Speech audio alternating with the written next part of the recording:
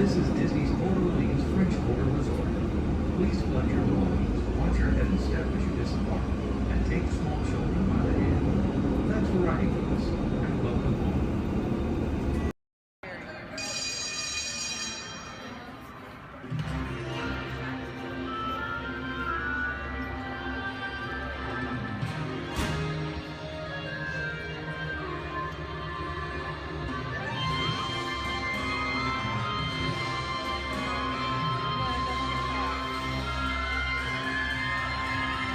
Welcome aboard. At this time, I'd like to ask everyone to please remain seated throughout the show. Please keep your arms, hands, legs, and feet inside the vehicle at all times. Don't forget to supervise your children. And for the safety of our cast, please refrain from the use of flash photography and external video lighting. Now that we've taken care of business, let's talk about me. My name is Justin, and I will be your guide for this magical journey into the movies. It's the perfect job for me because I love movies. Is everybody ready? Well, great, because it's showtime. Ready when you are, CB.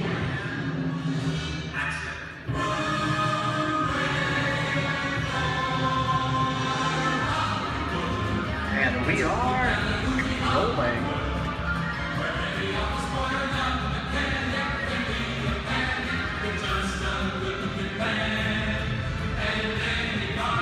Hello everyone and welcome to the Great Movie Ride. Once again, my name is Justin and I will be taking you from this Hollywood soundstage into some of the greatest movies of all time. All on one tour. But just between you and me, this is no ordinary tour as the Great Movie Ride brings movies to life and puts you right in the middle of the action.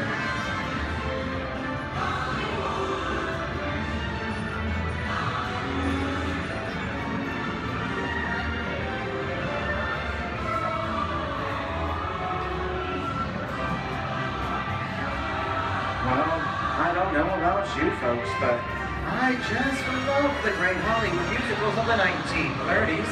This scene is from one of my favorites, the Busby Berkeley classic Footlight Parade, starring James Cagney, Ruby Keeler, and Dick Powell. In 1952, Gene Kelly was singing in the rain with Debbie Reynolds and Donald O'Connor. Did you know Gene Kelly co-directed this movie? And can anybody tell me what movie this is? Right, Walt Disney's Academy Award-winning film from 1964, Mary Poppins, starring Julie Andrews and Dick Van Dyke. The London fantasy of Mary Poppins was shot entirely indoors on sound stages at the Walt Disney Studios in Burbank, California. There was no exterior shooting at all.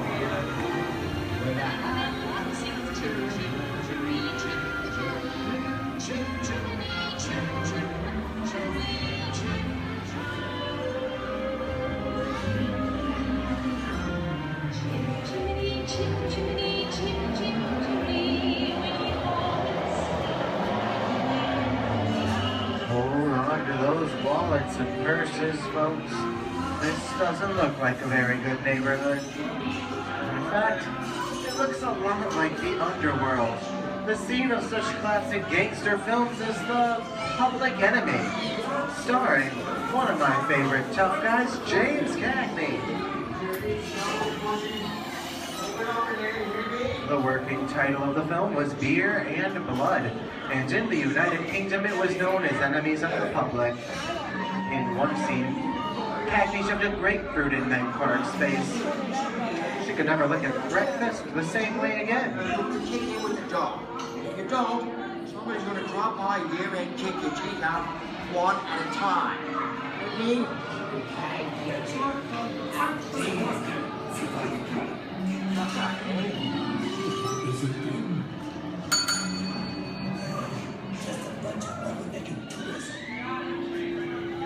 Sorry about the delay, folks, but I don't want to run a red light, even if it is just a movie. You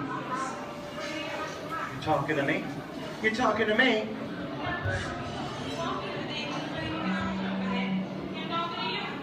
I'm not supposed to leave my vehicle. I said get up, baby. Okay, Muggsy, whatever you say. How'd you know me anyways? I've seen this movie before. Well, the heat's on. See, you fancy.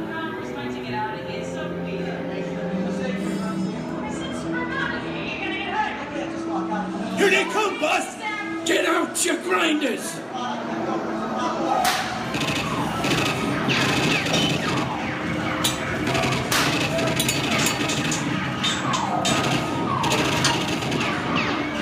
Ah, I'm hit! Hey, I'm hit! Moxie! They got squid! Moxie! Moxie! Squid's hit bad! Real bad!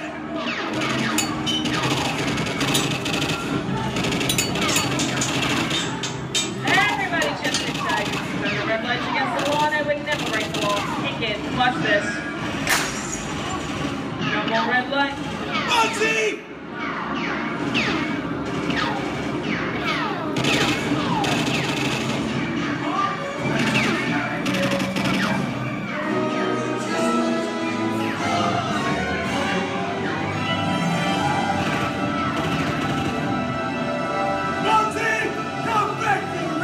Sorry, boys. I'm making my getaway. I'll see you some change. Wait, what are you looking at? Everybody mind your P's and Q's, and maybe I won't get a... What's this? JC?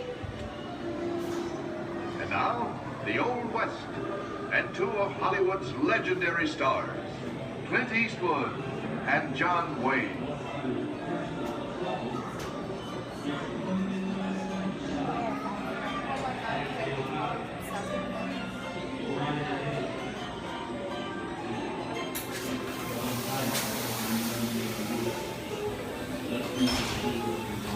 Sleepy little bag, ain't it? That's some mighty tough territory you're heading into, Pilgrim. I'd think about turning back if I was you. That is, if you want my opinion.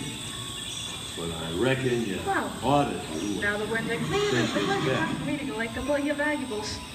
We'll start with the jewels.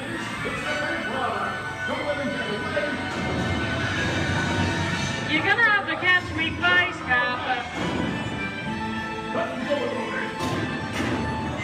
Give yourself up. This is nuts and bolts. I'm getting out of here. For this, what are you doing?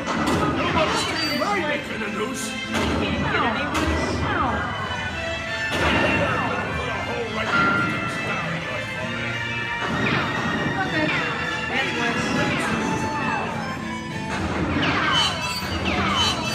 I don't know about you guys. This is kind of creepy. What is this? This is Alien. You are with Morning Reaper aboard the spaceship Nostromo. Something has gone wrong. One by one, the crew has vanished. And somewhere in the ship, a terrifying creature waits to claim its next mate. Look how train the victim. Warning, remain in your vehicle. The area you are entering is extremely dangerous. Proceed with caution.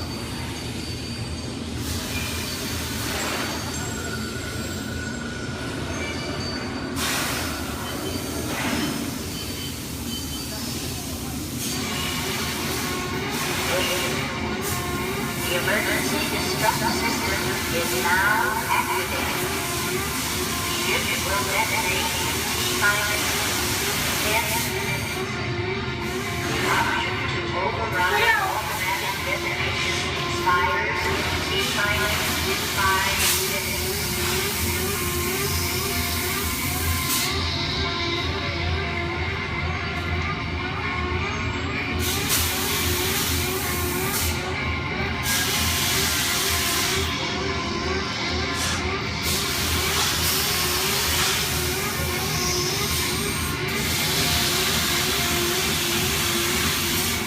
There he is again. Okay, some creepy crawly things one day, right?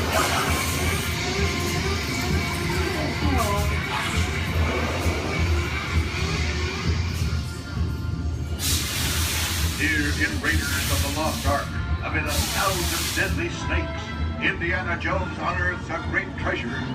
Will Harrison Ford escape with his discovery? And what will be your fate? Beware. Snakes. Why'd it have to be snakes?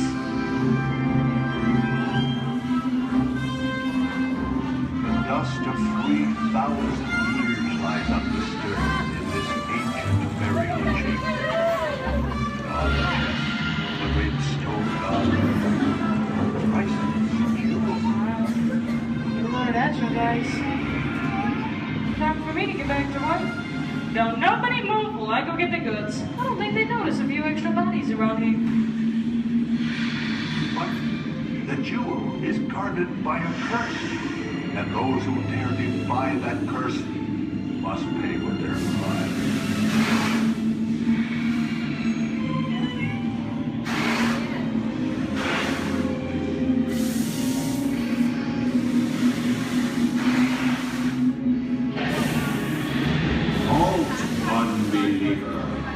Disturb the treasure of the gods, and you shall all lose your lives.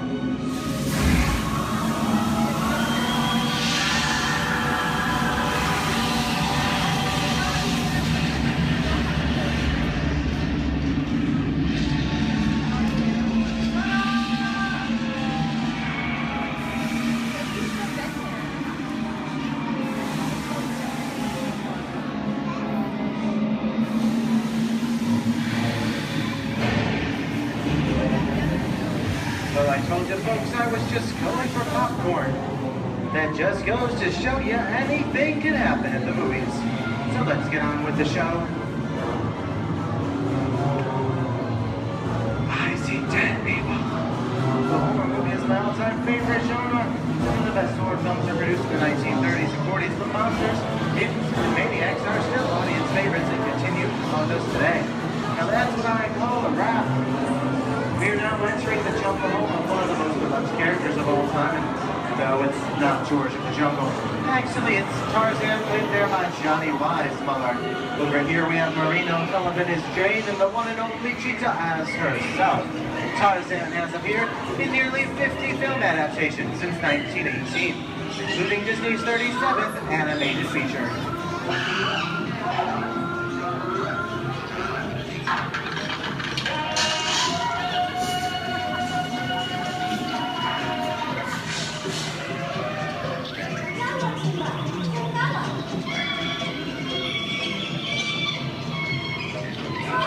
Louis, I think this is the beginning of a beautiful friendship. That's the last line of the movie ever.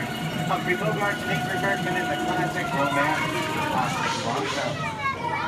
Inside of the world, you belong to victory. It's where nothing keeps you alive. Maybe not today, maybe not tomorrow, but soon, the rest of your life. You'll always have past. You didn't have it. You lost it until you came to Casablanca. You got it back first.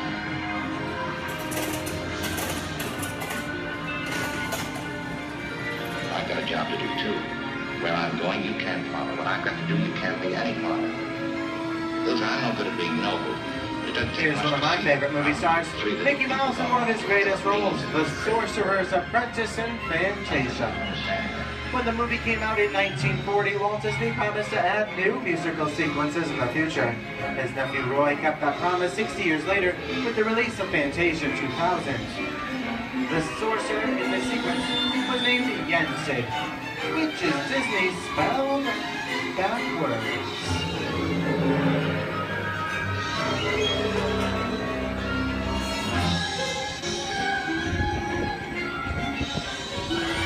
I don't have a feeling we're not in Kansas anymore. How often do you get to say that? I'd say we're definitely somewhere over the rainbow in one of the most beloved movies of all time, The Wizard of Oz.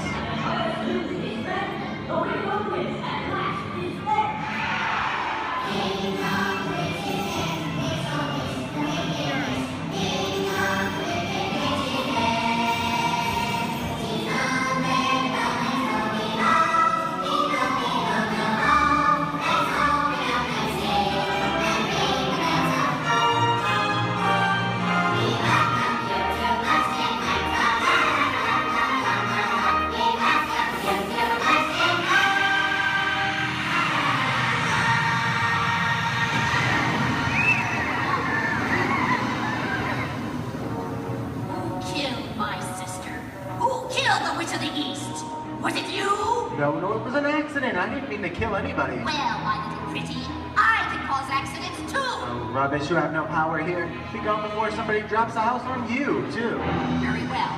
I'll bide my time. But just try to stay out of my way. Just try. I'll get you, my pretty, and your little dog, too. How we get out of here? What do you folks think? Which way do we go? Follow the yellow brick road. Follow the yellow brick road? Now, why didn't I think of that? Sing along, folks. You know the words.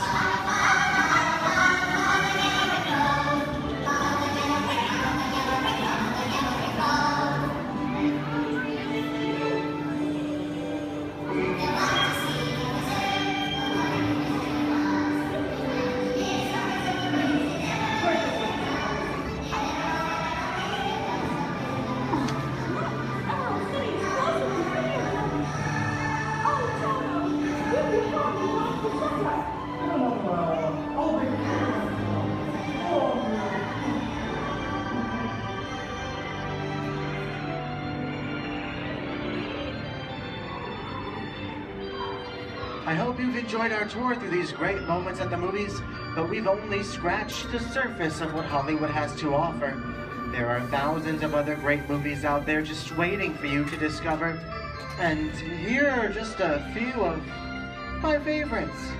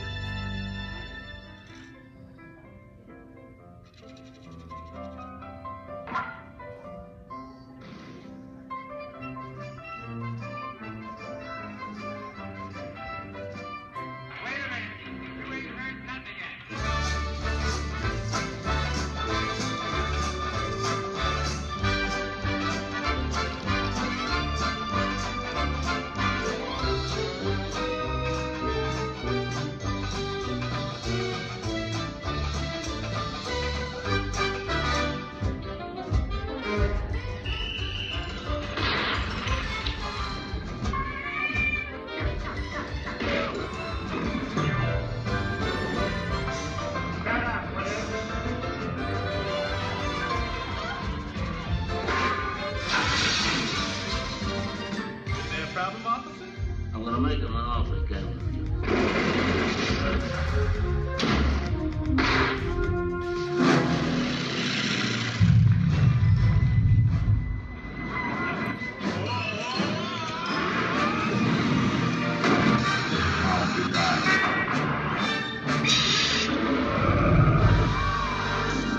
We're not in Kansas anymore.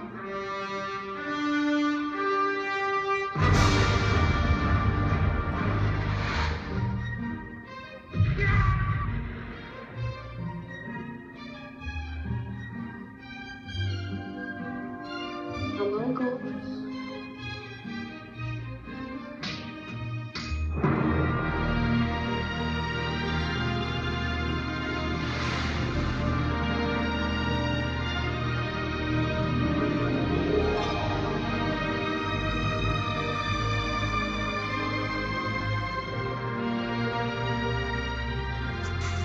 I want to go. We didn't need that. We had faces.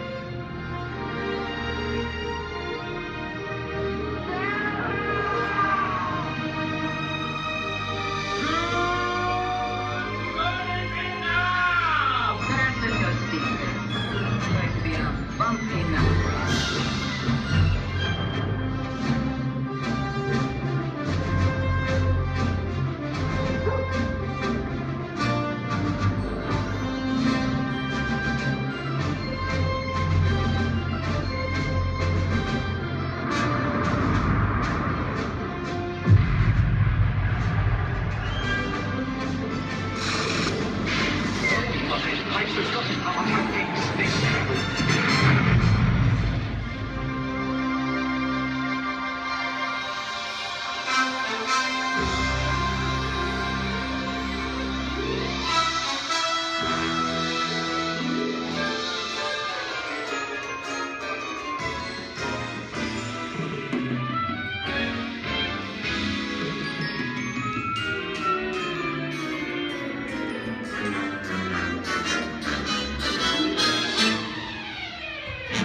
Disney's Hollywood Studios, I'd like to thank you for joining us on the great movie ride. Now, before we wrap this production, there still is one scene left to do. It's called The Exit. The action begins with you remaining seated until the vehicle comes to a complete stop. Then gather your belongings, take small children by the hands, and when these doors open, rise dramatically to your feet and make your grand exit directly to the rear of your vehicle. Oh, and one more thing. When I yell action, don't forget the thunderous applause for yours truly. Okay, places everybody, and action! Thank you. Have a wonderful day here at Disney's Hollywood Studios, and also to you and the movies, the stuff dreams are made of. Good.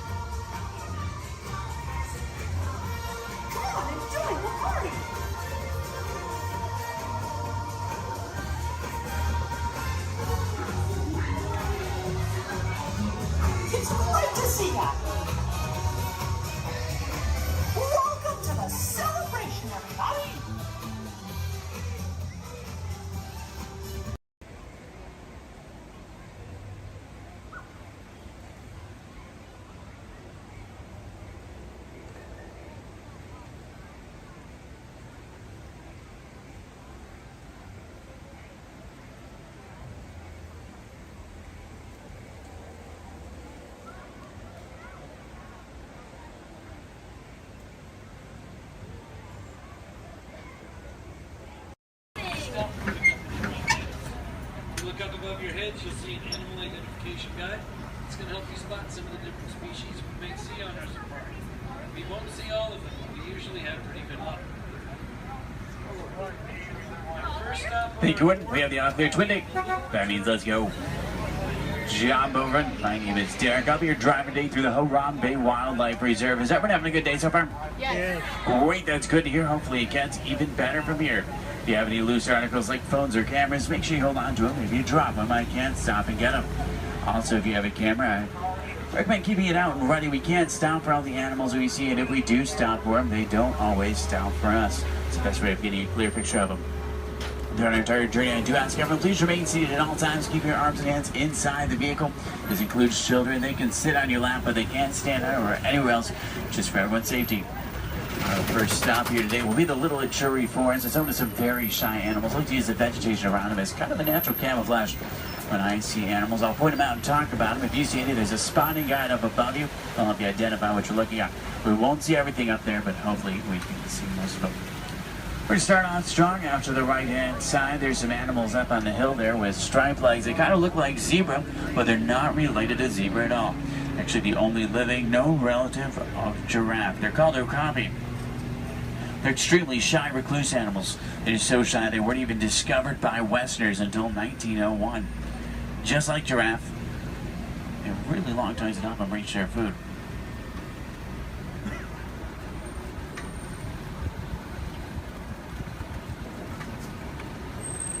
Watering holes like the one out to the left are essential in forests like these. Animals will stay close to them, that way they have a source to drink from.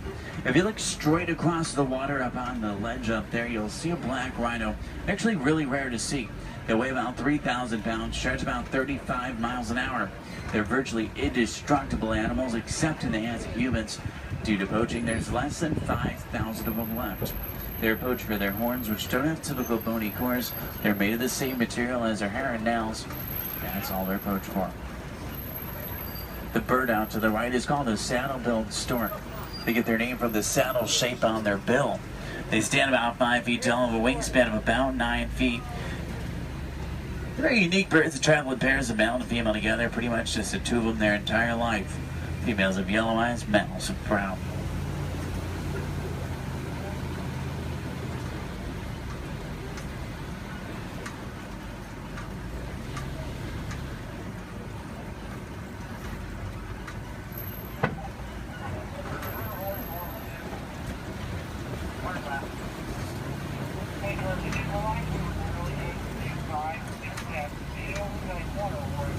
To the left, you'll see some tannish animals. They're called greater kudu. The second largest antelope in Africa. Males have horns, females don't. They're shy nocturnal animals. Next to them are bongo. They're known as the ghosts of the forest because they're so shy and timid. Males and females have very uniquely shaped horns that help them run through the brush without getting tangled. There's even some babies back there. Along the edge of the Ituri Forest runs the Sape River. Sometimes we'll spot hippos there. Do we have any hippo fans? Awesome. Let's see if we can find any. Hippopotamus means river horse, but they're actually closely related to whales. They weigh about 5,500 pounds, can run about 30 miles an hour. Hippos are nocturnal. At night, they leave the water searching for food. They'll walk up to 6 miles looking for it, and once they find it, they'll consume about 90 pounds of grass each every single night. They can hold their breath for about 8 minutes, and they walk along the ground under the water, which makes it challenging to spot them. If you see a blob discoloration or bubbles in the water, it's probably a hippo. Keep in mind, you might not always see them on the surface, but that doesn't always mean they're not there. A group of hippo together is called a bloop. There's 2 in the water out to the right, you can kind of see, and there's quite a bit more in the water out to the left behind that island there.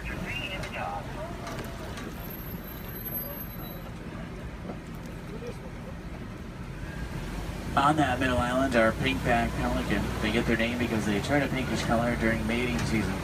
They nest up in trees. Hippos may seem cute, but they're actually one of the most dangerous animals we'll see all day. They're extremely territorial. If you get too close to a hippo or get in the water without realizing they're there, they become very, very aggressive. You don't want to mess with them.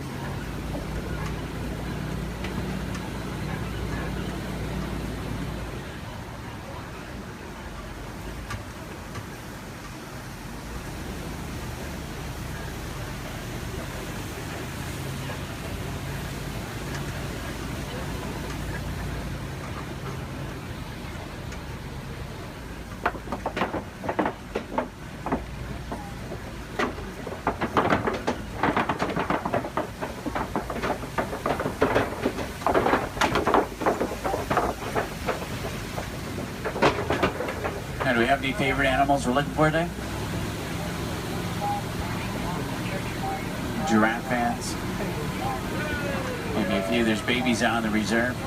What about elephants? Some elephant fans. Any lion fans? Lions are my favorite. Don't tell the other animals, though they get kind of jealous. I'm sure we're looking for some more. Let's head over toward this map. It's an entirely different ecosystem, a great place to start looking for some of our favorites.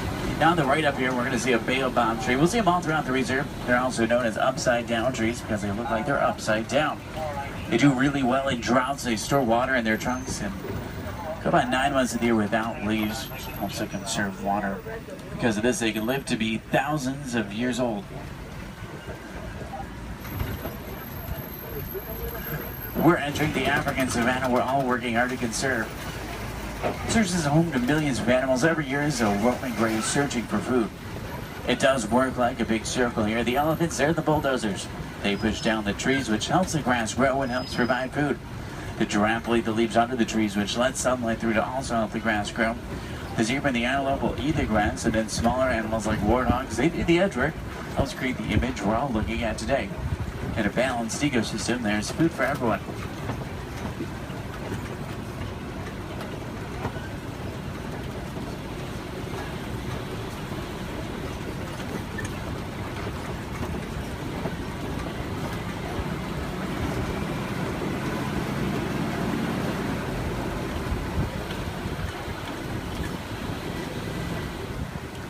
You look under the big tree out to the left, kind of in the grass there, you'll see painted dogs. They're also known as wild dogs. They're not your typical dog, though. They're actually the most successful hunters in Africa.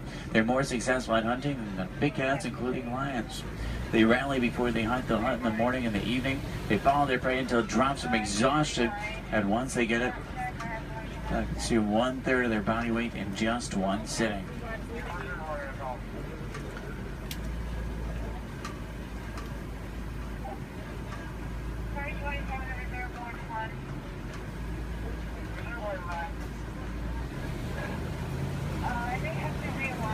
On the left, you'll see Patterson Zealand lying down by the trees back there. They're actually the largest antelope in Africa. They'll stand about 5 feet tall. Their shoulder height can weigh up to about 2,000 pounds.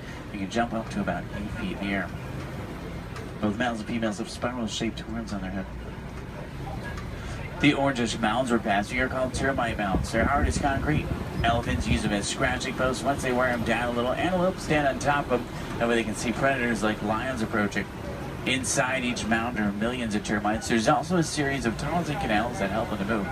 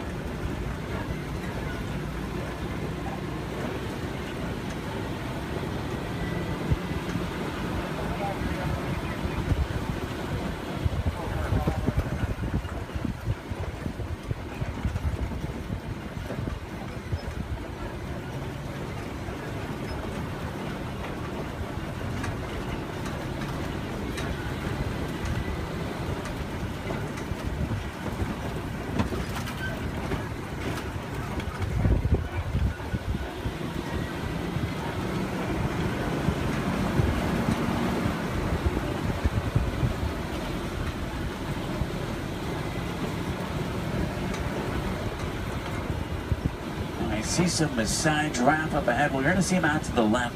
You see them about 20 feet tall. They're tallest. There are some babies on the reserve. They're born about 6 feet tall. In human world, that's pretty big, but in giraffe world, it's really not. A giraffe will spend about 18 hours of their day eating, and they sleep very little, sometimes just about 30 minutes a day. When they do sleep, they typically will sleep standing up. They don't really like to lie down. They're too vulnerable to their predators. They have 7 vertebrae in their neck like humans. A giraffe can run about 30 miles an hour, and they have hearts that can reach lengths over 2 feet long. They're known for their irregular patterns. However, every giraffe's pattern is totally different and unique, like a fingerprint. A group of giraffe together is called a tower. This is a tower of giraffe. I can't stop for them. There's new animals in the area, so I have to kind of roll by them.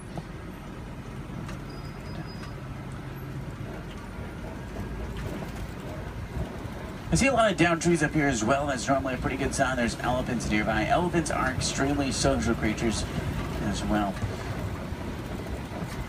Except for adult males, though. Adult males tend to be very solitary. They really like to be alone or with only other males. They weigh about 12,000 pounds. Adult females weigh about 8,000, and each elephant consumes up to 300 pounds of food every single day. When you think about their eating, it's mostly grass and leaves, so that's pretty impressive. Start heading towards elephant country. I know the road that will take us there. It's a short drive. We should be there pretty quickly. Maybe we can see one along the way. Left and up, you'll see some mandrills. They're the largest, most colorful monkey in Africa. Males weigh about 100 pounds. Females weigh about 30. Males will be much larger, much more colorful. The leader of the group of monkeys, which is called a troop. To the right-hand side is an African elephant. That's a male. He's alone and larger, which is what gives it away. Try to get a better view of him. Uh-oh. The road I was going to take is closed. I know a different way. There's an old rickety bridge. I haven't been there in a while. What do you say? Should we go for it? Yeah. Let's do it. We're going to see some more elephants, right? If you're not an African, easy way to tell you're looking at an African elephant is from their ears, which look like the shape of Africa. And they flap their ears. Is how they regulate their body temperature.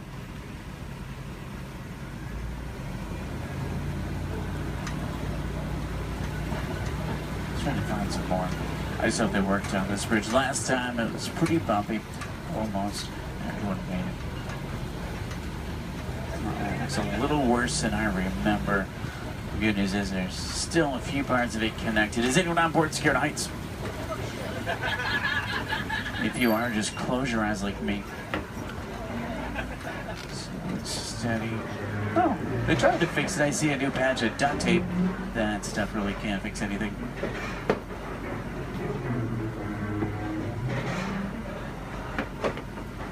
Well, I'm safe. About half of you are. Did everyone make it across with me this time? Yeah. Great, let's try to find some elephants, make it worth the trip. Now you see tusk marks in the clay up here. Elephants will break it off and eat it. It gives them minerals they don't get in their regular diet. It's like a vitamin for them. I think it's pretty cool.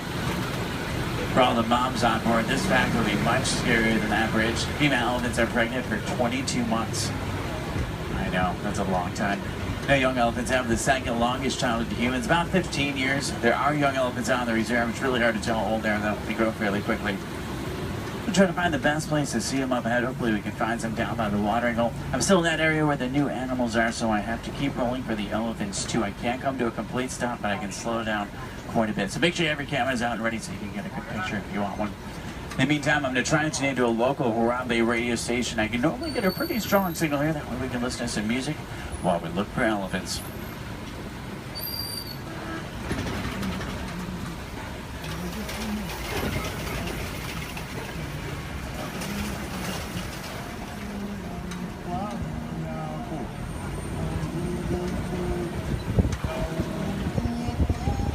Looks like most of the herd is down by the watering hole, which is great news for us. Normally that's a pretty cool view. If you see any elephants throwing dirt on their back or rolling in dirt, they can actually get sunburned, and they'll use dirt like a sunblock. Both male and female African elephants have ivory tusks, which I want their boats for.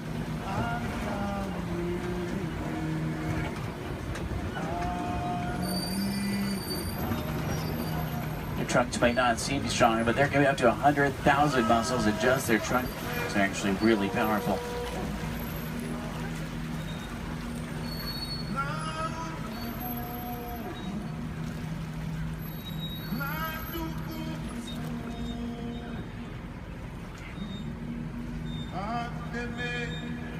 Out to the left are greater flamingo. They're born gray, but after about a year of eating brine shrimp and other seafood, they turn the pinkish color we see right now.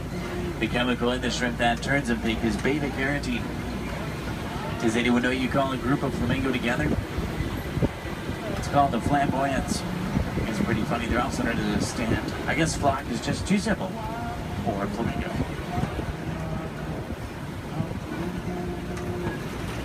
Now, I see white rhino markings up ahead here. White rhinos are bigger than black rhino. They weigh about 5,000 pounds compared to 3,000. They're not named after their color. Both white and black rhinos are both actually gray. They're named after the shape of their mouth and their size. Their mouths are wider. They get their name after the African word bite, which means white, but it's translated into white. Let's see if we can find any up ahead. Looks like they might be moving around a little bit. In the meantime, out to the left, we do see some zebra. A zebra's skin mirrors the pattern of their fur. Their hind leg is so strong that with one kick it could break a lion's jaw. Zebra are also blind runners, which means if they get scared or spooked and start running, they can't see. They'll run in any direction and hope there's nothing in front of them. The little brown animals out to the left are called bontebok. They're related to wildebeest. At one point, there was only about 17 total bontebok left. They were put on reserves and safe farms. Now they're doing much better. They're poached for their coat, which has a very unique coloring to it. They're extremely gentle animals.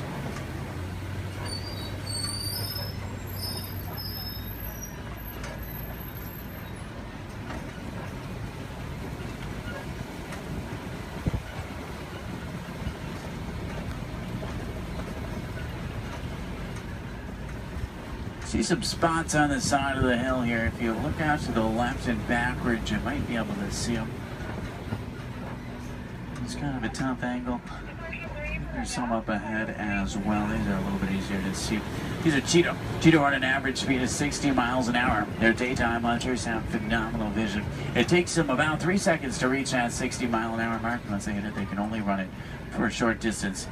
If you look out to the left, you'll see them lying down. It's really hard to see them. They blend in well with the sun and shade combination. Does anyone see them over there? They're kind of, if you look out to the left and then to the right a little bit, you'll see them out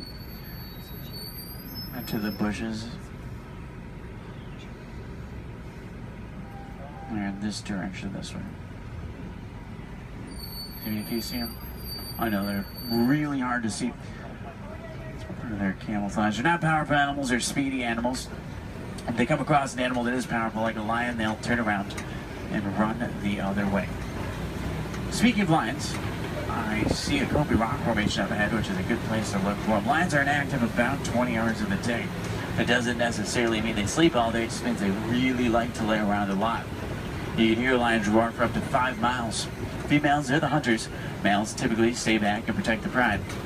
At night, a lion's vision is 6 times stronger than a human and helps them hunt. They're rabid hunters, so they hunt what they see moving. If there's something standing still, they may not even notice it. In Swahili, lion is Simba. I know, what a coincidence.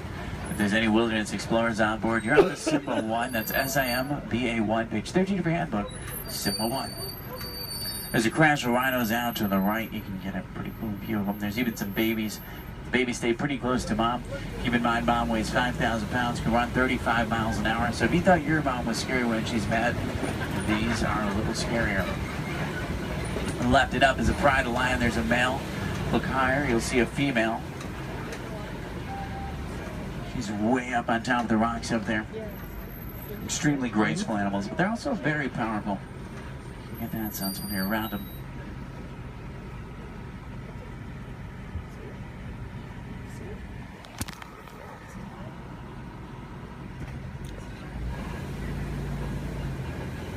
I see some burrows up ahead. Warthogs live in burrows that they typically take over other animals and make their own. Sleep with their tests out to protect themselves. The males do actually have warts in the side of their head, so it's not as literal as it sounds. They may seem harmless, but they can run 35 miles an hour, and their tusks are razor sharp, so you don't want to get in their way. On the left and down again up here, we're going to see some ostrich eggs in the dirt. Ostrich eggs are the largest eggs in the world. Each one will weigh around 3 pounds. You can stand on one of them and it wouldn't even crack.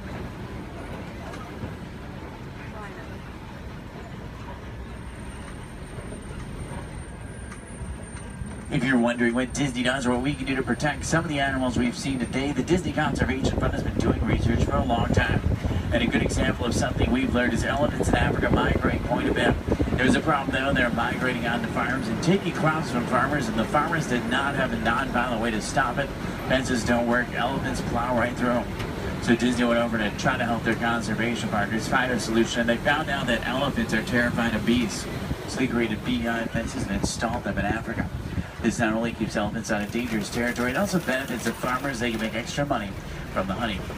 What we can do is recycle old technology like cell phones, cameras, and computers. We can also just learn more about these animals, because the more we know, the more we can help, just like elephants and bees.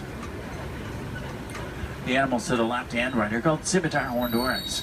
They get their name from the scimitar-shaped horns on their head. They're on the critically endangered list. I think the horns are pretty cool.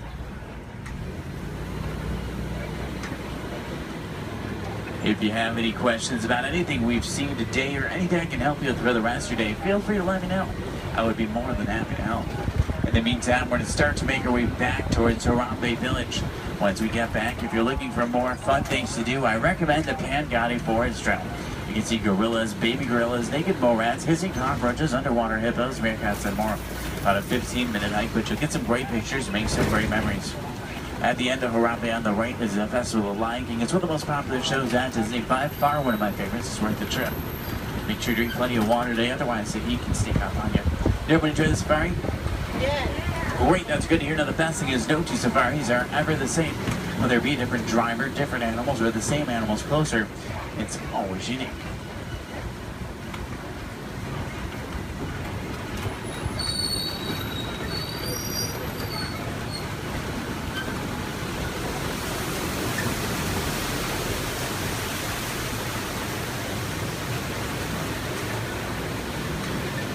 Here we say Asante Sana, say thank you so Asante Sana for joining me today. It's been a pleasure having you. If you enjoyed it, my name is Derek. If you didn't, names really aren't that important. Hopefully you did, though. I think we saw some pretty cool animals. Hopefully we got to see some of their favorites. If you're looking for tigers today, check out Asia sometimes. We'll spot them on the Maharaja Trail. If you're looking for crocodiles, head over to Dinoland. You may be able to spot them there. The American crocodile. Sometimes you'll see them there.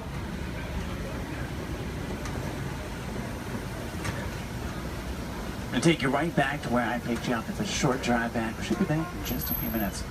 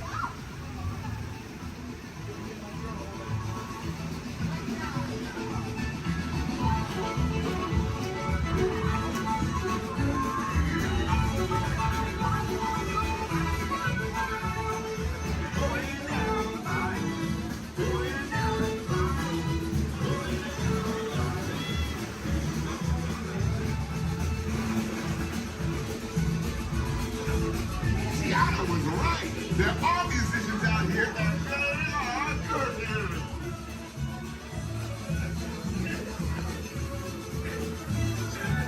Tiana, what's you, girl? This body over and she brown. No doubt. We'll ask them to join the band. Sure.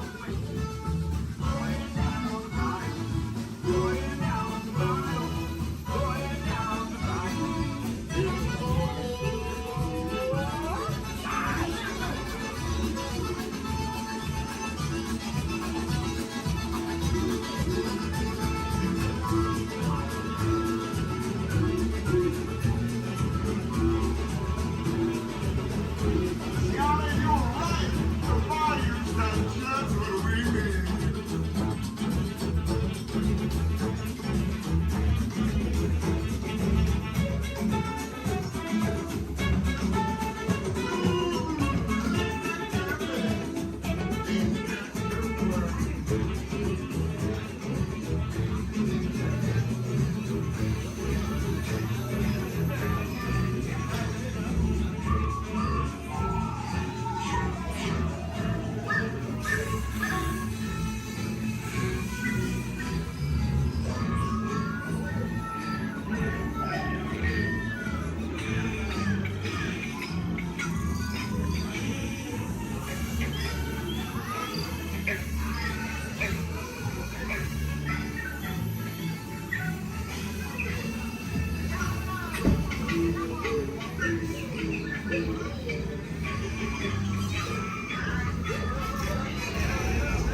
I'm asking all of them to play in the party, but we've got to keep searching high and low. How low can I go?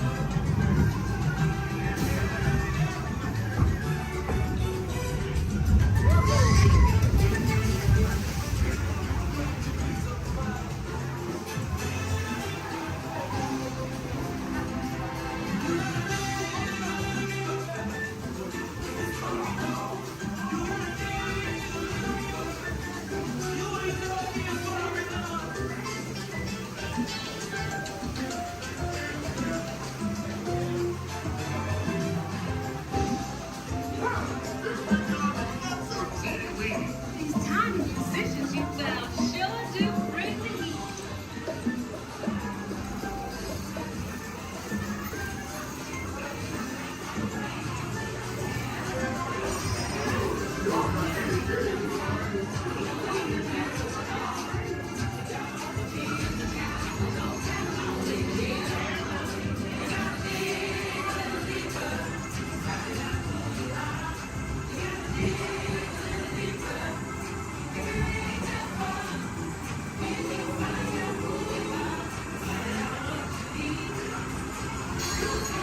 Get your head together. All the bigger you are, the bigger the special, nigga.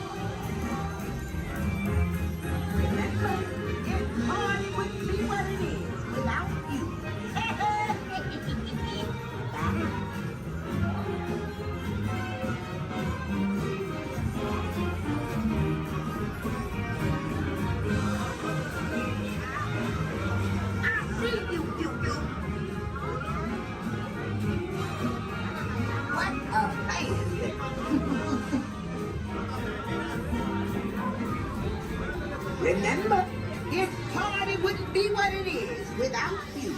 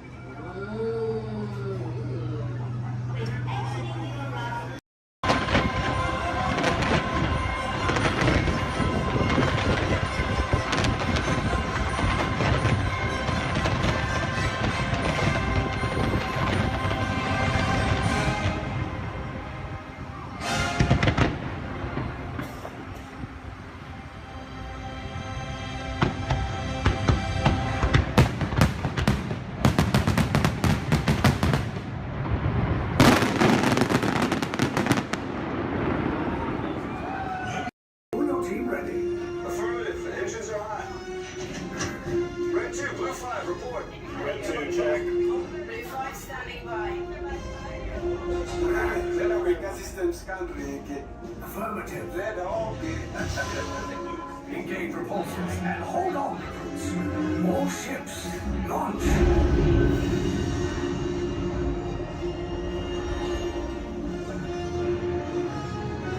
I am Lieutenant Beck. As you heard from Ray, I have been tasked with getting you to Vakara. Red 2, Blue 5, keep tight now. Let's get ready to make that jump to light speed on my mark. Black Leader, we're picking up an unusual signal. Are you spotting anything? Yeah, I see it. We'll check it out. BB-8, what do you got? There appear to be a number of small craft heading our way. Raise the shields. We got company. First order TIE fighters. Reroute. Red 2, Blue 5, we got a clear path so transport can make a jump. They're all over us. I'm hit. We lost Red 2, more incoming. Blue 5 taking evasive action.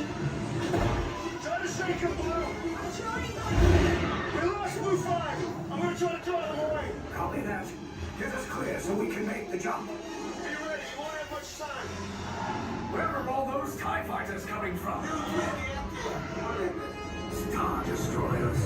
Get out of there! We can't. We're caught in a tractor beam. It's pulling us in. I'll get some friends and make this a fair fight. Don't worry, I'll come back for you. Stay strong. Is there anything we can do, Nina? No, the tractor beam will be too strong. Cargo vessel TR-141, identify yourselves and prepare to be boarded. This is TR-141. We are a civilian vessel. By whose authority are we being detained? By the authority of the First Order Resistance Scum. Now bring down your shields and prepare to be boarded. There was a location of our secret base. Tell them nothing. The future of the Resistance is at stake. I have a bad feeling about this. Stand back from those doors. I'm gonna let everybody else go out. The ship is now under the command of the First Order. You will disembark and proceed to the right for interrogation.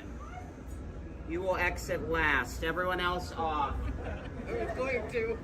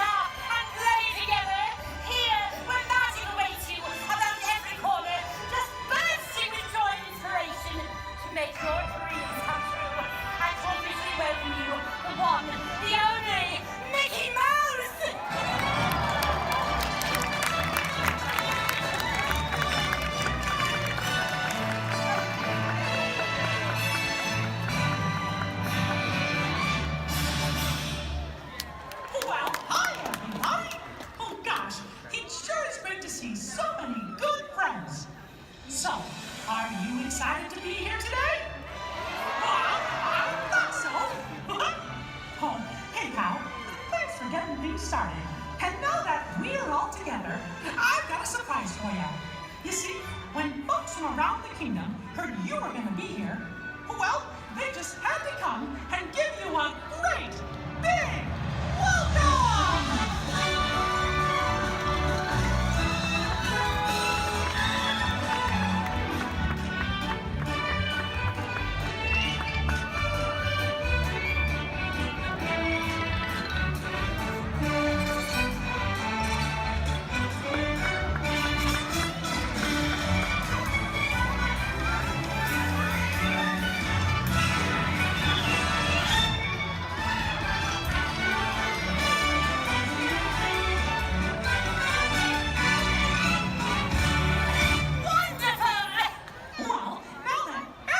Here, I think it's time to start the day.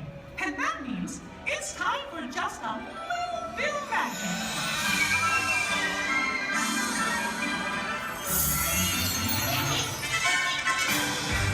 Is someone in need of magic? Oh, gosh! It's the fairy godmother! She must have heard you, Mickey. Why, hello, everyone. Oh, my. Look at all of you. So many smiling faces, including yours. Now, how may I be of assistance? Well, do you think you can help kick off our magical day? Oh, of course, my dear. Oh, and I know just the trick. But I'll need everyone's help with the magic words. On the count of 3, we're all going to say, bibbidi, bobbidi, boo. Here we go. 1, 2, 3, bibbidi, bobbidi, boo. Let the magic begin!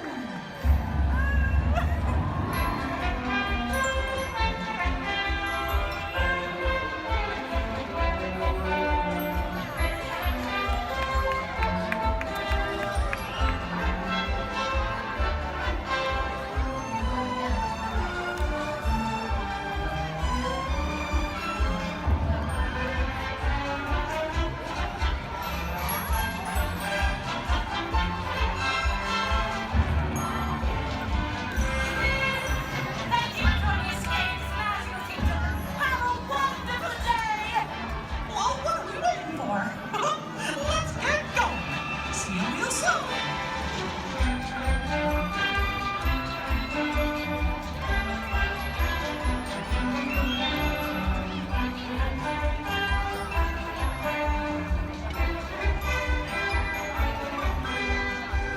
For your safety and the safety of those around you, please walk slowly and carefully to your first destination.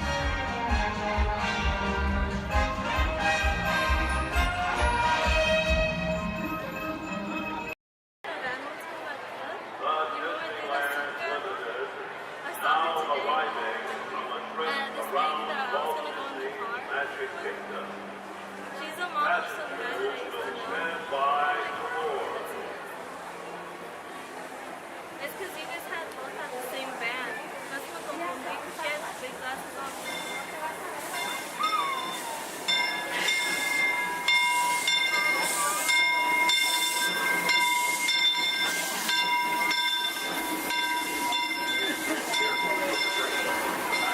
We'd like to thank those of you who've been with us for the Grand Circle Tour of Disneyland. We sure hope you enjoyed your travels with us and get a chance to see the train.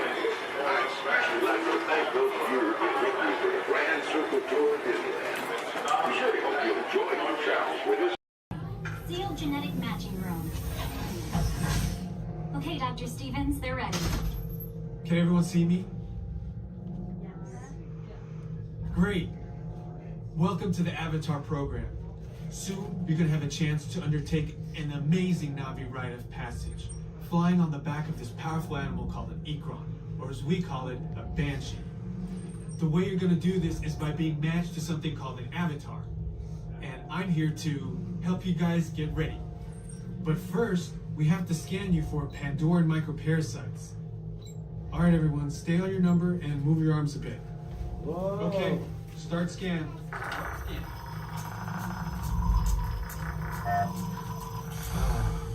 You've all got them. But don't worry, common around these parts. Let's start the decon. Initiating GMR decon. Stand still over your number. You're not going to feel a thing. You're doing great. Almost done, man. You're all clear. Great. Now let's go over how all this works. Like I said before, you're going to be matched to these things called avatars, which look a lot like the Na'vi. They're created by blending human DNA and Na'vi DNA. Once we match you to an avatar, thanks to a special link chair, your mind will be able to control that avatar. Using avatars to fly this way was all figured out by my boss, Dr. Jackie Ogden. She leads our science team, which is part of the Pandora Conservation Initiative, and we're here in the Valley of Moara studying banshees and their environment. Over a generation ago, this enormous company called the RDA created a lot of damage to the area through their bad mining practices and conflicts with the Na'vi. Just like on Earth, it can take decades for ecosystems to recover. Okay, to get you flying on a Banshee, we need to find each of you an avatar. Let's prep the genetic sampling. I'm on it. Okay, first we need to find the compatible match of your genetic material with the genetic material of one of the avatar bodies that we already have. Once we do that, you'll be able to link to that avatar and fly. Help us out and move around a bit. Almost. Yes, got him. Now, let's find you your avatar matches.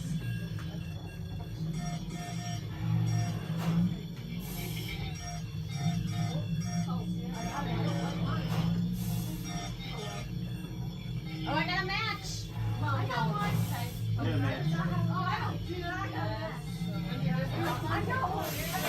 All right, you've all been matched with avatars. Looks like they're ready for you in the next room. When the door opens, please go inside, all the way in, and stand over the same number that you're standing over now. And I'll see you in there.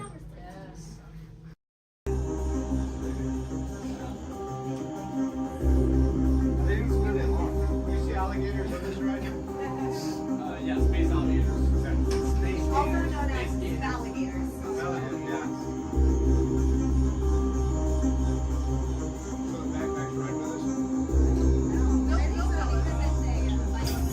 Users, prepare to be digitized into the world of Tron.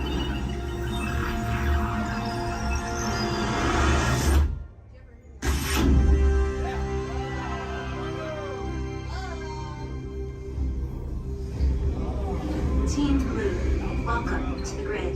Proceed to gates.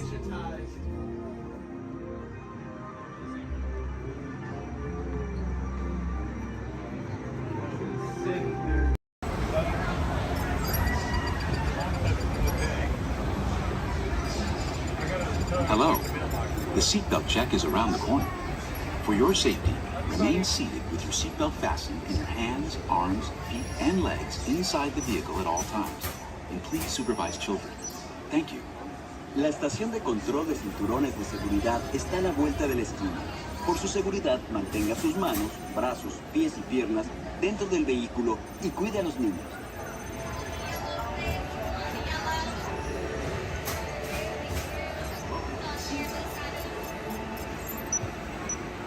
Automated driving technology activated. Welcome to the sim track.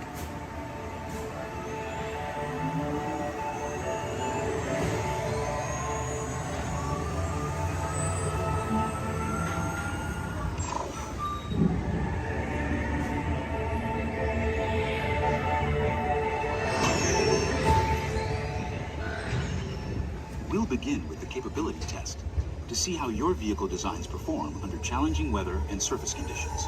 Monitoring road surface. Connecting to OnStar. SIMCAR performance data acquired.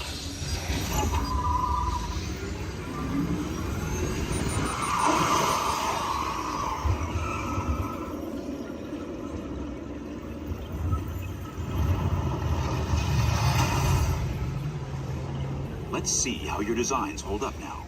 Commencing SIMCAR off-road and extreme weather sequence.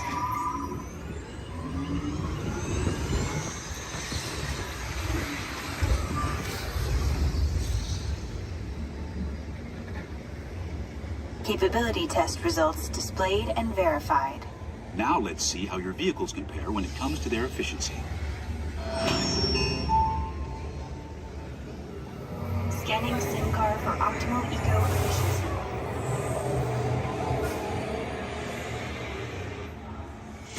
Engaging eco-scan for aerodynamic efficiency.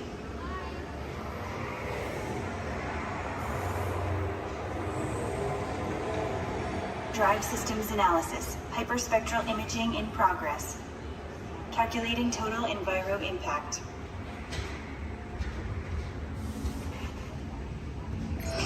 Commencing responsiveness test.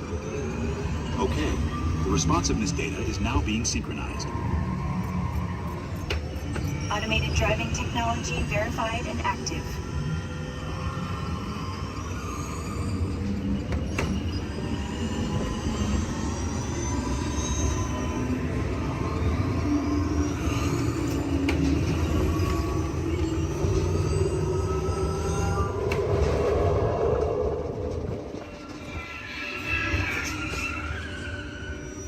Automated crash avoidance technology disengaged.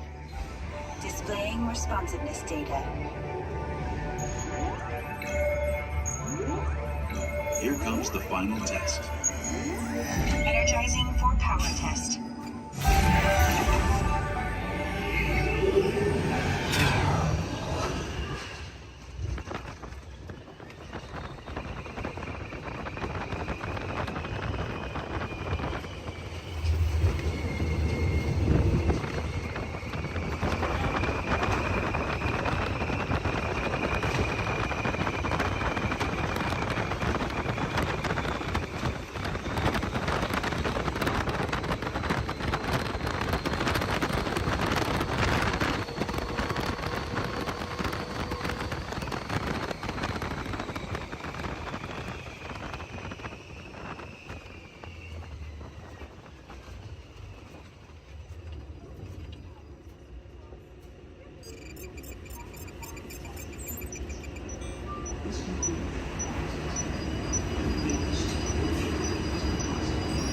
Displaying power test results.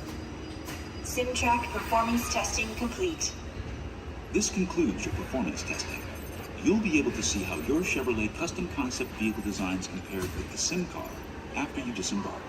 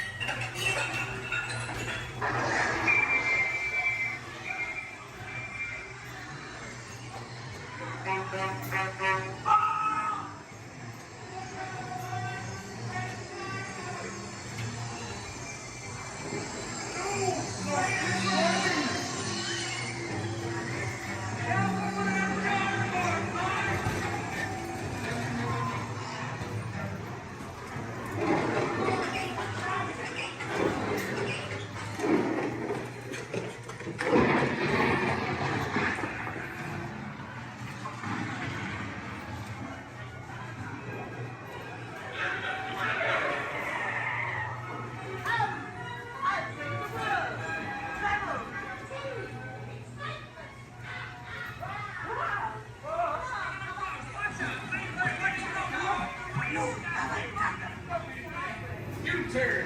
Thank you, that is all.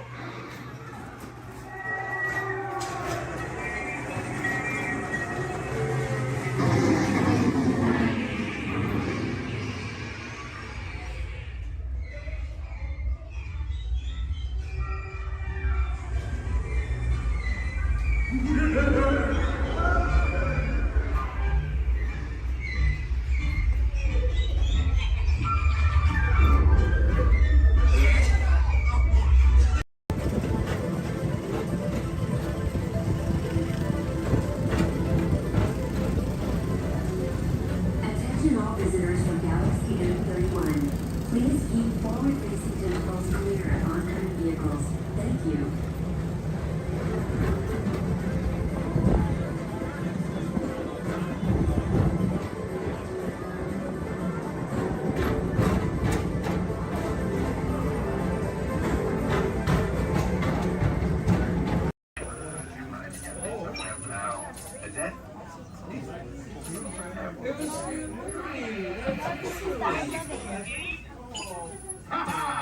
Gotcha.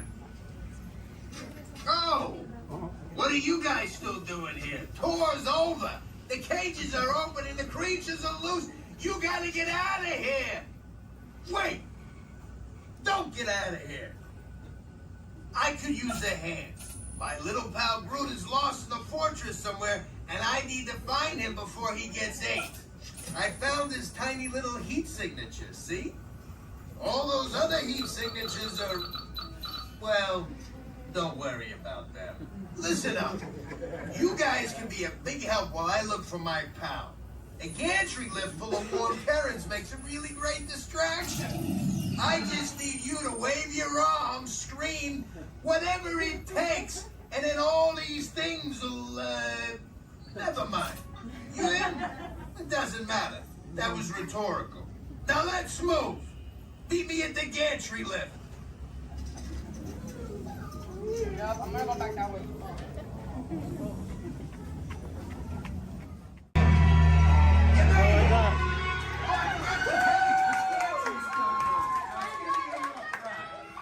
Remember, if you see a scary creature, scream real loud and look delicious.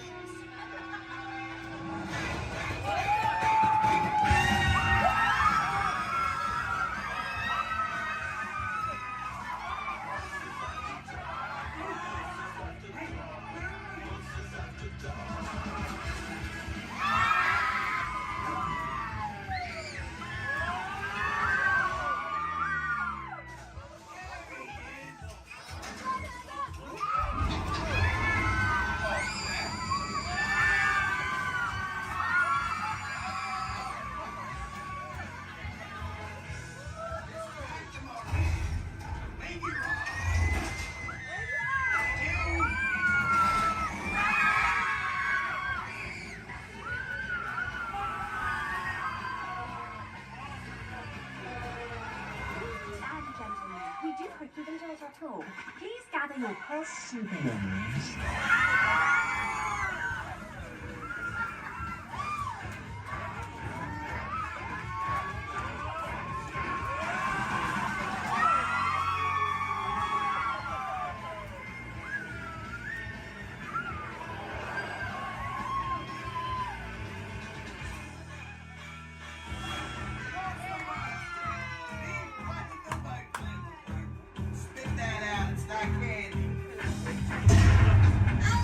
What's your language?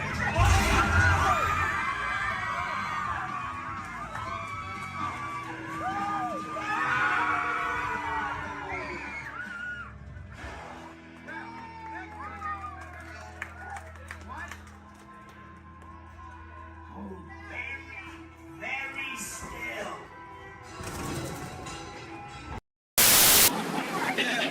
Just kidding, you'll never see them again. Yeah, but chances are you probably never saw them before, so who cares?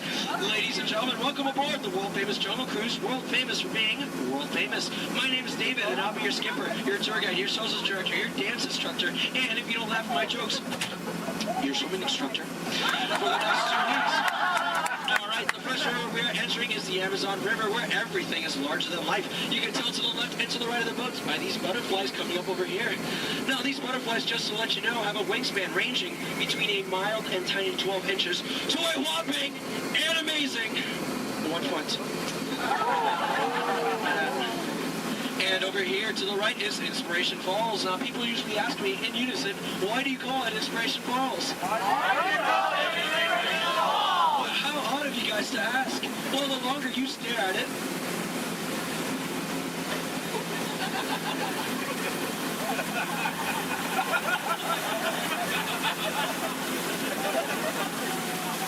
the more it inspires you to travel deeper and deeper into the jungle. Everyone say, ooh. Everyone say, ah. That is an inspiration that I don't know what is. So let's keep going. We are now entering the Congo River, where we have a very special treat for you guys. A special welcoming party set up for you by the Pygmies. Ladies and gentlemen, here they are. The Pygmies! The Pygmies! This is not good. Usually they don't run off. Something really, really big must have scared them off. Yeah, that's not good. Okay, folks, no need to worry. That is a giant python. It spreads up to 24 feet, and it's actually quite friendly. So friendly, it might develop a crush on you. Now, let's see if we can scare off that bad boy by getting something over here from my cat. Oh, no. Folks, please do me a favor. For any of you wearing yellow, please do not make us sound like a banana. They find it very appealing. Don't laugh, that's not cool. Yeah, the bitch and everything. Okay.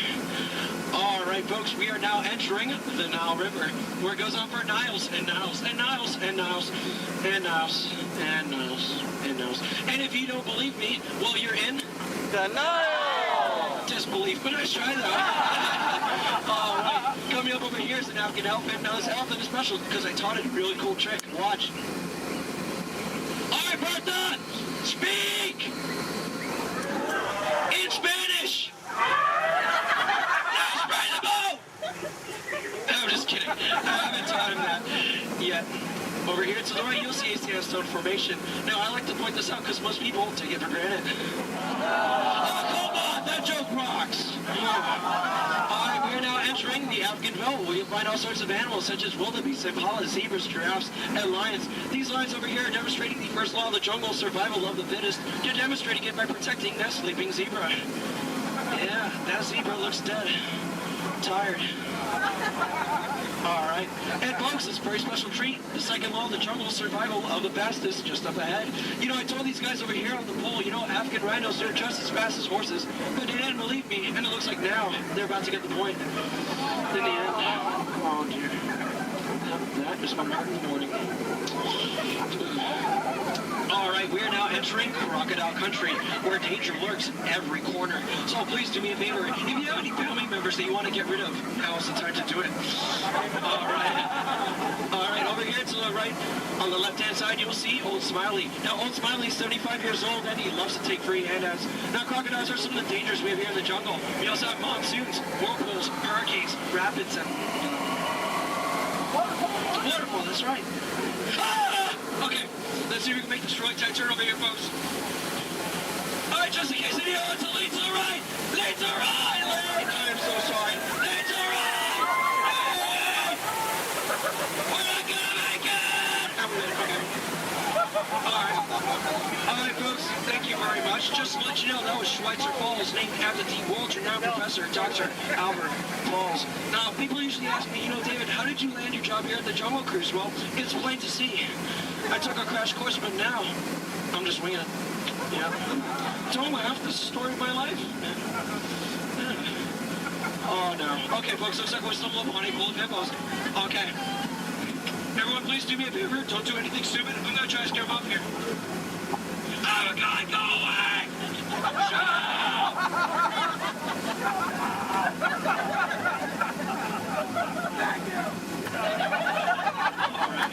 Oh, no. Oh, no, folks. Looks like we're now heading into headhunter territory. This is not a good place to be headed. You can ask my last crew over there. Yeah, they were just yelling the entire time.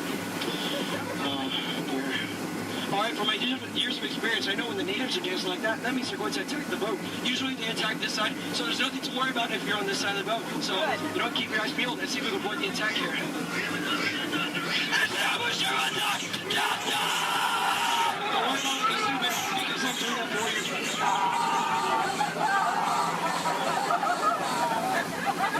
Is the coast clear?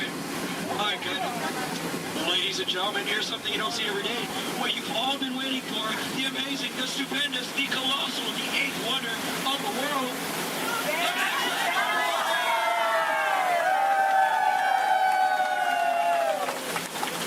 I love you guys. I love you guys. I'm just trying to... Thank you. Alright, we are now entering the Mekong River, deep in the heart of Cambodia, where the Khmer Empire used to rule for over 7 centuries, and they used to build temples just like this one. Although I clearly remember the entrance being right here. Okay, I don't like the look of this at all. Alright, this path could lead to danger. It could lead to treasure. It could lead to doom. Should we go in? Yeah! Really? Oh, no? Well, I agree with you, but it looks like we don't have a choice, so... Keep your eyes open, because I'm going to keep mine closed.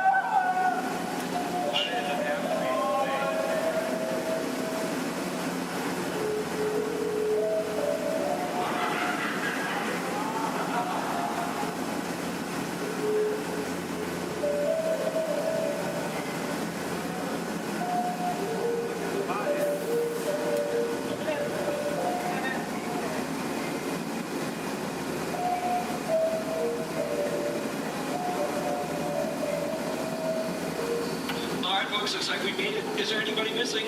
Please raise your hand if you're lost. Oh, cool, me too. Looks like we're on the same boat. Get it? Because we're... Never mind. Okay, folks, looks like we stumbled upon a sacred Indian elephant bathing pool. It's right to take pictures because it looks like they have their trunks on. You know, people usually wonder, is that water coming out of their nose? Well, it's not. It's not. Hey guys, look. On a beautiful night, we have a full moon. All right. Wait, what's he doing? What's he doing? No, bad boy, no! He's gonna try to squirt the boat, so everyone on this side of the boat, get ready to duck. Ah! That was close. Hey, move, friend! Everyone on this side of the boat, duck! I'm just kidding, that's an elephant.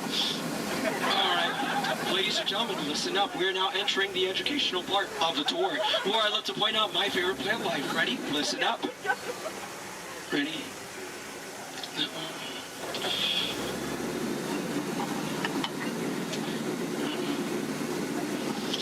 No, and that one. Any questions? No? Which one's over here? The green one. Alright, now over here is Trader Sam. Now, Trader Sam's a close friend of mine, and he has just been promoted to head salesman. Now, lately his sales have been shrinking, so he has a very special deal for you guys. 2 of his heads for one of yours. Any takers? No? Well, either way you slice it or dice it, you always come out ahead of the deal. Alright, folks, now returning to the sad part of our journey, the return to civilization. So, I know, trust me, I feel your pain. Alright, you want to go one more? I'm sorry. Alright, now please listen up, this is very important. When exiting the boat, please exit the way you entered. Please do not cross these center crates over here. Trust me, it is a tripping hazard. You will trip, you will fall, and that would be 2 bad trips in one boat, and I'm only responsible for the first. And please remain seated at all times. Okay, everyone? Thank you so much for joining me. Now get out. I'm so sorry. Thank you so much.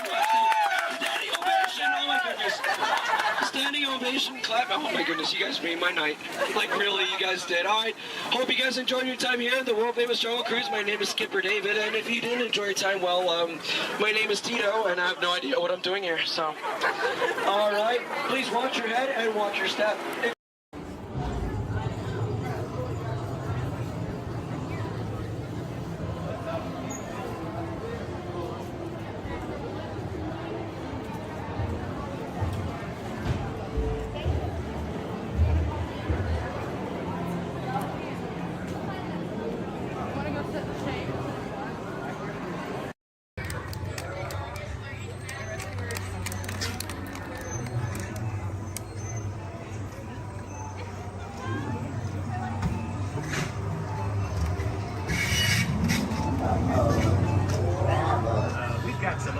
with people entering the base. Wait, they got ET. They're getting away. Unit 3, cut them off.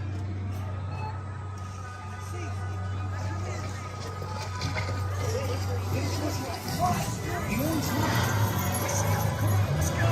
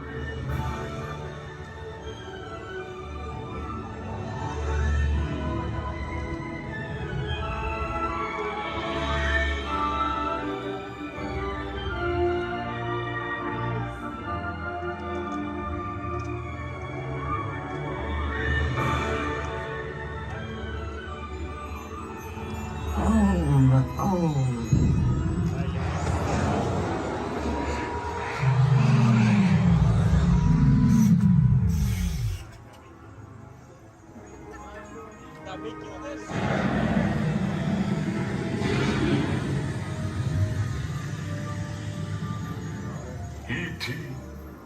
Go to Digley. Hurry.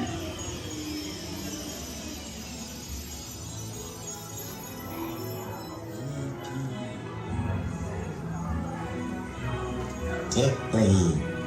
Ouch. Welcome home.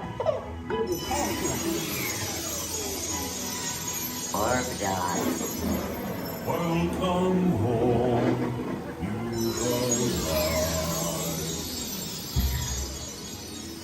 Mad dog. You have saved our planet. Come, celebrate with us.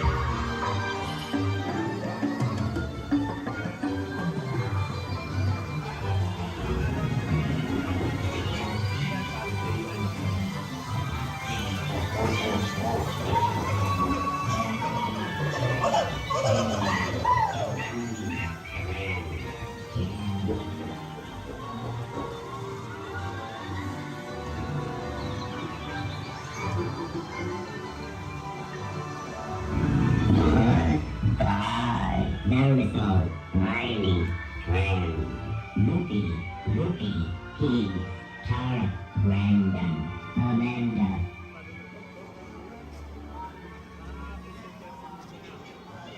Attention, please remain seated, keeping your hands and feet inside the ride vehicle.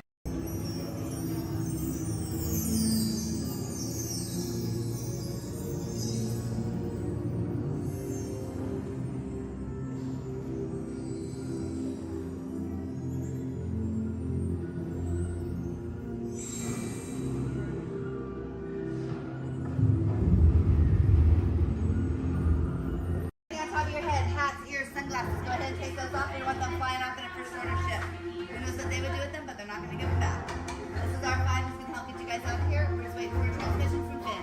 Okay. Good luck. Take this corridor to the turbo lift, then head down to the escape pod base. Those droids are programmed to return you to Batu. Hurry and don't get caught. Lieutenant Beck will guide you. Recruits, for your safety, stay seated with seatbelts securely fastened. Keep hands, arms, feet, and legs inside the transport and supervise your children. Tell them it's a prisoner transfer. Did it work? Good. Now get a move on. There's a clear path to the turbo lifts at the end of the hallway. Turn right.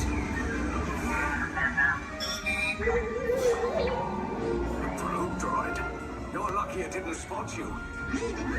Take those turbo lifts and stay out of trouble. Hey, you're not authorized. Wait, go to the prison.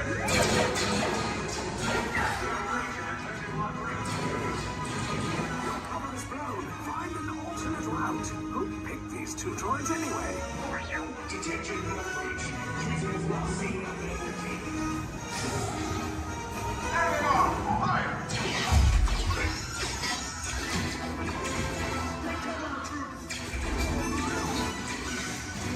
The escape pod just below us.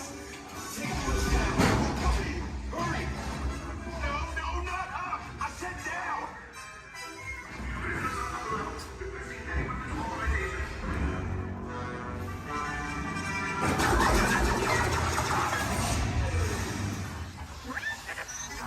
This does not look good. Try to find another way down to the escape pods. The Resistance will attempt to rescue the prisoners. They have neither the resources nor the courage to engage us. You underestimate their conviction. Raise the shields! Shields? I see no evidence. Now! Sound the alarm! All personnel to their stations! Sir, the prisoners have escaped. How brave, but ultimately hopeless. There's nowhere to run.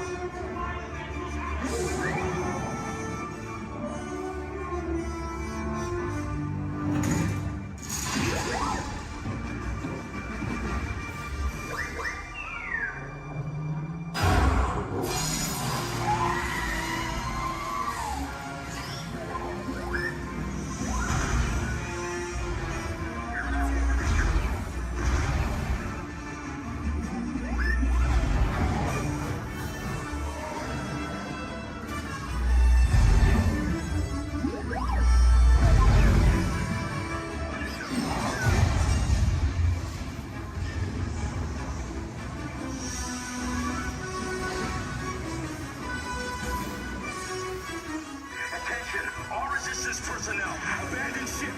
I repeat, abandon ship. This destroyer's about. There's no escape. You will tell me the location of the secret base, and then I will destroy you and the Resistance.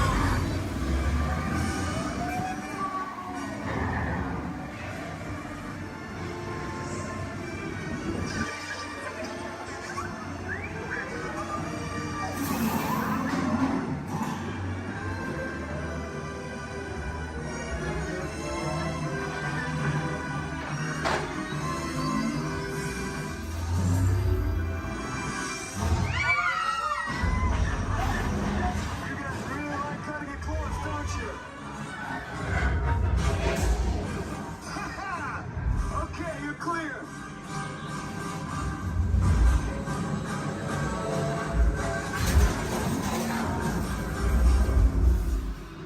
Your escape pods came in a little off target. Ground crews will meet you outside the wreck. All right, nice job, recruits. Not what you signed on for, but hey, you're Resistance now. I think I have that authority. Right, Beck? Where's the lieutenant? I need eyes on Beck. I know, Stafford's copy. More escape pods down in Sector 4. Verification pending from Key Command personnel. Where's the lieutenant? I need eyes on Beck. Lieutenant back here. Beck! You're right. I should hope so. Great job, recruits. Thanks to your heroism, the location of the Resistance base is secure. Bravo! Yes, R5, you too.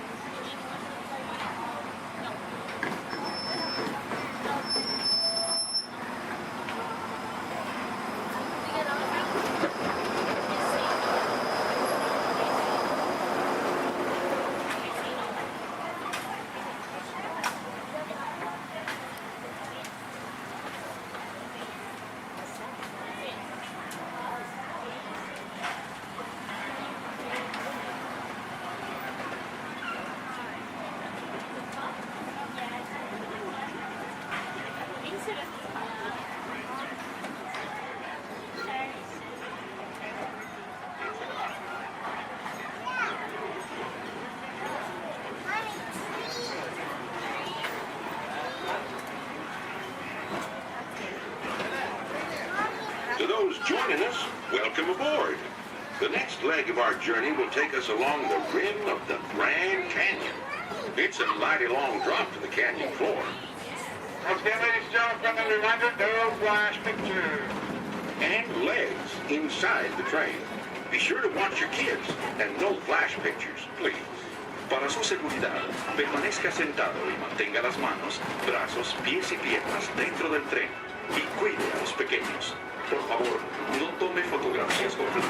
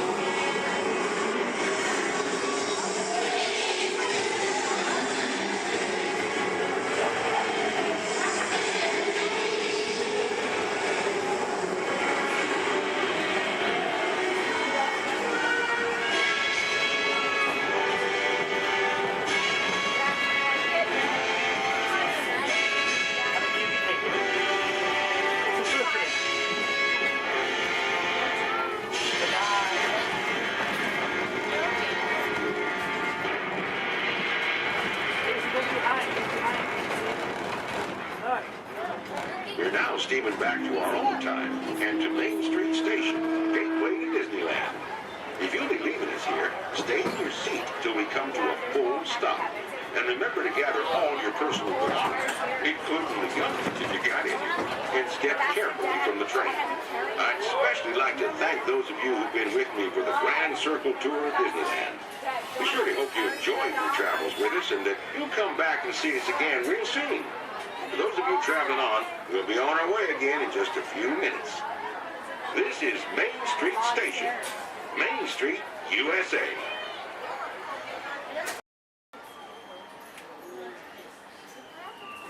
she like the ride? Here we go. That way. No, there's need a relative.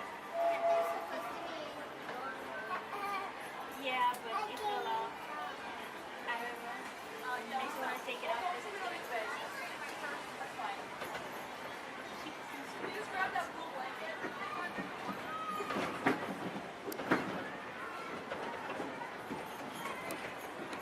Hello, everyone. Thanks for joining us on the Disneyland Railroad. For a safe ride, remember to stay seated with your hands, arms, feet, and legs inside the train. And please, watch your kids. ¿Qué tal, amigos? Y bienvenidos a bordo. Para su seguridad, permanezca sentado y mantenga las manos, brazos, pies y piernas dentro del tren. Y cuide a los pequeños. Gracias. As we steam on through Fantasyland, you may want to take one more look at the majestic Matterhorn Mountain and the happiest bird that ever sailed. It's a small bird.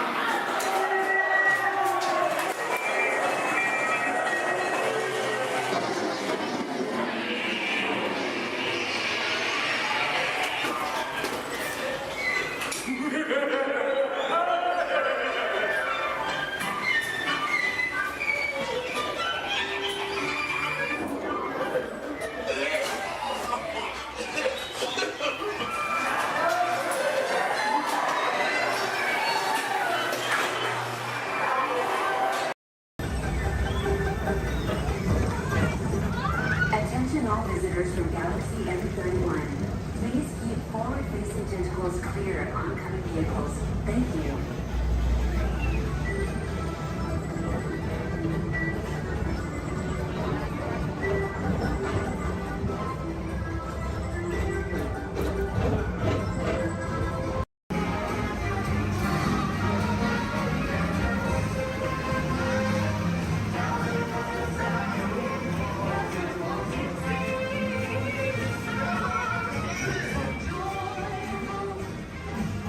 Celebration.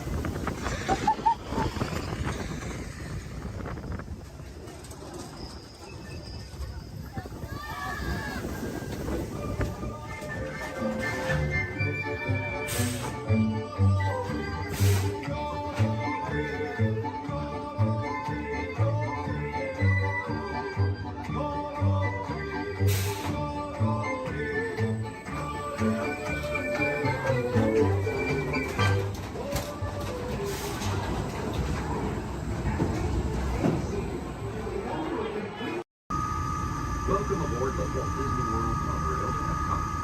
For those of you staying, please hold on to the handrails throughout our journey and stay clear of the door. For the comfort of others, no smoking, please. Thank you. As we turn south, you can catch a glimpse of the spires of Space Mountain in the Magic Kingdom. Nearby is Disney's contemporary resort.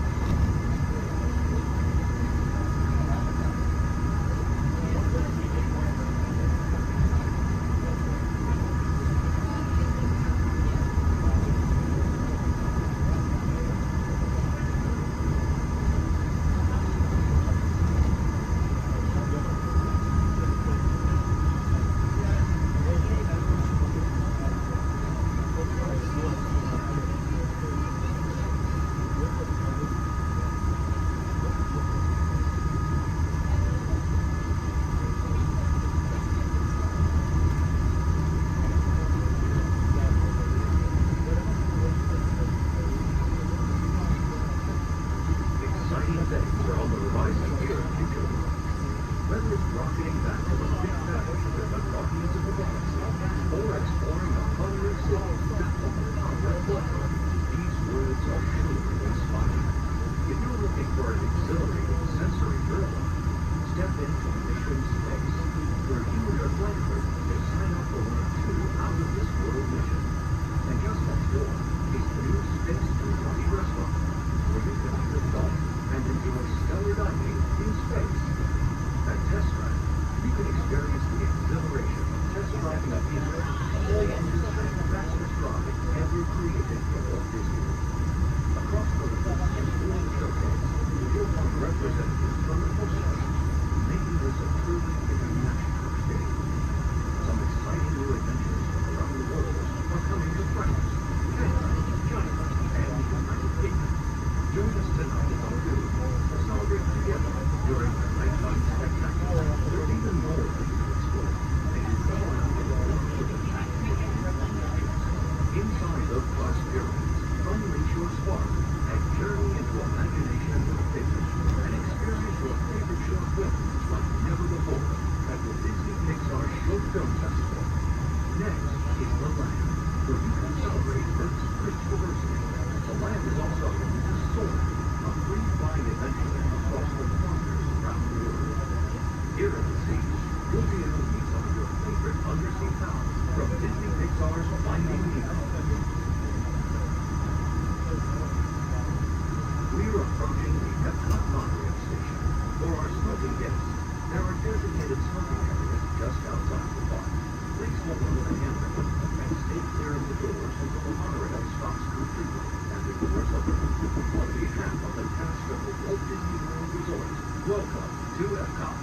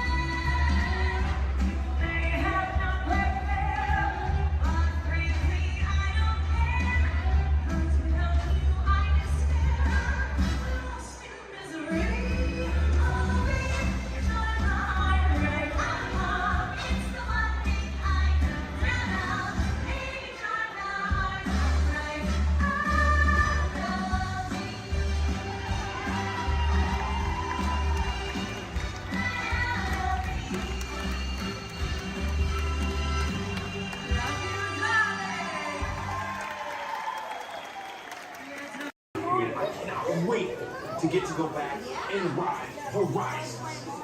Also want to see the energy, dinosaurs, and of course, hear the Veggie Veggie Fruit Fruit. Oh, it's the best. Anyway. Okay.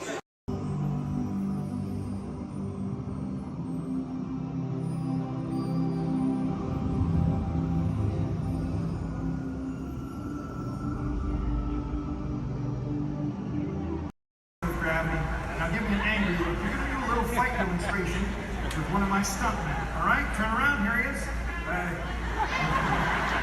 My bad. You know what, Steve? I'm sorry. You're just too big for this. Why don't you go get set up with the desert scene, all right? Thank you for one help out. Oh, where are you going? We're not done. We're not done yet. He was a little big, right? Scared you a little bit? Sign that waiver, all right? You're good. You're good. Let me see if I can find you somebody a little bit more your size to pick on. Hey, Devin. Yes, sir. Come on over here. So I'm doing a little fight demonstration for our guests, and I've got a volunteer. RT, this is Devin. I think it's something real simple. Okay. Basic, all right? Nothing too crazy. Just listen to her. Do exactly as she says. I've actually got to go over notes. I'll be right over here if you need me. No problem. I'm like, okay, thanks for helping. So I guess I'm going to show you a few things. I'll make it super easy, but I tell you what, let's turn around. We're going to face this way, and you're just going to stand right here and facing me. Just like, try not to move. I'll do everything, okay? Okay. All right, you guys. Well, when we're doing fight routines, taking a punch, it really is just as important as throwing one. Sorry, okay? I'm so sorry. I know you're okay. Okay, no, you look alright. Okay. Well, as you guys can see, you really can't get hurt if you don't have the right timing. Sir! Okay, I think I know what's happening. You're moving just a little bit. I don't want to do this anymore. Okay, no problem. I'll wrap it up. Here's your little hat. You see, it just takes guts and coordination and a real level head.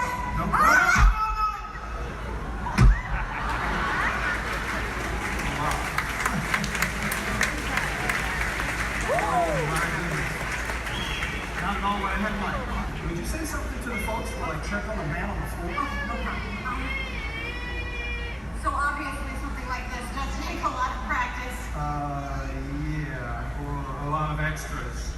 Let me try to get boss. Oh, no. Stay away from those nice folks and help this poor man up off the floor, please. Sir.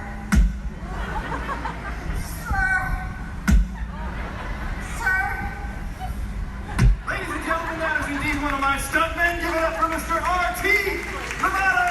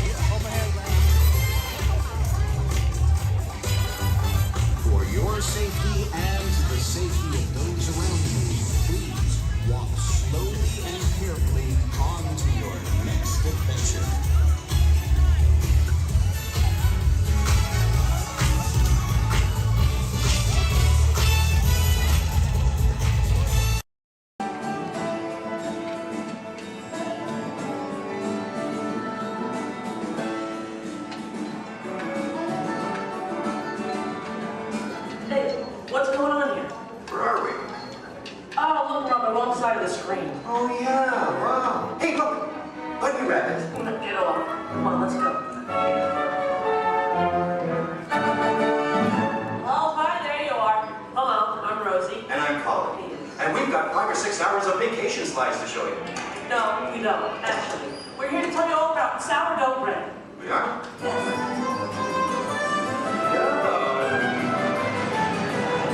Okay, let's get started. Did you know that a traditional sourdough baking process goes back to the California Gold Rush? You're reading this, aren't you? No, of course not. I did some research. I made a few notes. So, my little encyclopedia, what exactly is sourdough? Well, it's a type of bread that doesn't use yeast as a leavening agent. These miners had agents? I don't think so. Look at them. Isn't it nice to see the guys helping with the dishes? Now, Colin, did you know to make sourdough bread you need a chunk of what's called starter or mother dough? Wouldn't you need mother dough and father dough? No, just mother dough. These guys here used to carry a chunk of it with them in their bedroll to keep it warm. Well, that's an image I'll carry with me through supper time. Well, we're not talking 5-star restaurant here, we're talking grub. They would take the dough, put it on a stick, and cook it over the campfire. Isn't it true they used to strain their coffee grounds through a sock? They hope so. Oh, I love these guys. The Jefferson Airplane. No. This is the Bodine family. And this is Isidore Bodine. He's the one who perfected the sourdough starter. Tastes perfected to me. Yeah. By the way, did you know they are still using the same sourdough starter that Isidore mixed here 150 years ago? Excuse me? Must have made an awful lot of it. You see, you have to save a little bit of the starter dough to mix with the next day's batch of flour and water to keep the fermentation process going. Hey, did you know that the strain of bacteria found in mother dough is Lactobacillus San Francisco? How did you know that? Internet. Hey, can we watch them bake something? Oddly enough, that's what we're here for. Great. You people go on ahead. I'm going to meet you in there. Colin, you stay here and make sure there are no stragglers, okay? Okay. All right, just for kind of a red line to my right. Good. They're on their way, Rosie. Okay, bye. I'll see you soon.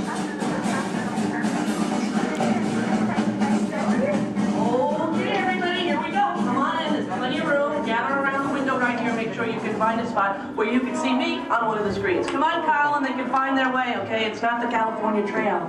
We lost a couple of the coyotes along the way. Oh, that's so sad. Oh, well, but you did. Yeah. This is the bakery. That should be obvious to everyone. Even to... What's that? Oh, and I have one for you. Is it me? Look at you. Okay, I'm ready to start baking. What do we do first? Okay. First you get a hunk of the mother dough and mix it with flour, add a little salt and water, and that's it. Voila, the entire list of ingredients. Right. Here's some dough. Let's bake it. Oh, not so fast. From start to finish, it takes bakers about 72 hours to make a loaf of sourdough bread. 72 hours? Yeah. Yeah, what's your hurry? Relax, and all the roses. Okay, so what's next? Well, you know, bakers actually think of dough as a living thing. So after it's been beaten up and kneaded by the mixer, it needs to sort of relax and calm down. Seems pretty relaxed to me. In fact, almost catatonic. Right. I internalize all my tension. Well, what happens then? Well, then we drop it into that funnel over there, above the divider. The divider cuts it into nice, even pieces. So for this, it has to be relaxed? Yeah. Okay, fine. Oh, what happens then when it goes down that conveyor belt? Well, it goes into the rounder. Do you know what the rounder does? Oh, makes it into squares? No.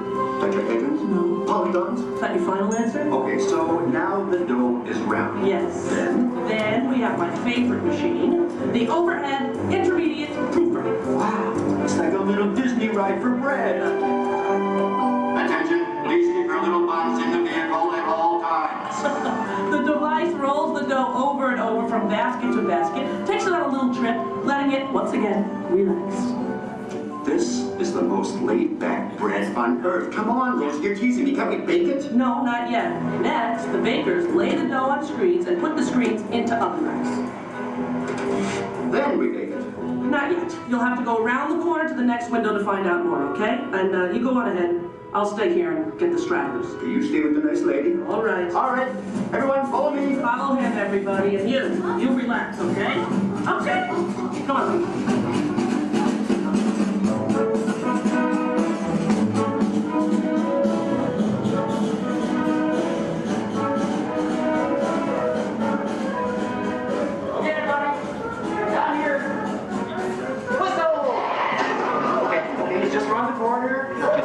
Out along this window.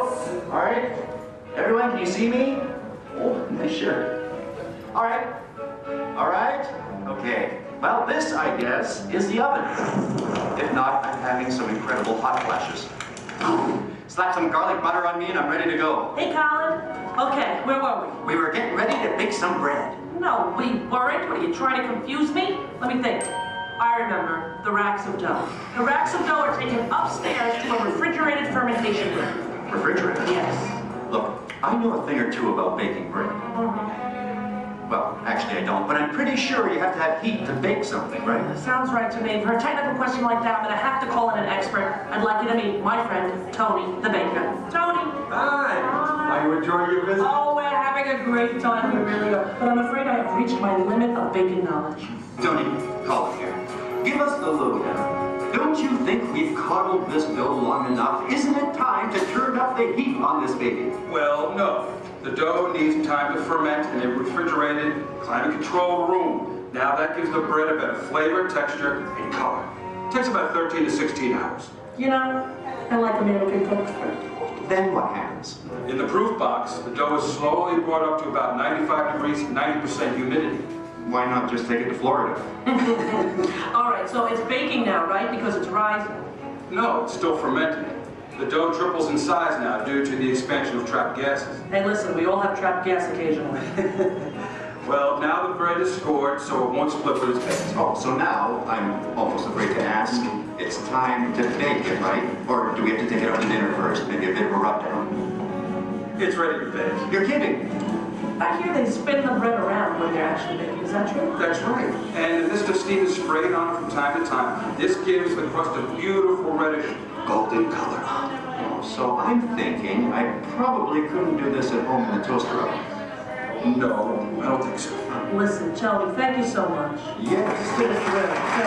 You were superb. I feel enlightened and rich for men. My pleasure. Bye. Bye-bye. You know what? I'm going to spray you down because I think you could use some of that golden Okay, just color. a little on the... Okay, that's enough. All right, the hair. You know what I deep frizzy. Ladies and gentlemen, the moment you've been waiting for. A masterpiece of the baker's art. What are you doing? Hey, what are you... Waiting for that. That's not yours. Tony gave it to me. Look right at me. He didn't look at you. That was ours to share, Colin. No, it's mine. It's all mine. One piece, please. One little piece? A tiny piece? I'm telling Mickey. All right. Here. Yeah, you see? Here, don't tell Goofy I owe money. You do? Well, don't even ask. I don't even want to get into that. Goodbye, everybody. Have a great time here. Bye. I'm going to go eat. Sharon?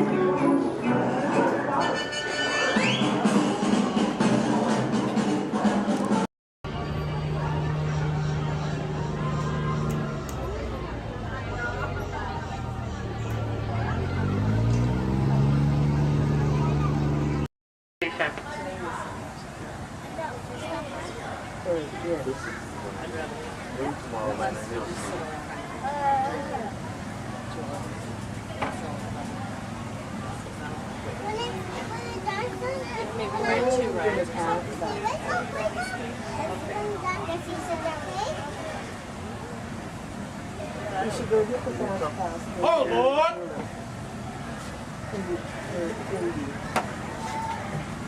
Because they're all right there.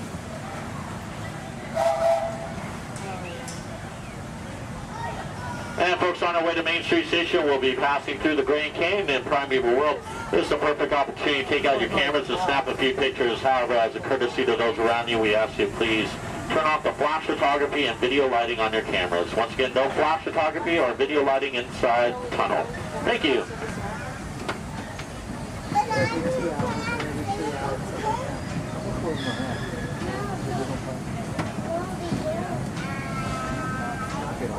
To those joining us, welcome aboard. The next leg of our journey will take us along the rim of the Grand Canyon. It's a mighty long drop to the canyon floor. So for your safety, stay seated with your hands, arms, feet, and legs inside the train. Be sure to watch your kids and no flash pictures, please. Para su seguridad, permanezca sentado y mantenga las manos, brazos, pies y piernas dentro del tren y cuide a los pequeños. Por favor, no tome fotografías con flash.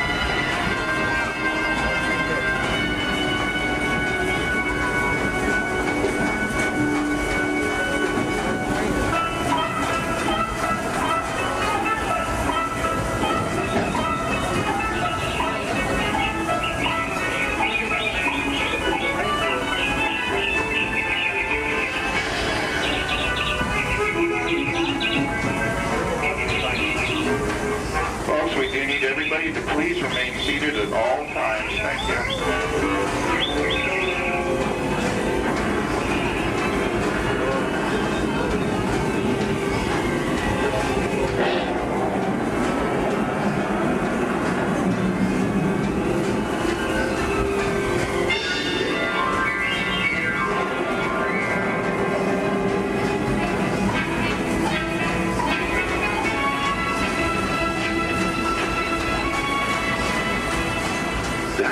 Grand Canyon as we know it today, but it wasn't always that way.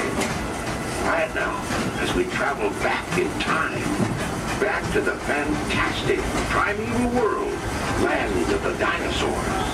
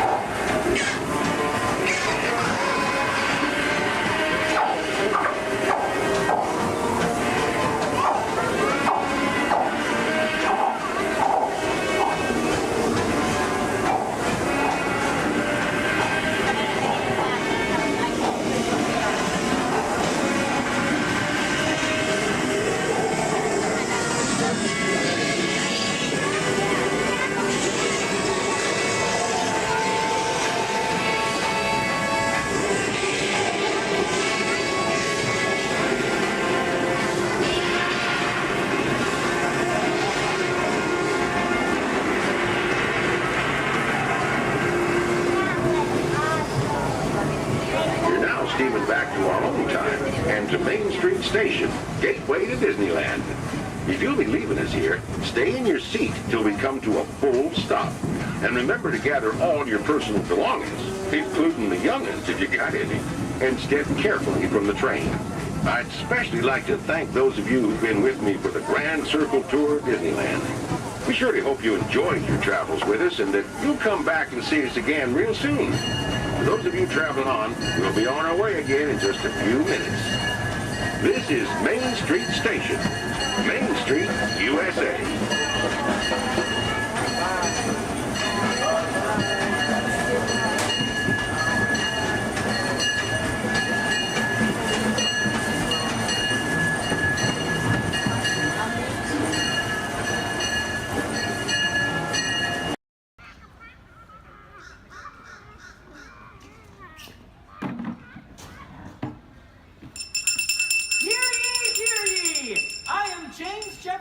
The town crier of Liberty Square. But my friends, call me JJ.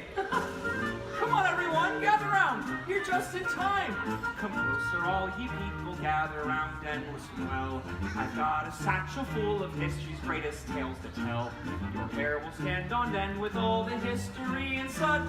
Unless, of course, you're bald like me, in which case, not so much. Hey, Sam! It's Sam Eagle, everybody! Tell us, Sam, what great American story are we sharing today? Today we shall salute the Declaration of Independence! Ah, a great story indeed! The people of the colonies, they said, let freedom ring! Declared their independence. Then they overthrew the king! There were battles, there was violence, there were spies and traitors too. We won't speak about all that. This is wholesome through and through. Right, let's bring out some friends to help us. Hey there, that's your cue. Welcome! Hiya! Woo! Great moments in history. Tra la la la la. Great moments in history. And this one features more. And here's what you will take away in all your minds and hearts. Great moments in history. Great moments in history, but just the American parts. Hi-ho, and welcome to Great Moments in History. But just the American parts. That's right, Sam. And as the official Liberty Square historian, I have drafted tributes to every important event in American history. JJ, please remind everyone which great moment we are sharing today. The Declaration of Independence! Excellent! I read it every night before bed, and so should you. And now I will recite from memory the entire Declaration of Independence. When in the course of human... Excuse me, Sam? Kermit, you are interrupting America. Sam, the gang and I were talking, and we had some ideas to make your show more entertaining. Entertaining? Mm-hmm. In a theme park? Yeah. Highly unusual. Aw, please, Sam? JJ, I could use a little help here. Sure, Kermit. Let's put this to a vote. All those in favor of making Sam's story a little more entertaining, say aye! Aye! The ayes have it. Oh, it appears democracy has spoken. All right, Kermit, you and your band of weirdos can go. Okay. But please, do it with dignity. Oh, sure, Sam. We always do things with dignity. Hey, Kermit, the all-chicken chorus is ready for their big number. The cluck heard round the world. Get it, girls! Too soon.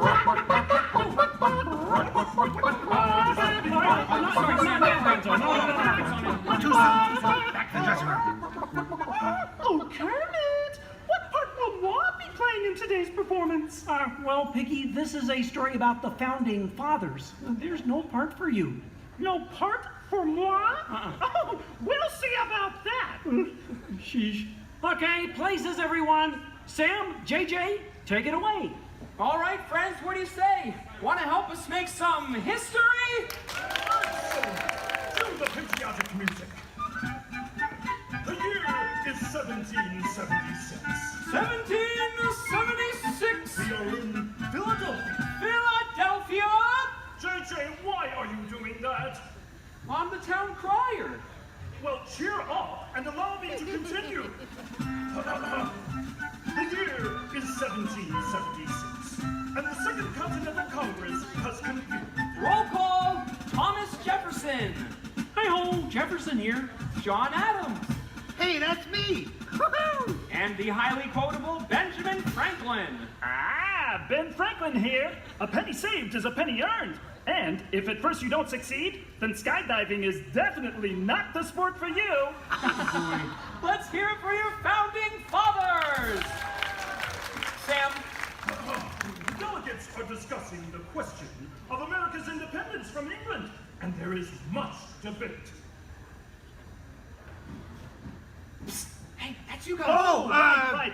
Debate. Debate. Point of view. Opinion. Says you. Argument. Point. Counterpoint. Order. Needlepoint. I'll take 2 hot dogs with extra mayo. A banana sounds appealing. Waka waka. You get on with it. Okay, Sam. Guys, look, let's get down to business. Does anyone have any arguments in favor of independence? I do. Our continued association with England has grown intolerable. King George has altered our government, enforced cruel repression, and abolished our rights. Wow, nice job, Gonzo. How did you remember all that? I stapled it to my arm. Oh, yeesh. That's gonna leave a mark. Okay, now, does anyone have any arguments in favor of England and King George? Boo! Boo! Come on, No everyone. King George! No King George! No King George! No King George! No King George! No King George! Did someone call moi? Piggy, what are you doing here? I told you there's no part for you in this show. Of course there is. After all, who better to play royalty than moi? All Piggy, women aren't kings, they're queens. Fine! All hail Queen Georgette! Good grief. I protest! This is not historically accurate. The king was not at the Congress. You got a bear playing Ben Franklin. And doing a great job at it. Let's hear it for the bear, huh? Go Fozzie, go Fozzie, go Fozzie, go Fozzie, go Fozzie, go Fozzie. Continue, please. Oh, Sorry. Sorry, Kermit. King George, Queen Georgette, you are not a good ruler. Who? What? Yes, you. You mistreat the colonists. You raise taxes. You are drunk with power. You might even say she's intoxicated. That was pretty good. Queen Georgette, can't you see? The colonists are angry. We are angry. The colonists are irate. We are irate. The colonists are revolted. We are revolting. You can say that again. We are revolting. Sorry. Okay, it's time to vote. JJ, if you please. All right. All those in favor of declaring their independence from England and Queen Georgette say aye! Aye! The ayes have it. Let's declare our independence. Yeah! Queen Georgette, it appears you lose. Wait, what? I lose? Well, sure, Piggy. You see, in the American Revolution, England loses, which means the king, or the queen, loses. Excuse me? It is I, Georgette Washington, and I cannot tell a lie. I look fabulous! Piggy. This is a Oh boy, nice outfit. Enough of this nonsense. Can we please move on? Sure, Sam. Now, we need someone to write the declaration. We need someone with the brains, someone with the wit. Someone with a pen. Sheesh. Okay, I, Thomas Jefferson, will write the declaration. But I'm going to need everyone's help. Let's start with a list of demands, shall we? I demand a new cell phone, a bigger dressing room. I want a case of rubber chicken. Somebody say chicken. Okay, girls, hit it. A case of banana.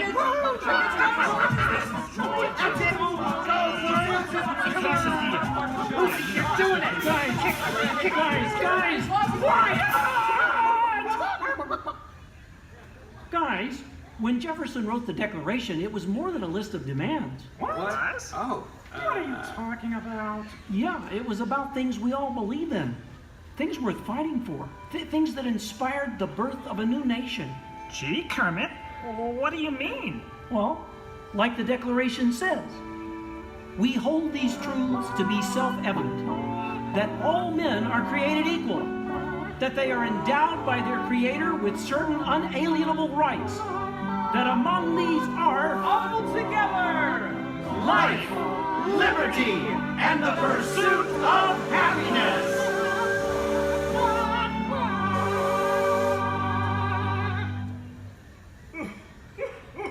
Sam, why are you crying? I thought that was pretty good. It wasn't good. It was glorious. Yes! Way to go, everyone. Hey, Sam, looks like now you're the town crier. Just ring the bell. Let freedom ring! Great moments in history, the 4th day of July. Great moments in history, we said King George goodbye. And here's what you will take away in all your minds and hearts. Great moments in history, great moments in history, great moments in history. Great moments in history, but just the American hearts. Thanks, everyone. We couldn't have done it without you.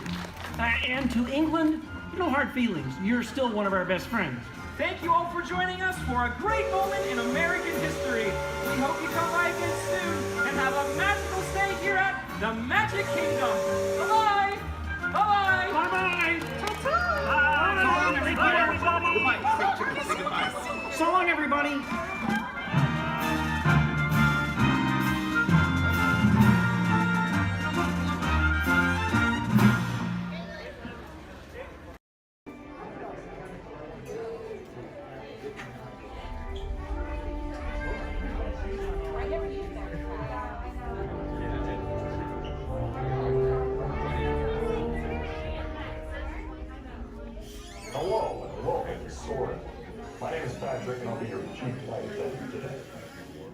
begin boarding in a few minutes, but first I'd like to acquaint you with some important safety information.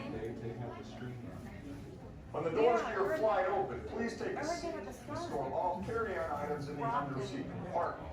This includes cameras, purses, hats, and of course, these little beauties. Next, fasten your seatbelts, inserting them into the buckle on your right. If smaller aviators don't measure up to the height indicator on the seat, just put the belt through the loop in the center strap before buckling it.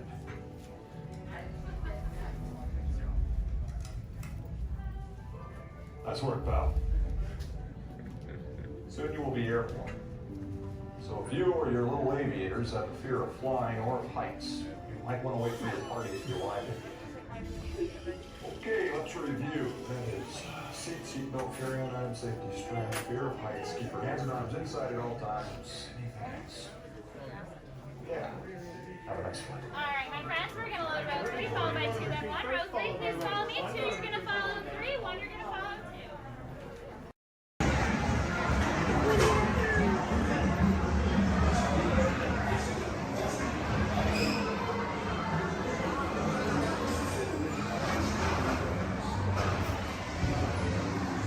One day, 100 acre wood, the East Wind traded places.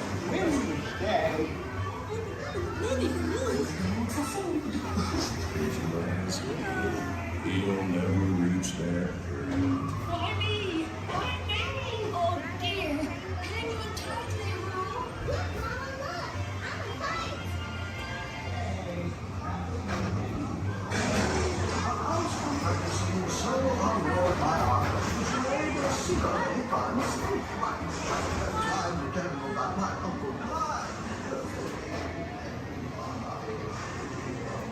Hunter, come bounce with me.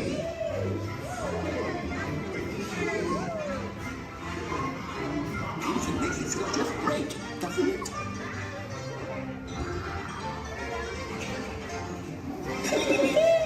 Follow me! I almost bounced right out of the ride. Watch out for Evermonth and Woodrow. They steal honey. Steal honey.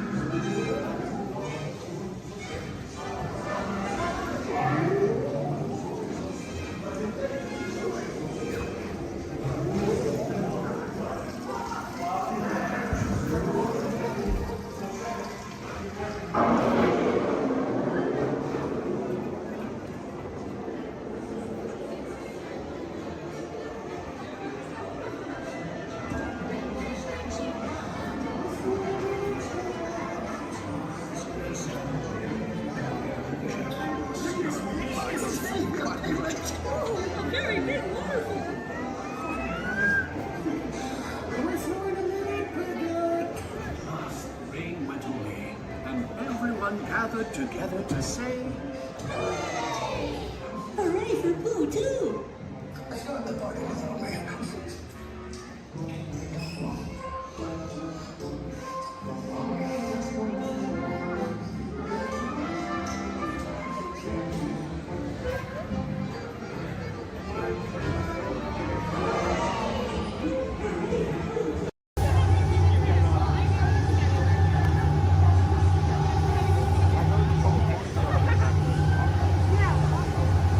Time travel commencing in T-minus 10 seconds and counting.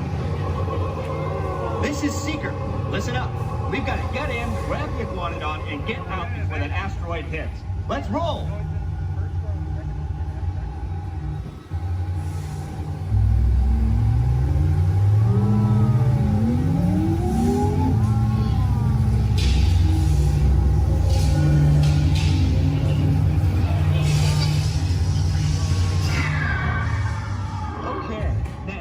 Let's go get that dino. Computer, what are you tracking? Styracosaurus. Not our dino. Warning, meteor shower in range. Just little one. Oleoramus. Hadrosaur. Raptor. Time to get serious. Locking autopilot on homing signal now. Hang on! I'm tracking a big dino on the scope. Could be ours. Computer, full stop. Identify. Carnotaurus. Definitely not our dino. Go, go, go!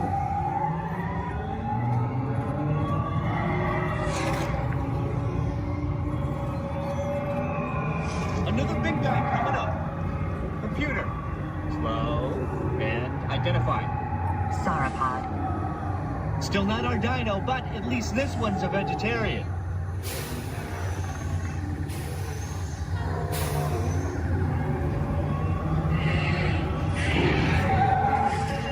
Asteroid impact in 90 seconds. We better move it. Pterodactyl. Incoming! Asteroid impact in 60 seconds. We can't stop now. Keep going, keep going. Compsognathus. Computer, what's happening? Loss of traction. Four-wheel drive, move it! Warning, meteor strike. Evasive maneuver! Left, right, left, right! That was close. Computer, now what? Carnotaurus. That's it! Abort mission! Abort! Abort!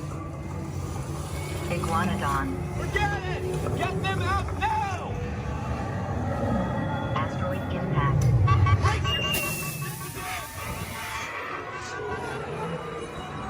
They're not gonna make it! They're not gonna make it! Mission accomplished. You made it! I knew you would, and guess who made it back with you? I better find it before security does. Thanks for everything!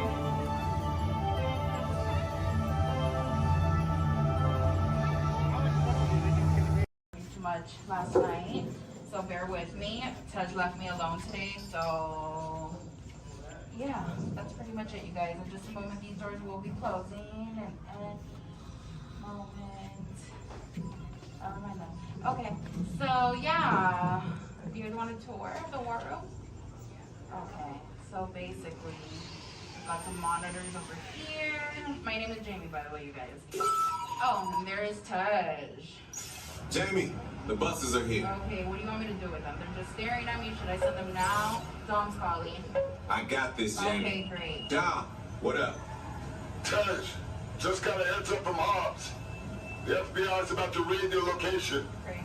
Man, they always ruining our fun. For real. It gets worse. They're leading Owen Shaw right to your door. Shaw? That cockroach we beat down in Spain? What's he got to do with this? Everything, right? Nothing yet. And let's keep it that way. Get those people on those buses. You need to start plugging out right now. And get that turbo truck ready. I'm sending Letty there to pick it up. I'll call Letty. I'm on it. Never mind then. Hobbs needs our help. He needs our team. Spread the word. Spread the word, you guys. But keep it in our family. Never mind. Don't listen to me. And keep it quiet. Just keep it in the room. Oh, the other bald guy's It's calling. Hobbs, my man. What up? Sorry, Brother Tej, no time for chit-chat. I just sent you a brief on FBI agent Novak. Has Toretto filled you in? Yeah. He wants us to get everybody over to the party at Sullivan's. Sounds like a plan. That party is a ready-made diversion. Keep it going. We need to discuss how you're going to get all those civilians out of there without tipping off the FBI. Crazy. Okay, hold on. Let me get everybody squared away, and we'll talk offline. Copy that, Tej, and let everybody know. Shut off your cell Don't phones. listen We to don't want him. Shaw tracking your locations. He's overreacting. Just put it on silent. Okay, Jamie. Yeah. You heard the man. I heard him. It's about to go to a whole nother level. Crazy. Send everybody to the loading dock. All right, you guys. Well, you heard him. Have fun. If anything happens, my name isn't Jamie. Okay? Peace.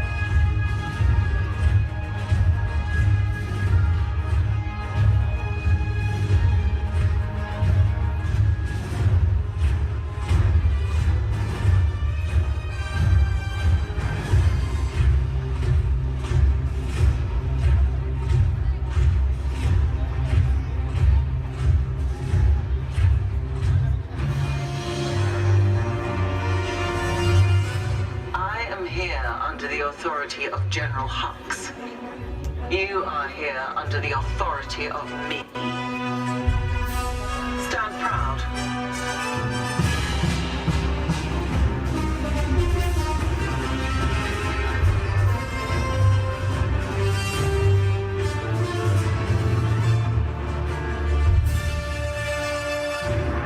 Troops in this division are held to the highest standard. Mine. Show me fearless.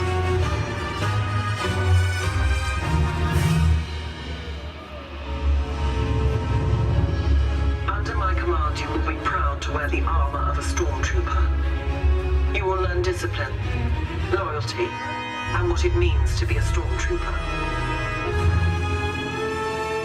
Battle starts.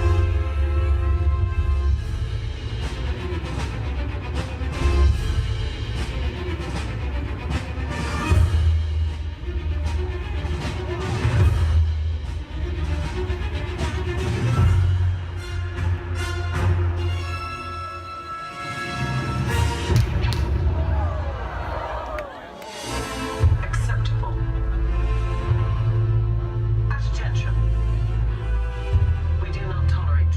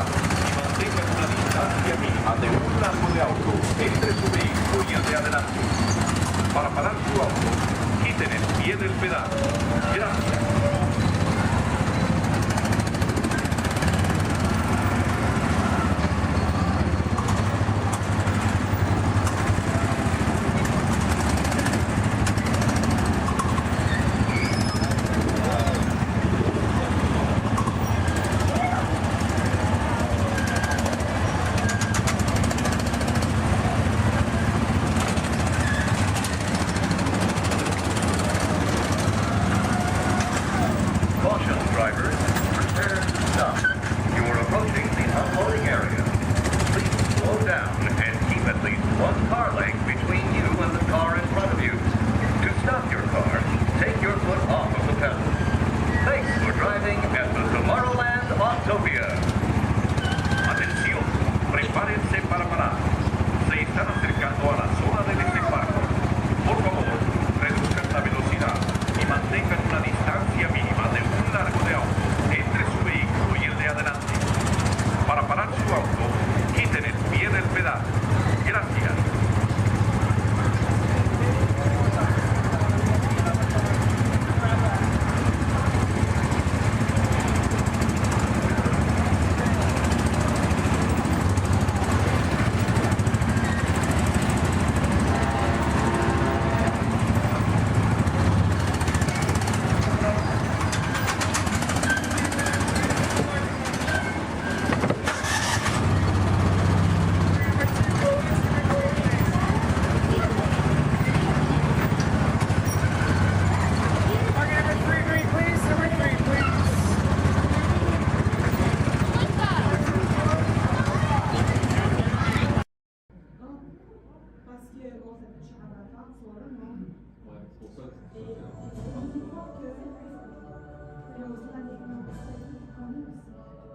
Hello. I'm Dr. Marsh, director of the Dino Institute, and I hope you enjoyed those quaint exhibits in the old wing. That's how dinosaurs have been presented to the public since the study of fossils began over 150 years ago. Today, that bare bones approach is about to become extinct. In a perfect blending of science and technology, the Dino Institute has created the Time Rover, an amazing vehicle that will literally transport you to the age of the dinosaurs. How? That's proprietary. But the result is a breathtaking journey through a prehistoric world where you will witness the most spectacular creatures to ever walk the earth. In a moment, you'll be going live to our control center for a comprehensive safety briefing, and then it's on to the tour that will convince you forever that the future is truly in the past.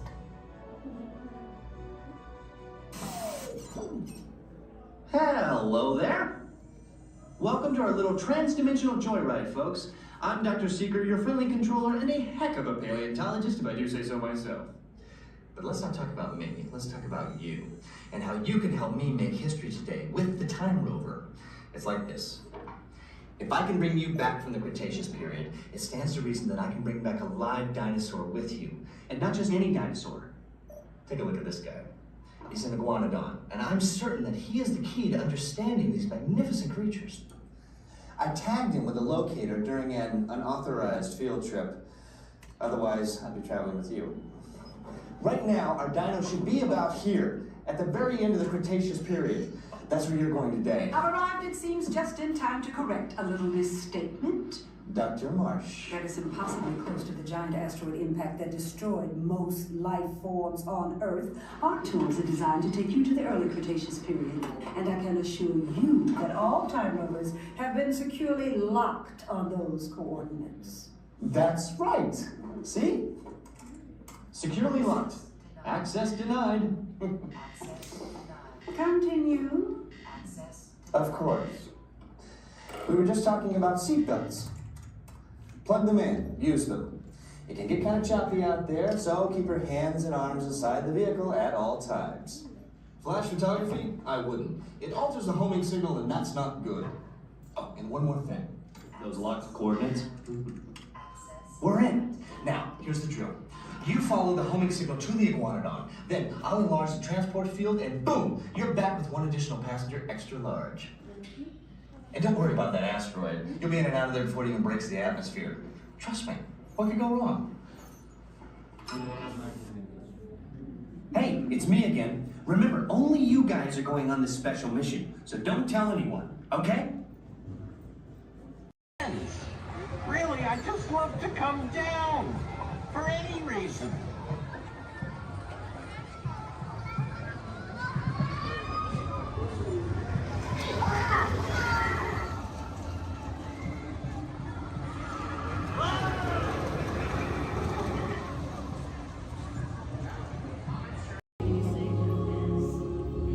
In 1923, a young young man from the American Midwest, along with his older brother Roy, started a cartoon studio in the back rooms of a small real estate office in Hollywood, California. This was the small beginning of a family entertainment company that would create unforgettable stories, characters that become beloved friends, wondrous experiences, and music that has become the soundtrack of our lives.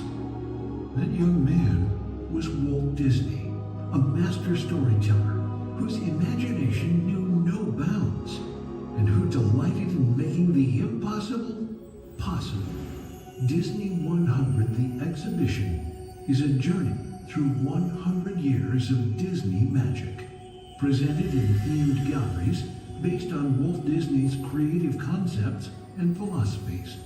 These include storytelling, creating believable characters, the spirit of adventure and discovery, the magic of sound and music, the world around us, real and imagined, curiosity, imagination, and technological innovation, the worldwide wonder of the Disney parks, and an everlasting sense of optimism about the future.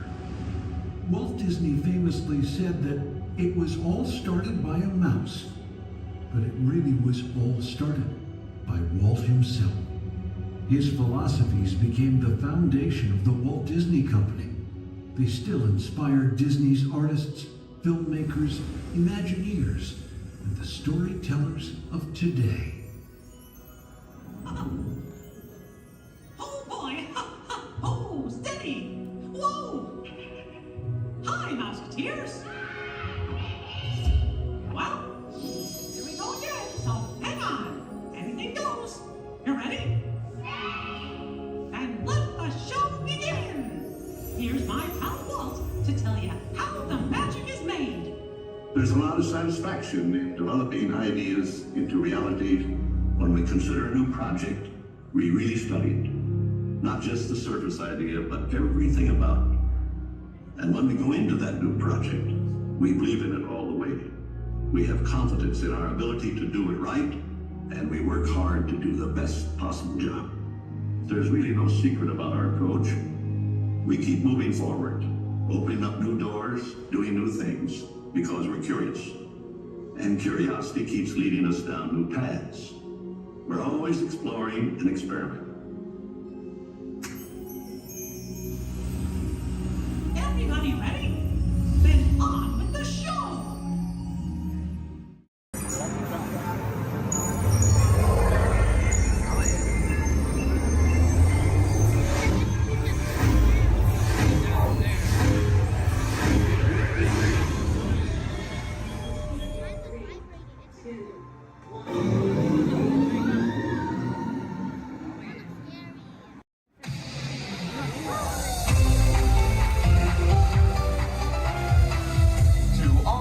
To this happy place, welcome and good morning, everyone. We have some extra special friends here to welcome you all today. Let's hear it for Mickey Mouse and Minnie Mouse.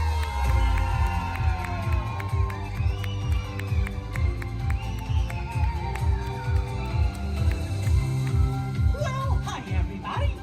Good morning. Gosh, it sure is great to see so many amazing friends. Certainly is. Oh, I have a feeling today is going to be the best day ever. You said it, Minnie. And now that we're all together, we've got a surprise for you. When every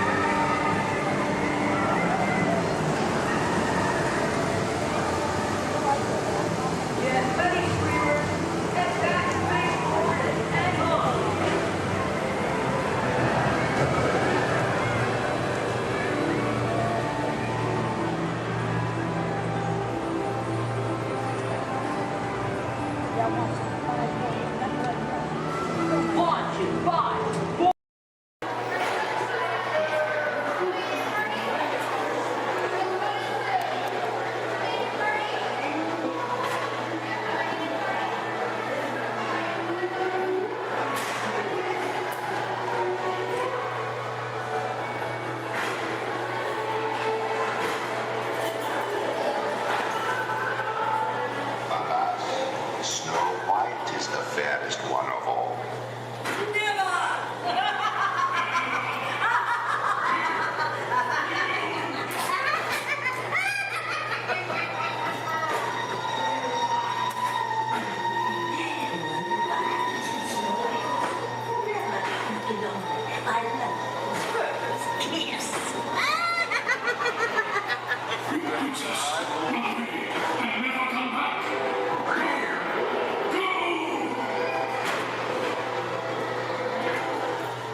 You'll find Snow White in the cottage of the sun.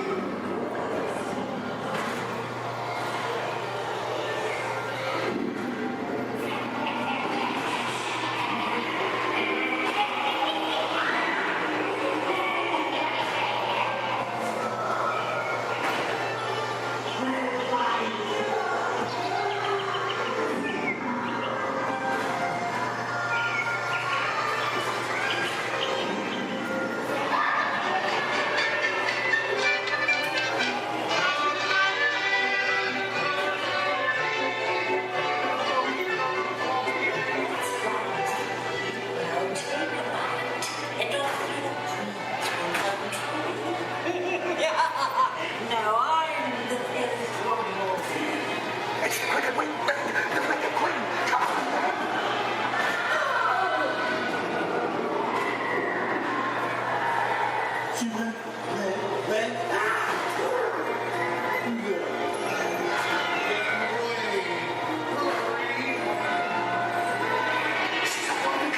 Let's go!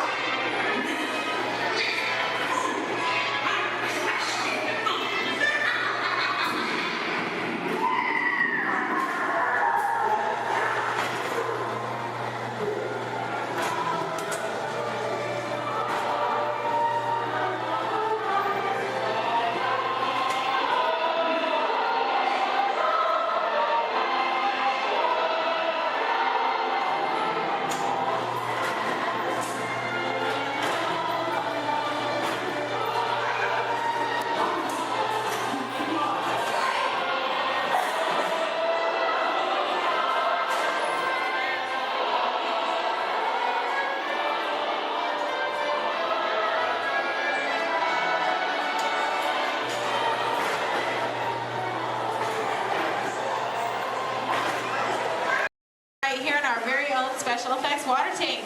Now, water tanks just like this one continue to play a major role in action films.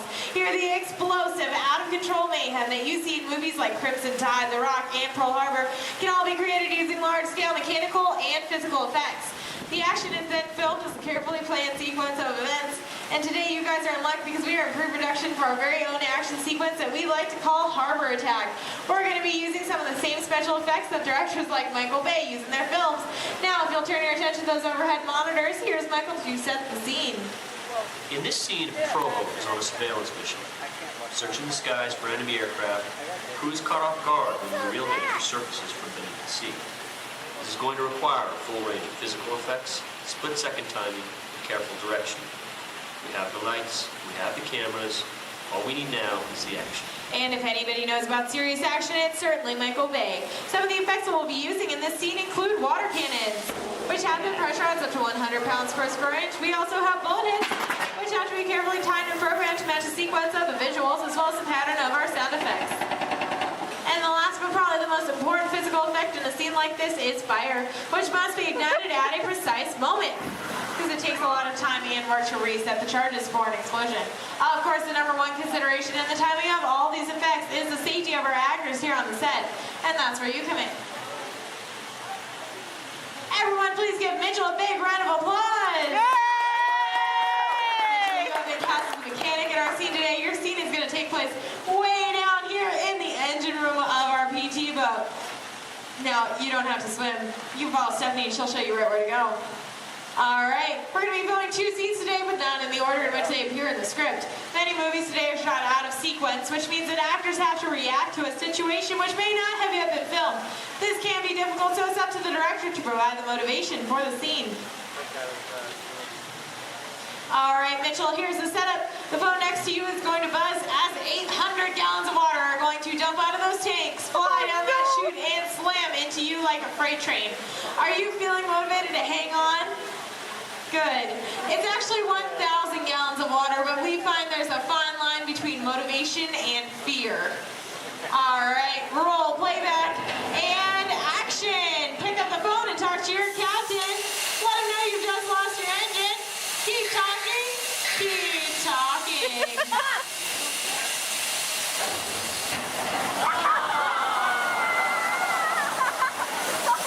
And cut. Everybody give Mitchell a big round of applause. All right, Mitchell, you were fantastic in that last scene. Now I have one more acting task for you to do. I need you to sit there in that blue chair, stare dramatically out at the audience, and act dry. We're going to give you a couple minutes to work on that. We'll insert that shot into our next scene, see how it all ties together in the final sequence. Our next scene takes place on the deck of our PT boat, and here's Stephanie to introduce the rest of our brave crew. Hello, ladies and gentlemen. Can I get a big round of applause for our Captain Jeffrey and his wild and wacky deck crew, Julie and Brandon, the cast Sunset and the crew is standing by. Well, thank you so much, Stephanie. All right, roll playback. Remember, you guys are on a surveillance mission. And action. All right, Captain, pick up those binoculars. Start scanning the skies for enemy fighters. Crew, I want to see that deck nice and clean. You're going to see an enemy fighter coming in from the cloud. You're surprised. You're stunned. You're terrified. You're running around screaming because you see that plane is coming in for another round. Captain, spin the wheel. Try to get the PG boat out of there. Now it's too late. They just shut out your engine. So, Captain, you're going to pick up the phone, call your mechanic. What's that, crew? You see something coming in fast off the starboard side of the boat? Give it a look. Oh no, it's an enemy torpedo. Now, Justin, you think it's all over and you can start to relax. You hear more enemy planes approaching. You point to the sky because you see bombers coming in from 12 o'clock. Bombs away, everybody. Head your deck.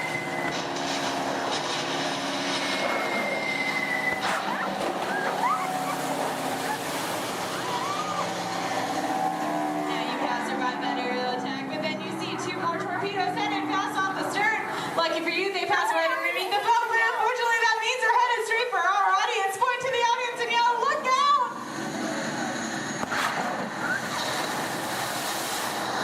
And that's a wrap. What'd you guys think? Give them a big round of applause. All right, now we're gonna see what that whole sequence looks like when we have some computer-generated images, a couple of lines of pre-recorded dialogue, and an exciting musical score. Ladies and gentlemen, I'm proud to present Harbor Attack.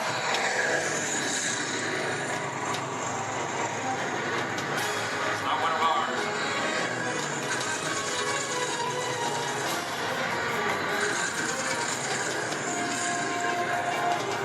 Skipper, he's coming around for another run. Engineer, report. Both engines are gone. Torpedo, up the starboard. We're taking on water. Thunder's at 12 o'clock. Hit the deck. And that's a wrap. Everybody give him another big round of applause. Thank you so much for being a part of Harbor Attack here at the Special Effects Water Tank. If you're waiting for our brave volunteers, please stay where you are. The rest of you, please turn to your left, head straight down those ramps to the props warehouse. Shuttles will take you on the rest of your behind-the-scenes tour. On behalf of Stephanie, myself, and our brave volunteers,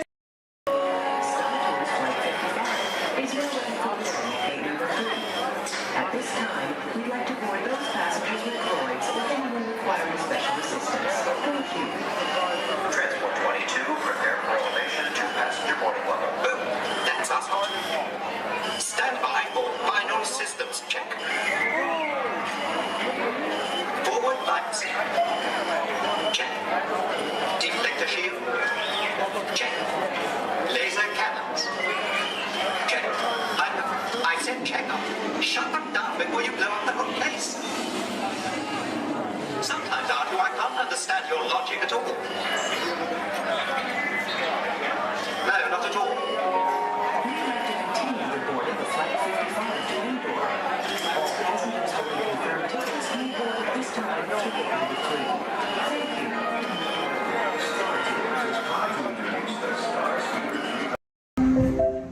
This is Starport 75, or as we locals call it, Space Mountain. Our high-speed rocket port to distant deep space destinations.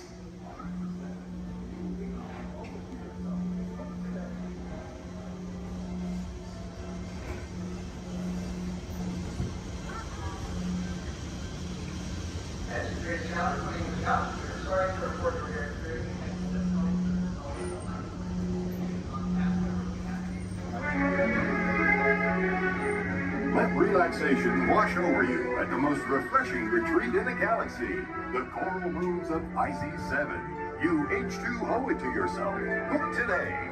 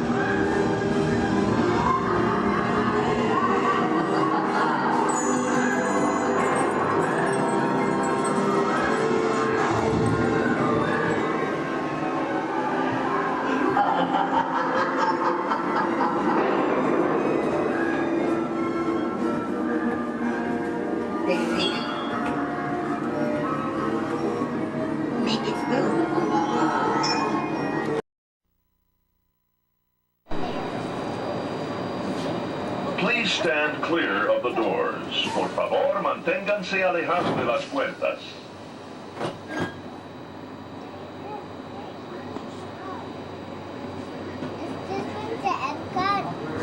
Welcome aboard the Walt Disney World monorail to Epcot. For those of you standing, please hold on to the handrails throughout our journey and stay clear of the doors. For the comfort of others, no smoking, please. Thank you. As we turn south, you can catch a glimpse of the spires of Space Mountain in the Magic Kingdom. Nearby is Disney's 8th-ranked contemporary resort. Where are we at? That's where we were just at.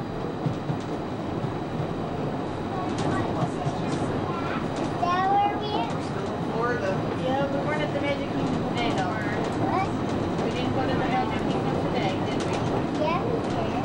Yeah, we did. When? We were at Animal Kingdom. And right now, we're kind of taking a little break.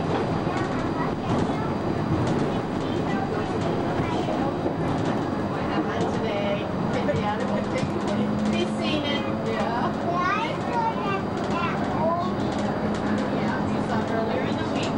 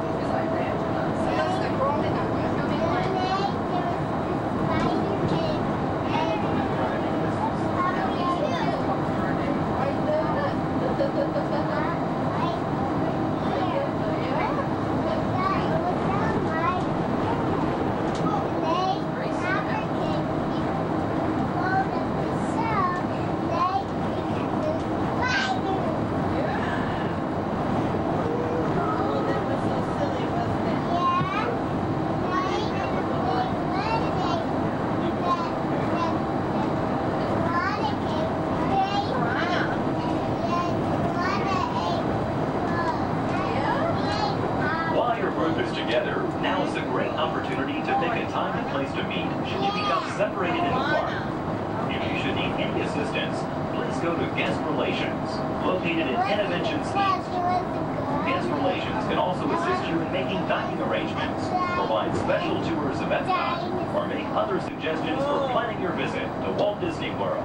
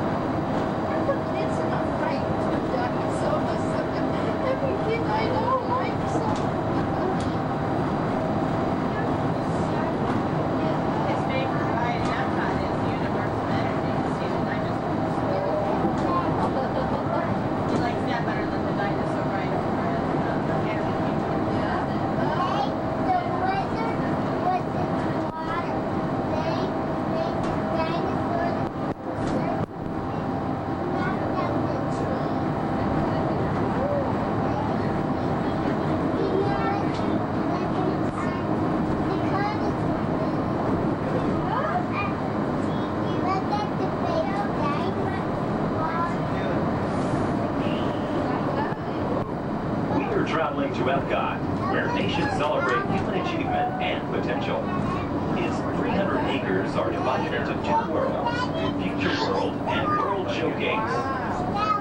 Future World offers fascinating explorations into realms of energy, transportation, and imagination. You'll also find adventures in communications, sea exploration, food production, and other vital topics. World Showcase is a community of nations, highlighting the accomplishments and cultures of people around the world. On the banks of the 40-acre World Showcase Lagoon are Mexico, Norway, China, Germany, Italy, the American Adventure, Japan, Morocco, France, United Kingdom, and Canada. Young adults from each nation represented in World Showcase are among your hosts, making this a true international exchange.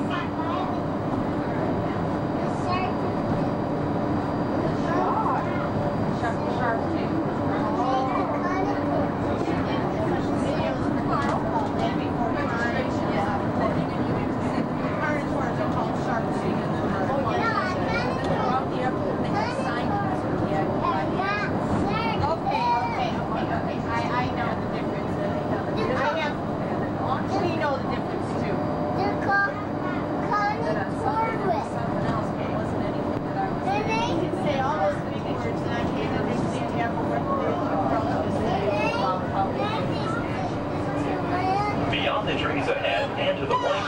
side of our forward motion is Spaceship Earth.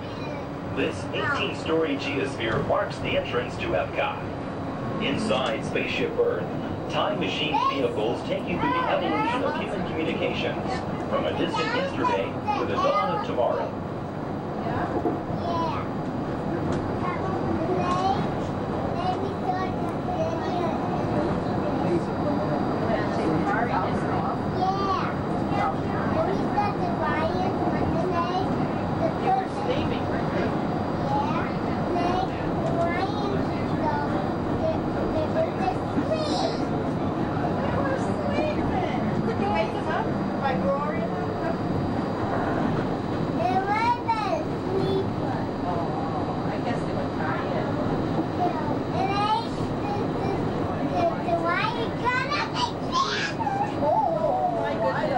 Coming up behind Spaceship Earth is Innovention. Inside this hands-on area, you can explore and interact with the ever-changing technologies and products for everyday living in the near future. To the opposite side is the universe of energy.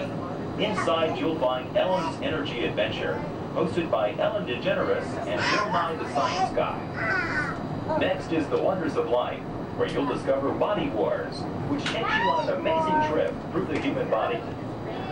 In Test Track, you can experience the exhilaration of test driving a vehicle on the fastest and longest ride ever created for Walt Disney World.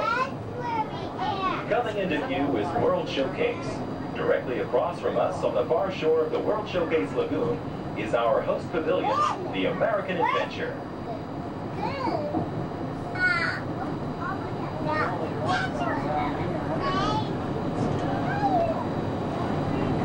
The glass pyramids are the gateway to your journey into imagination. Inside, you can find the 3D adventure, Honey, I Shrunk the Audience. Join Professor Wayne Zielinski as he receives the Inventor of the Year award for his incredible shrinking machine. Next is The Land, where you'll discover creative partnerships between people and the land around the world.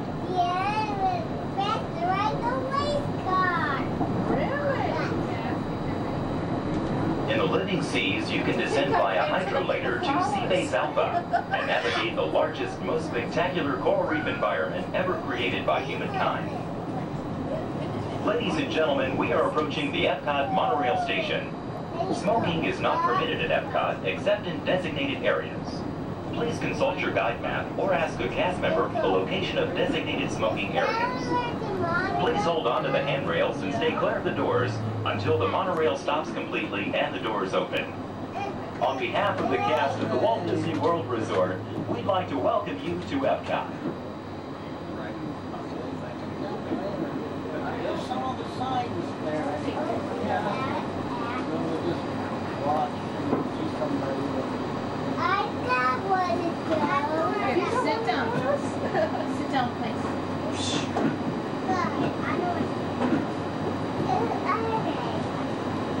Ladies and gentlemen, please remember to collect your belongings and take young children by the hand.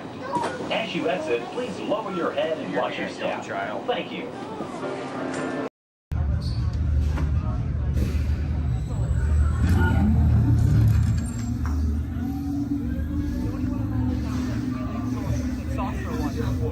This flight is never gonna work out yet. Well, okay, I'm locked onto your vehicle. We'll be right behind you. Nothing to worry about. Unless we cannot stop this unusually large man. We're likely doomed. You're gonna need it.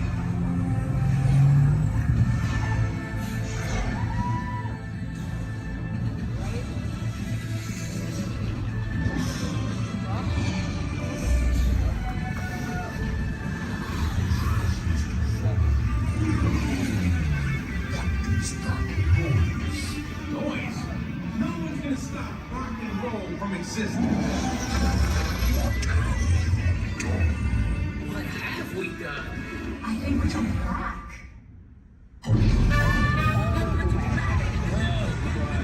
This bastard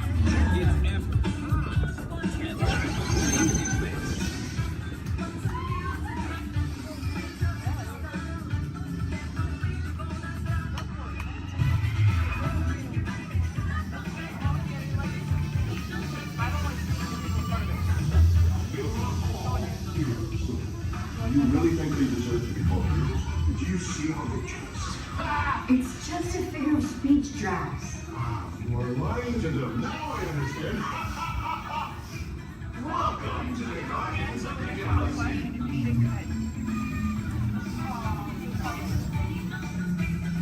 We head out. Please remain seated at all times. Please keep your hands, arms, feet, legs, and elbows inside the vehicle. And please supervise your children. This is a one-way trip to Main Street, USA. And enjoy your ride.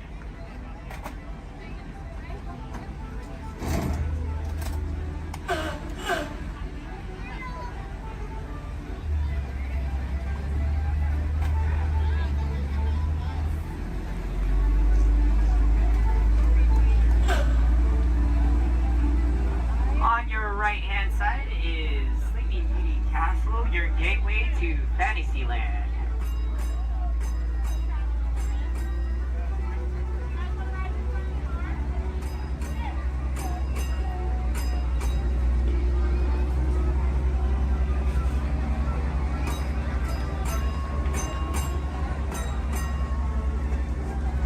Coming up on your right-hand side is Frontierland and Adventureland. Beyond that, Critter Country, Garland Square, and Star Wars Galaxy's Edge.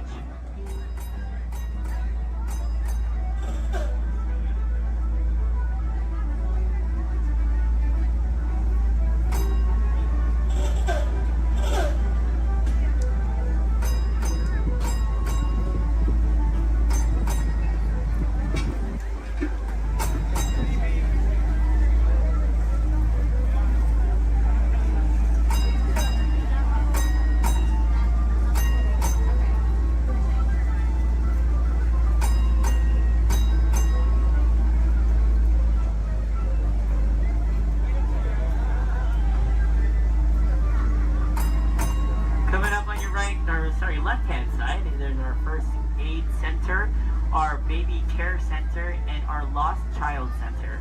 On your right-hand side, if you enjoy ragtime piano, we got some music going on over at the Coca-Cola Refreshment Center on your right.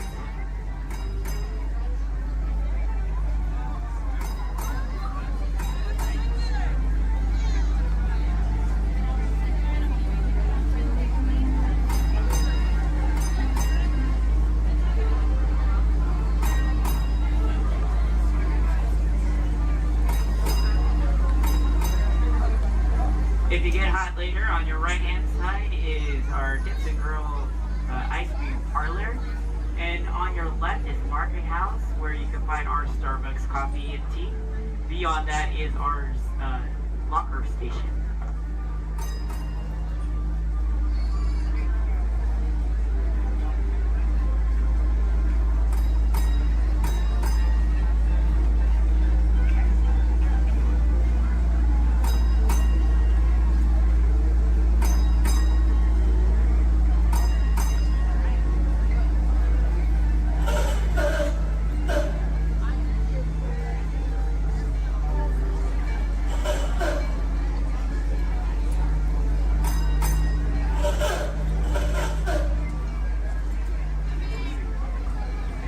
To our final destination in front of Disneyland City Hall. Please remain seated until the bus has come to a full and complete stop.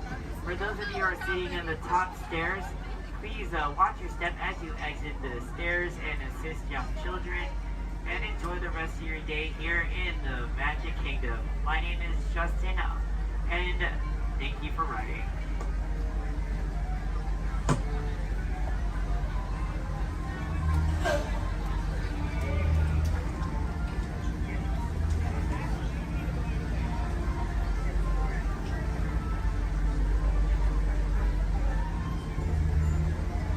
Thank you. Please remain seated, folks. I do need a park deck right over there. Yeah. Please remain seated, folks.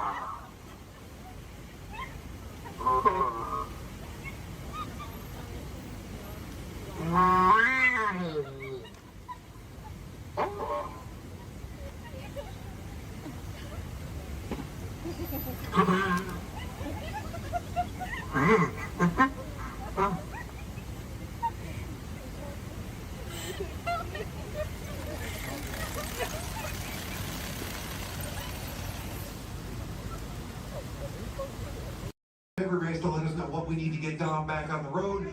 Spoiler alert, 9 times out of 10, it's either bodywork or a transmission. Guys, spread on over to this side, left side, left side. People on the left side, step forward, step on up, make a friend. Everybody here looks freshly laundered, okay? You'll be fine. Come on in, right this way, everybody. Keep on coming, folks in the hallway, let's go. I don't want to see anybody end up working on the transmission that doesn't know what they're doing. Come on in. Hey, oh, look at that, there's Mia. What's up, Mia? Hey Pat, I see our party goers have arrived. Yeah, they're still coming in, but say hey, everybody. Hey, I'm Mia, Dom's sister. Well, another race just wrapped, and it looks like my brother has another car for his collection. Anybody surprised? Honestly, I don't know why anybody challenges him. Hit me in a man. Well, we're meeting up at Sullivan's Garage for the after party, and while Tej works on your rides, you guys enjoy the break room. My brother calls this the family room. Oh, here we go. Dom says he doesn't have friends, he has Family. And the faces you see on these walls are our Family. When I'm in this room, I feel like we're all Family. So, welcome to our family. There it is. It's a thing around here. Hey, Tej, how's that Matthew McConaughey impression? All right, all right. What's up, Mia? Get better. Tej, just welcoming these good people to our family. How are their rides coming along? The rides are ready to roll out and roll out in style. Perfect. Let's get the show on the road. I'll let Dom know. You guys have fun at the party. Bye, Mia. Bye. She just called. Okay. All right, Pat. Yeah. Let's get these people on their way. Send them over to the war room. Sounds like a plan. Are you sure, though, Jamie? He's kind of a piece of work. Right. And he hung up. Okay, so in a moment, those doors are going to open. When they do, head on into the war room with Jamie. That's Tej's new assistant. First day without Tej, so good luck. Be nice. Don't touch nothing. Oh my god, you look just like I know if you see I'm like and then move on.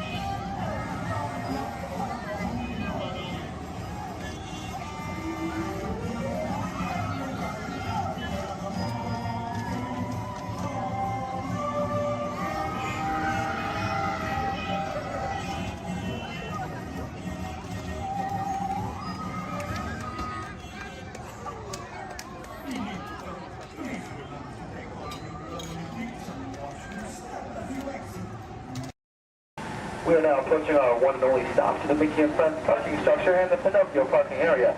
For your safety, we ask you please remain seated until this tram has come to a full and a complete stop. As soon as that happens, I'll instruct you to lower your head, watch your step, and exit to the driver's left-hand side and the driver's left-hand side only. But until then, please do... Welcome aboard the Walt Disney World monorail to Epcot. For those of you staying, please hold on to the handrails throughout our journey and stay clear of the door. For the comfort of others, no smoking, please. Thank you. As we turn south, you can catch a glimpse of the spires of Space Mountain in the Magic Kingdom. Nearby is Disney's contemporary resort.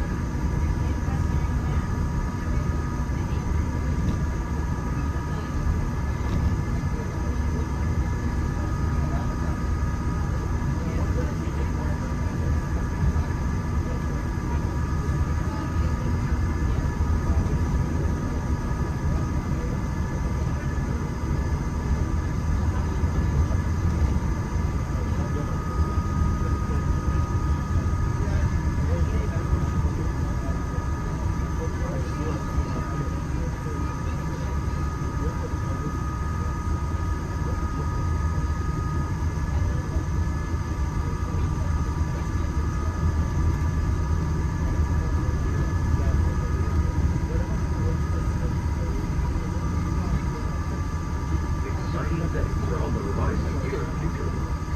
Whether it's rocketing back to the big battle with the Guardians of the Galaxy, or exploring the hungry city battling the combat blood, these words are sure to inspire. If you're looking for an exhilarating sensory thrill, step into Mission Space, where you and your flight crew can sign up for one of 2 out-of-this-world missions. And just next door is the new Space Kentucky restaurant, where you can eat with fun and enjoy stellar dining in space. At Test Drive, you can experience the exhilaration of test driving a vehicle all on the fastest ride ever created for Walt Disney. Across the river and through the showcase, you'll find representatives from the Post Office, making this a truly international experience.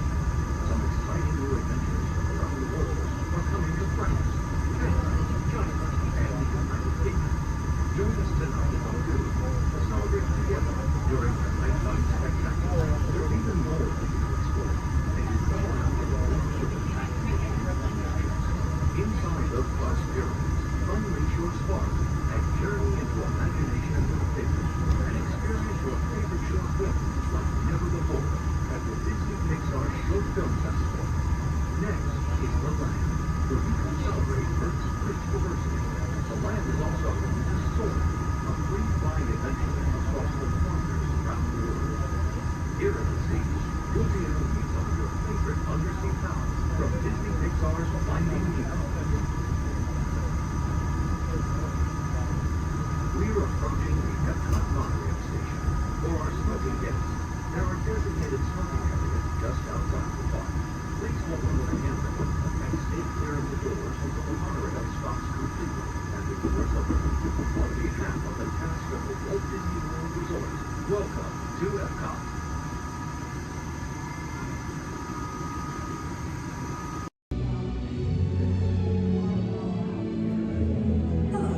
My name is Becky Klein, and I'm the director of the Walt Disney Archives. Here at the Archives, it is our mission to protect, preserve, and make available the history of the Walt Disney Company. So in celebration of 100 years of Disney magic and entertainment, it is my honor to welcome you to Disney 100, the exhibition. This very special exhibition will travel the world for 5 years in 2 units, one in North America and one in international locations. Both units feature hundreds of iconic Disney artifacts from throughout its history, including props, costumes, models, attraction vehicles, and artwork, as well as our original immersive activities that are sure to please visitors of all ages. We hope you'll enjoy your visit today and look forward with us to the next 100 years of Disney magic.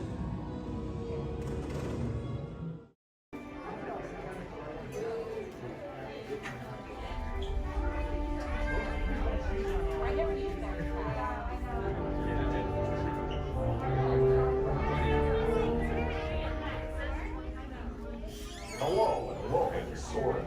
My name is Patrick and I'll be your chief flight attendant today. We'll begin boarding in a few minutes, but first I'd like to acquaint you with some important safety information. When the doors to your flight open, please take a seat and store all carry-on items in the underseat compartment. This includes cameras, purses, hats, and of course, these little beauties. Next, fasten your seatbelts, inserting them into the buckle on your right. If smaller aviators don't measure up to the height indicator on the seat, just put the belt through the loop in the center strap before buckling it.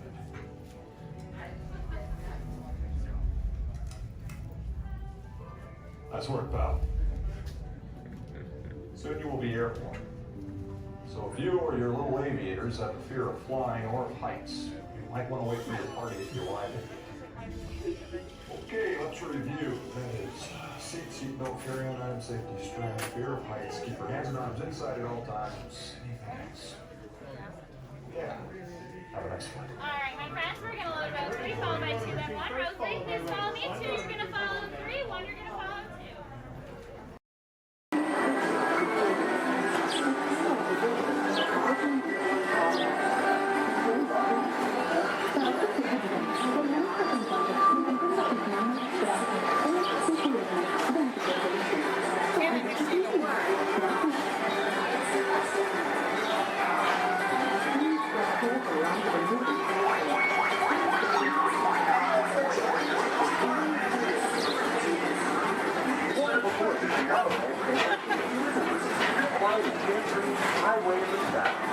like to sit back, relax, and enjoy your grand little tour of Florida.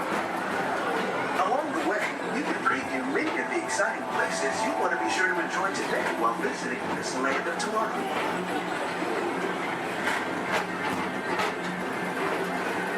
The People Mover is the perfect vehicle for people watching, so keep your eyes peeled. You never know who you might see.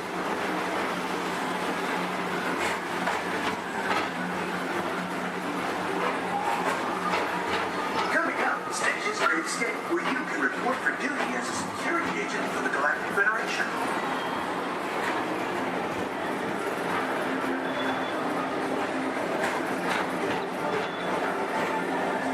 Your mission is to keep Experiment 626, the biggest little mischief maker in the galaxy, under control.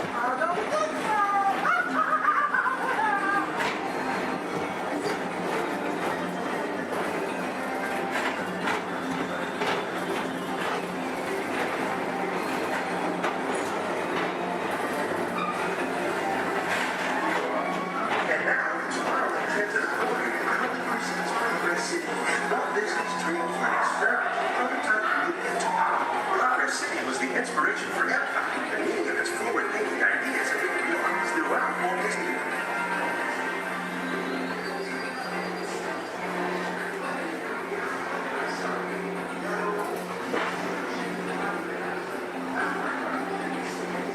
If your future includes shopping, then you'll want to visit Lucky Star Traders, where you'll find the greatest goods from around the galaxy.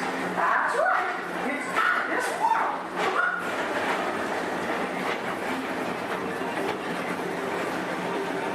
At the Disneyland Speedway, put the pedal to the metal and speed towards the checkered flag in your very own race car. Young or old, this is your chance to drive in the fast lane without worrying about getting a speeding ticket.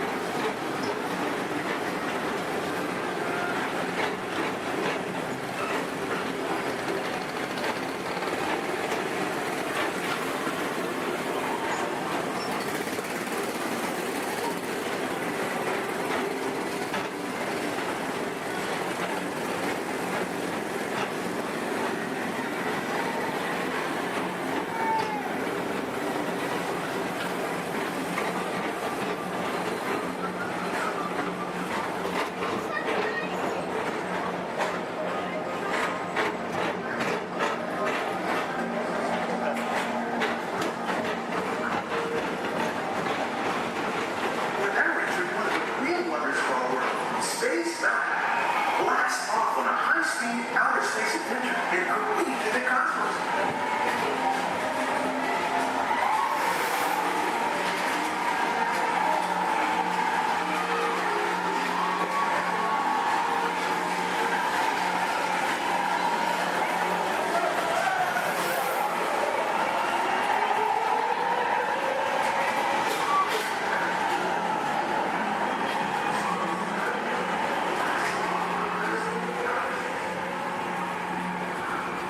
Paging Mr. Morrow, Mr. Tom Morrow. Please contact Mr. Johnson in the control tower to confirm your flight to the moon.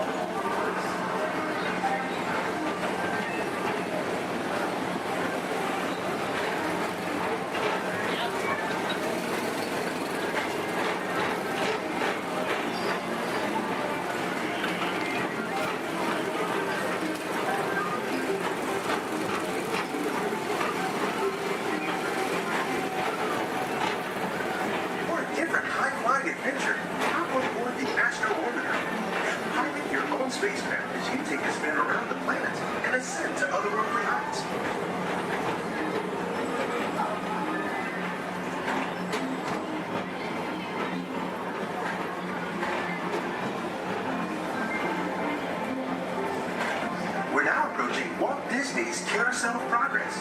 Inside this rotating theater, whole families welcome you into their homes of yesterday and today, starting way back at the turn of the 20th century. First presented at the New York World's Fair, this legendary circular theater celebrates the progress that is made on lives then. It's a perfect reminder that there's always a great, big, beautiful tomorrow shining at the end of every day.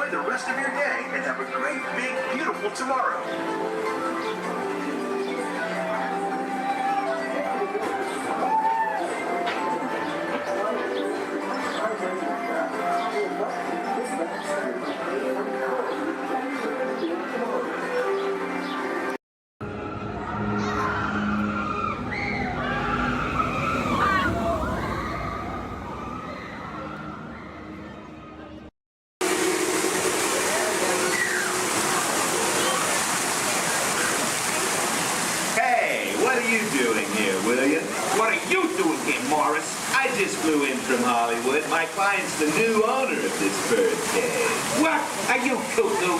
My client's the new owner. Disney gave me an exclusive. Co-exclusive. Didn't read your contract. I gave it a bird's-eye glance. And you call yourself a talent agent? I negotiated my tail feathers off for this deal. Well, my client does not share credit. He's a very big bird. Your client is Big Bird? Not Big Bird, a big bird, you bird brain. Well, your dim little star is now half owner of the Enchanted Tiki Room with my superstar. Think again, chickie babe. Stop grousing. Just look at these paying customers waiting to get in. Did you say paying? As in money.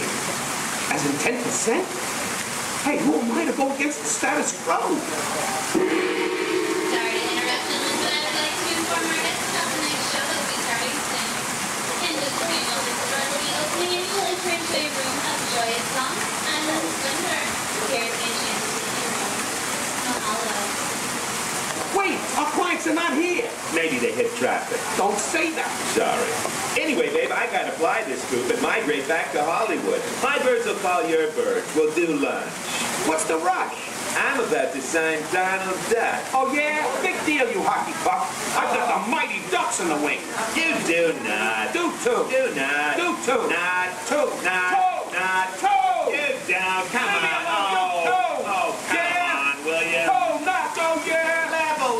Put the bubble between the lines. You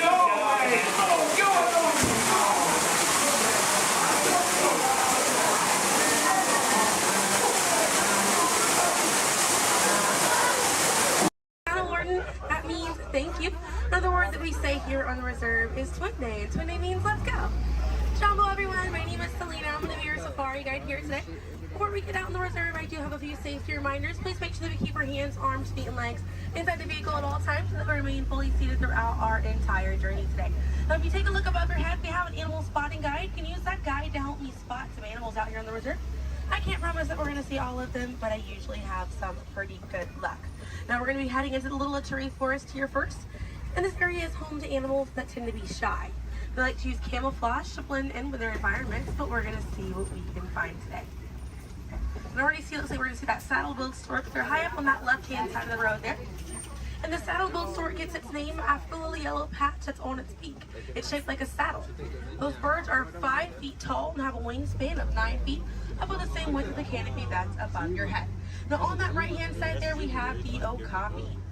And the okapi have stripes on their legs that make them look like they're related to the zebra, but they're not.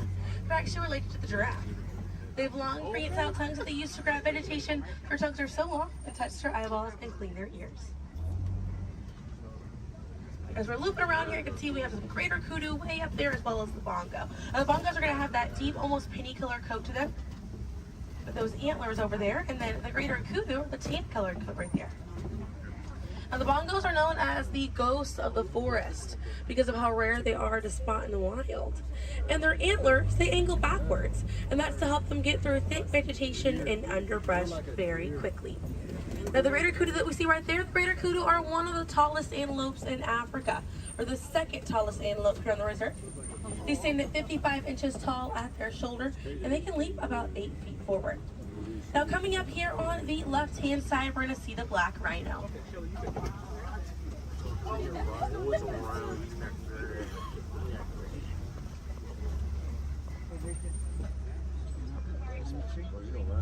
Now, black rhinos are the smallest rhino in Africa. They weigh about 3,000 pounds. Rhinos are poached or hunted for their horns. Some people believe that they have medicinal value, but they do not. Their horns are not valuable at all, made out of keratin. And that's the same thing that our fingernails are made out of. Really good view of that bongo there on the right-hand side as we're passing by here.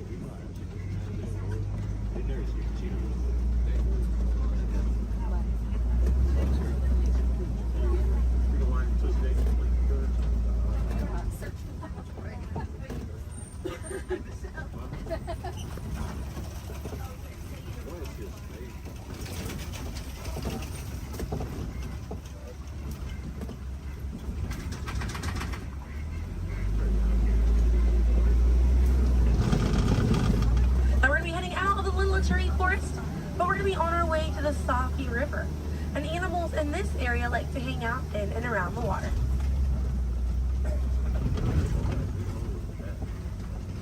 Now, coming up on the right-hand side, we're going to see some pink-back pelicans. And the pink-back pelicans get their name for the pink skin that occurs on their back during mating season. Now, those animals are colonial nesters, so they'll nest between 20 and 500 pairs. That's a group of 40 to 1,000 pink-back pelicans.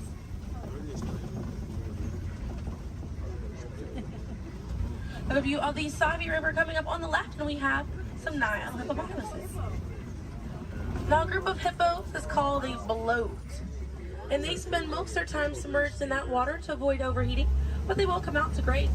And they can stay submerged in that water up to 8 minutes at a time. And instead of swimming through the water, hippos will actually walk or run along the bottom of the riverbank, helps them glide through that water right there. One of the ways you can help out your waterways is by checking your sunscreen to see if it's reef safe. Another way is just being aware of how much water that you use and trying to conserve as much as possible.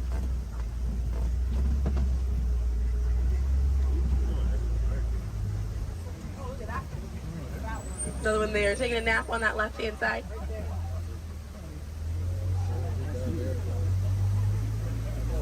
Now, coming up on the left, we're going to see the Nile crocodiles.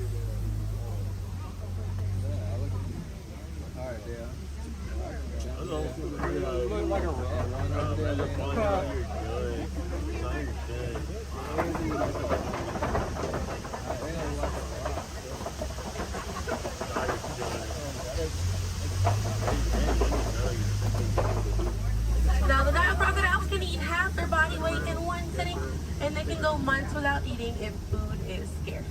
Now, mother and father crocodiles are great parents, and they'll gently roll their eggs in their mouth It softens up their shell and it makes it easier for their babies to hatch. But we're going to be heading into the savannah now, and the savannah hosts millions of migrating animals every year. And it's home to Africa's most well-known animals, such as zebras and giraffes. I'm hoping that we'll be able to spot some today, but as we're getting out here, we have a pretty good chance to identify some animals with that animal spotting guide. We have lots of wide open spaces. Already see, looks like I can see the elands are out there. Wondering what other animals. I'm hoping it'll be a pretty busy day out there.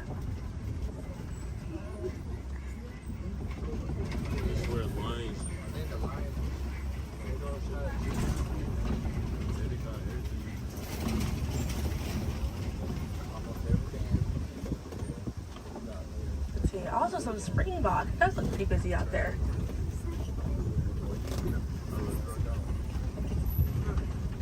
So we're still looking around here. Keep an eye on the right. They're going to be past this kind of rocky area. It's a herd of wildebeest way back there in that pathway. And the name wildebeest means wild beast in Afrikaans. And they'll travel in groups of 1.5 million, and they'll go about 500 to 1,000 miles every year. That's roughly the distance between here and New York. And during a wildebeest's great migration, they can kick up so much dust that their dust cloud can sometimes be seen from space. Now, wildebeest are very impressive animals. They're able to run about 15 minutes after they're born. But this group of trees there on the right-hand side, they're all kind of pruned underneath to the same height, and that's about as far as those giraffes can reach. Like the vegetation on these trees all around this area here. Now that's going to be the Maasai giraffe, and the Maasai giraffes have an irregular coat pattern. They don't have those clean lines around their spots like the reticulated giraffe that's on your animal spotting guide does.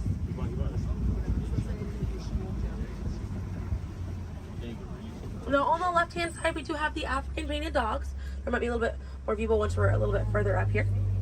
Now, African painted dogs get their name after their fur pattern. It kind of looks like they have paint on them. It's unique to each animal, and that's how they identify each other.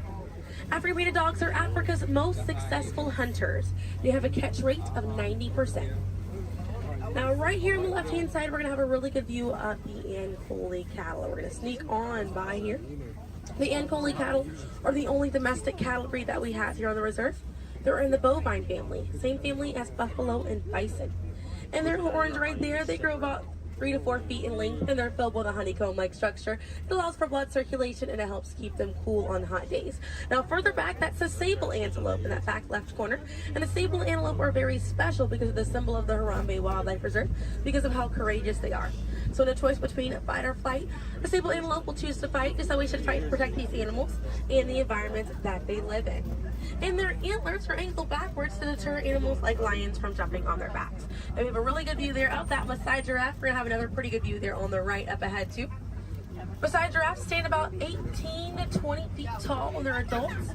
And when they're born around 6 feet tall. They have about a 6-foot drop the moment that they're born. And just like the okapi, they do have those long prehensile tongues that they use to grab vegetation. They kind of use like how we use our fingers to grab food.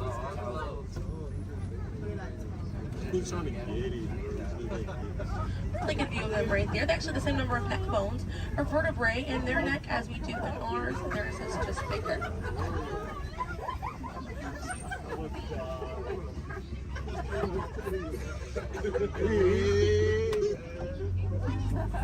Group of giraffes is called a tower.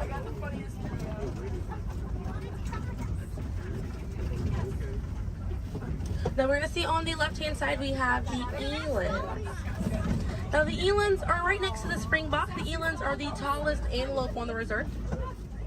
They stand at 6 feet tall at their shoulder. One of my favorite eland facts is they'll make a flower crown with their antlers to impress the females during mating season. Now it's not a perfect flower crown, they'll kind of root up at plants and bushes, but it's the thought that counts. Another eland right there, a couple of elands right there. And then we have the springbok, and the springbok are the smallest antelope on the reserve. They're able to jump 6 feet straight up into the air repeatedly and about 13 feet forward. And they're a symbol of a lot of sports teams over in South Africa. Now those elands right there, they can weigh up to 2,000 pounds.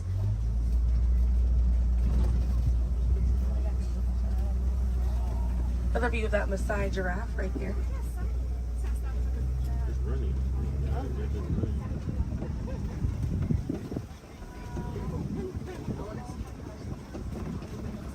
See what else we have Waiting around the corner for us.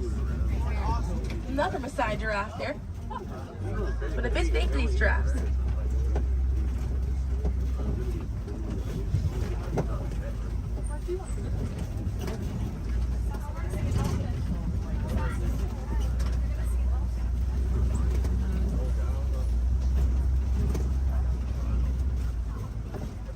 We're going to see the African elephant up here. It's going to be on the right-hand side of the truck.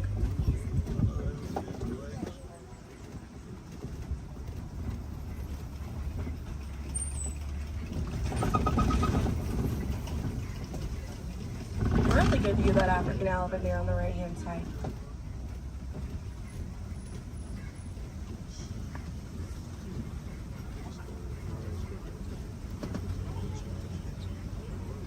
And on the left we have the mandrill. That's the male mandrill on the left. Lots to look at right here. Male mandrills weigh about 100 pounds. Females grow up to 30 pounds. And they can bare their teeth at each other as a sign of aggression, but they usually don't. They usually do it as a friendly gesture.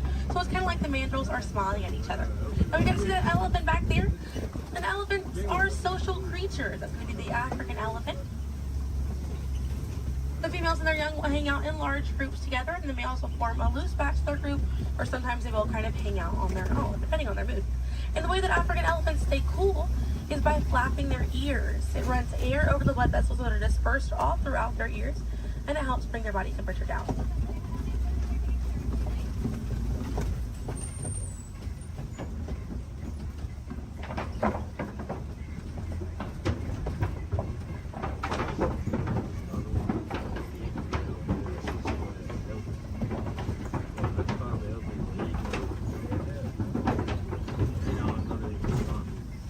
We're going to be looping around this area here. We have lots of red clay on this right-hand side.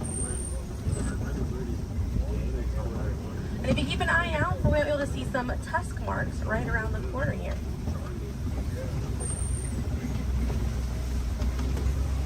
So those tusk marks on the right were caused by African elephants. And they'll scrape up against that clay and they'll eat it. More elephants there on the left-hand side. And they eat it because it contains the minerals that they need, sort of like how we take vitamins.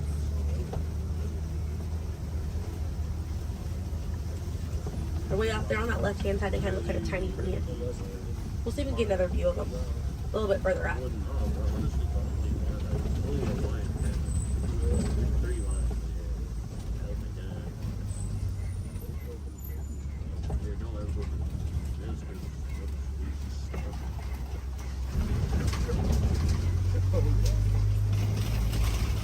So on the right-hand side, we're going to pass by a couple of trees. There's one on the left by those elephants as well.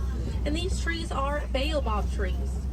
And baobab trees survive by storing water in their trunk, and they stay leafless about 9 months out of the year. Now, baobab trees have a few different nicknames. One is the upside down tree, and the other one you might be familiar with is the tree of life.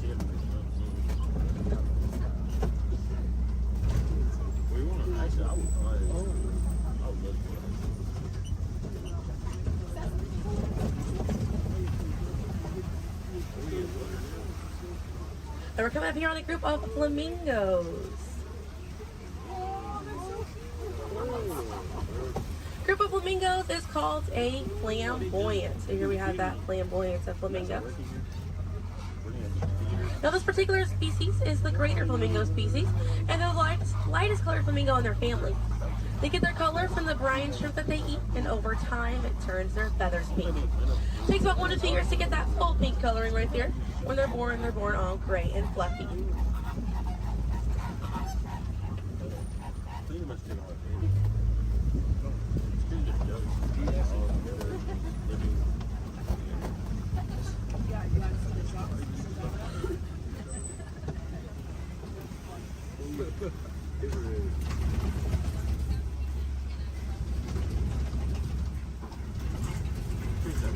We have some white rhinos right around the corner here. So they're going to be hanging out by a mud wallow on this left-hand side, and they'll use this mud wallow to cool off it. And they'll coat their skin in the mud to act as a natural sun protectant, sort of like how we use sunscreen. Now elephants do something very similar, and they'll fling dirt and mud on their backs as well. Just how important it is to protect ourselves outside in these environments by wearing hats, sunglasses, sunscreen. Very, very important, as well as staying hydrated. Now that white rhino right there, they weigh about 4,000 to 5,000 pounds. Group of rhinos is called a crash, and they can run at 35 miles an hour. Now on the right-hand side, those are some ostriches way back there. Ostriches are the largest bird. They have wings, but they do not fly. They use those wings for balance and to help them change direction. Comes in handy because ostriches can hit speeds up to 40 miles an hour.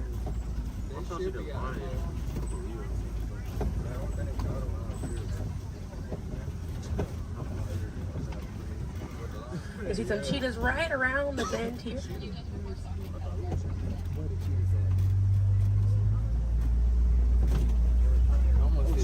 That's a good view of that cheetah there on the left. Now cheetahs are the fastest land animal. They run a little over 60 miles an hour. And they have 2 black lines on their face. Those black lines are called tear marks. And they help reflect the sun. Benefits cheetahs because cheetahs are daytime hunters. Now cheetahs do not roar. Instead of roaring, they'll meow and they'll purr. And their claws are not retractable, so they're out all the time. Now we're coming up here on some Kopi rocks. And Kopi rocks are rocks that jut out from the savannah. And a lot of times animals like lions will use these Kopi rocks as a vantage point to kind of scope out their territory and their prey. Really beautiful view of that male lion right there. Now at full volume, their roar can be heard up to 5 miles away. And they can sleep about 16 to 20 hours a day. Really impressive view of them posing right there. Now, female lions will do most of the hunting for the group, and the male lions will stay back and kind of guard the territory and guard their cubs. And the Swahili word for lion you're probably already familiar with. The way that you say lion in Swahili is simba. Now we're going to see some more ostriches. You have some white rhinos over here too, and the lioness is there on the left. Looks like she's posing for us as well. Really cute view of that white rhino as well on the left here. Or excuse me, yeah, right hand side.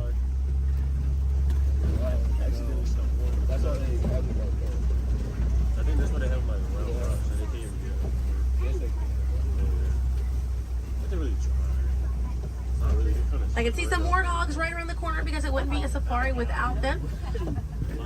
Few of them over here. Warthogs are in the same family as domestic pigs. They're really intelligent animals and are the largest burrowing animal as well.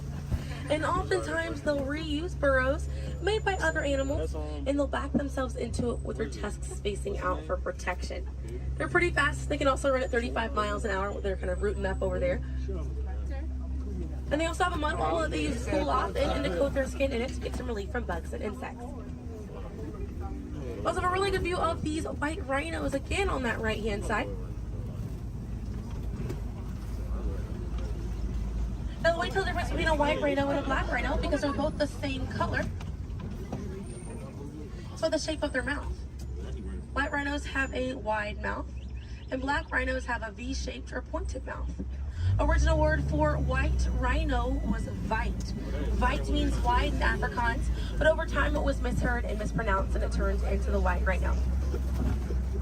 I have a few of those warthogs as we're passing by on the left-hand side, but on the right we're going to see some ostrich eggs in that tall grassy area. And each one of those eggs right there weigh 3 pounds, and it's the equivalent of 2 dozen chicken eggs. Now those shells are so strong that the average man can stand on them and they will not break.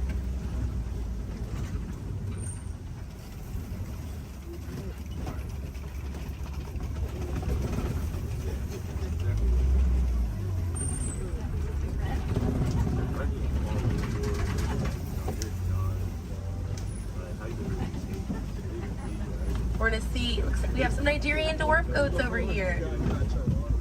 And these goats are used for their dairy products, such as milk and cheese. So they take up a lot less land than cattle, so they're easier on the environment, and they're very cute. Now their milk is considered high value, so selling that milk helps take away the need to rely on wildlife. Now if you do want to see some more goats today, you can head over to Rafiki's Planet Watch. They have a petting zoo area, an animators area, and a kind of behind the scenes look at Disney's Animal Kingdom. Very, very cool. Definitely check it out if you have the time. They have a conservation station over there, and inside that they do have an animal hospital as well. Pretty cool. It's going to be a train right away through the Wildlife Express. Those trains are going to start running at 9:30. The last train leaves at 4:30 today. The petting zoo is going to close at 5 o'clock once you're over there, and the animators experience is going to close at 4:45. But we got to see a lot of really cool animals today. If you'd like to learn some more information, you can check out DisneyAnimals.com, or National Geographic is a really good resource. Some ways to help out these animals at home include volunteering at your local nature center, or a conservation organization, or even joining a local beach or river cleanup. Some more simple ways to help out at home include turning off the water while you brush your teeth, or using reusable water bottles instead of disposable ones. Now, those small changes really add up to make a big difference. And on behalf of Kilimanjaro Safaris, my name is Selena. I'm from Pensacola, Florida, and it was an honor to be your safari guide here today. I hope that you were able to see the importance of these animals and the environment that they live in. Now, here in the reserve, we don't like to say goodbye because goodbyes are far too sad and far too final. So I will leave you with the Swahili word, kwaherini. And kwaherini means to go well, with the intentions of seeing each other again one day. So kwaherini, my friends. Another word that we say here on the reserve is asante sana. And again, that means thank you. So thank you for joining me here at Kilimanjaro Safaris. I'll be dropping you off right around the bend here, right where I picked you up, so we still have a bit more of a journey together. Make room for everyone. Please offer available seating to those needing special assistance. If you're standing, please hold on to the handrails and stay clear of the doors. The monorail will depart momentarily for the Magic Kingdom. Thank you.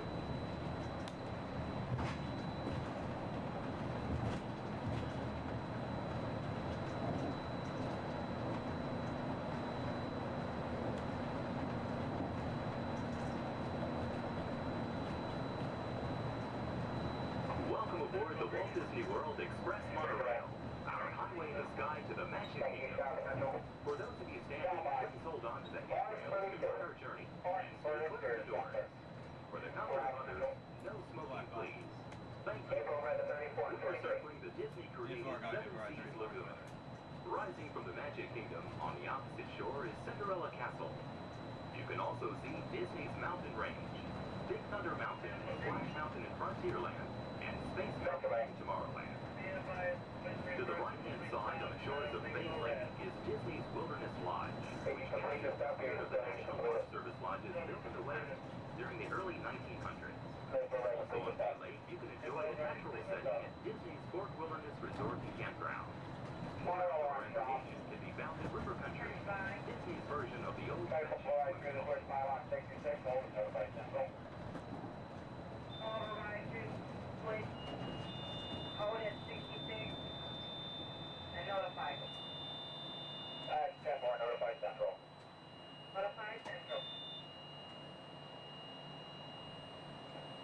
Central 3. Sacramento. Pages Radio. Step 1.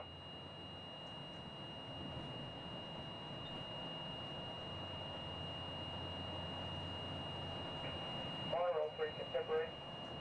3 by. Channel 4, please. Step 4, right.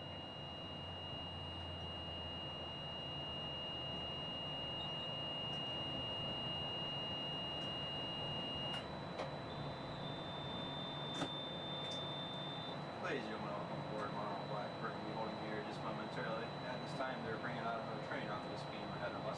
Therefore, we're going to have to wait here until that is complete. Once the train is on this beam and the alignment is lifting back up, we'll be clear to proceed.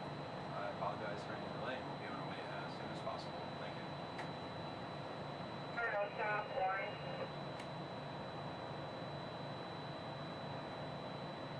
Stop by.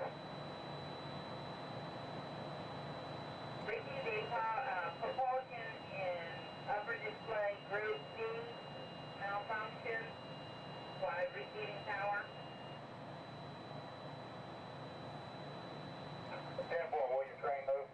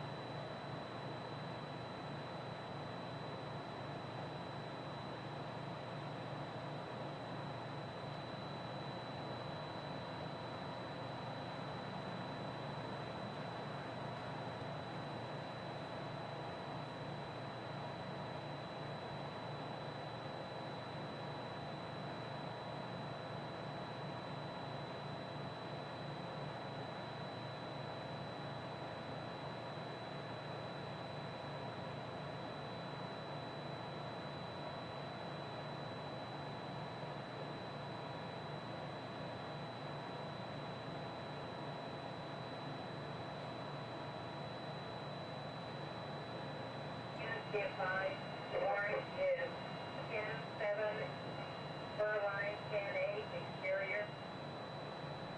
Right, stop. Central, orange. That's right.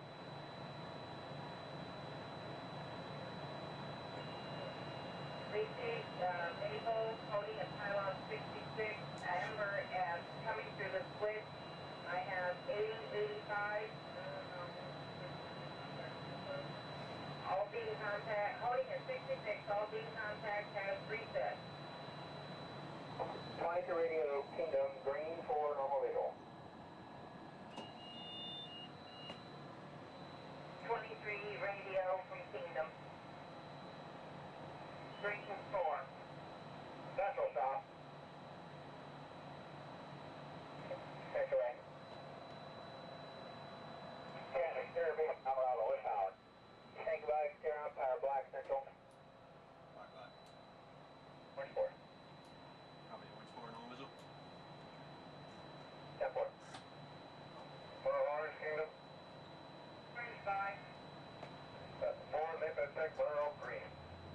Orange Maple check on green.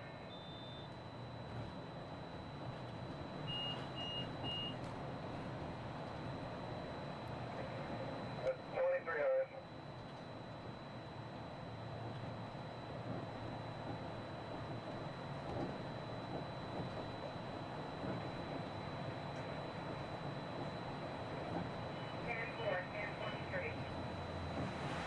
Thank you.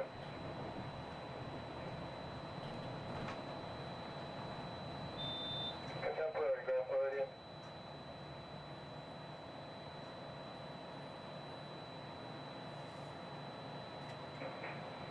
Contemporary by. Disregard. Bring on to the switch. Sentinel's going to Polly. Perform a new few tests that we do every time they bring it up. 10-4, thanks for advising. Contemporary clear. Probably gonna be holding one more time for that. Again, I do apologize for the delays. Orange Kingdom. This is standard procedures when we bring a new train up. We'll be on our way as soon as possible. Orange, Magic Kingdom. Orange 5. Maple Tech, green, please. Lieutenant green.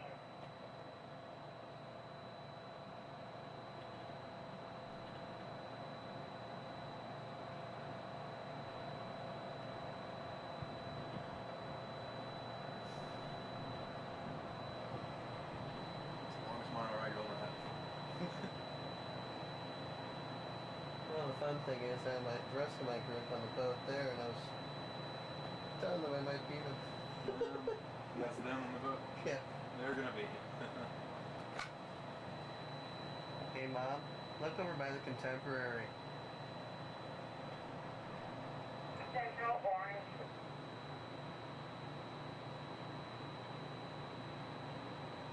Central, right? Holding in a pylon 68 with red maple. Good docking. Yeah, I know.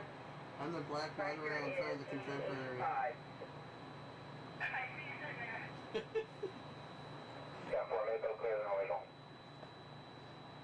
Full clear, normal visual. Yeah, they can't go fly without me anyway. I got the tickets.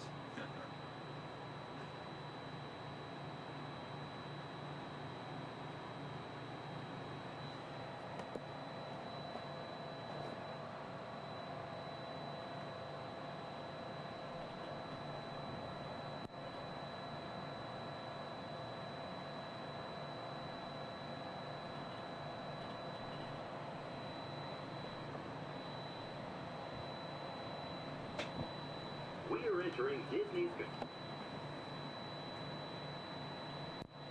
While your group is together, now is a great time to pick a place to meet if you become separated in the park. Should you become separated, stop by City Hall on Main Street, USA for assistance. Guest relations at City Hall can also help you plan your day, make dining arrangements, or provide a special guided tour of the Magic Kingdom. As you approach the entrance, please keep your party together and have your tickets ready. If you are traveling from another Disney theme park, please have your tickets and hand stamp ready as you enter the Magic Kingdom.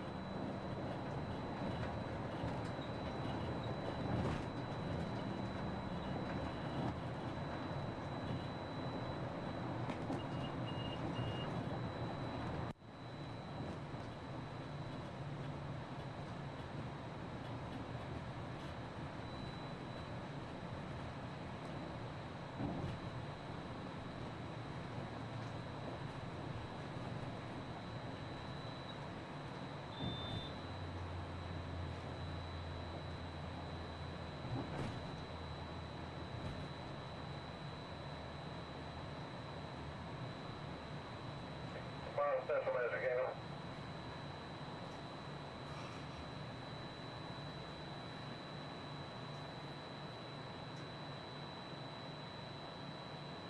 Central Kingdom. Sanctuary. One egg of orange Ben Steve is loose. Temporary, thank you. Orange Central.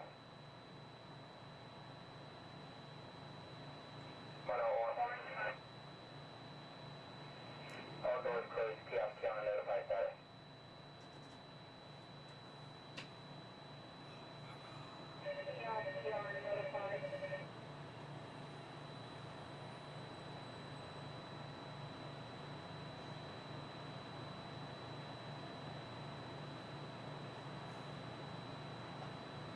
See your group? Yeah.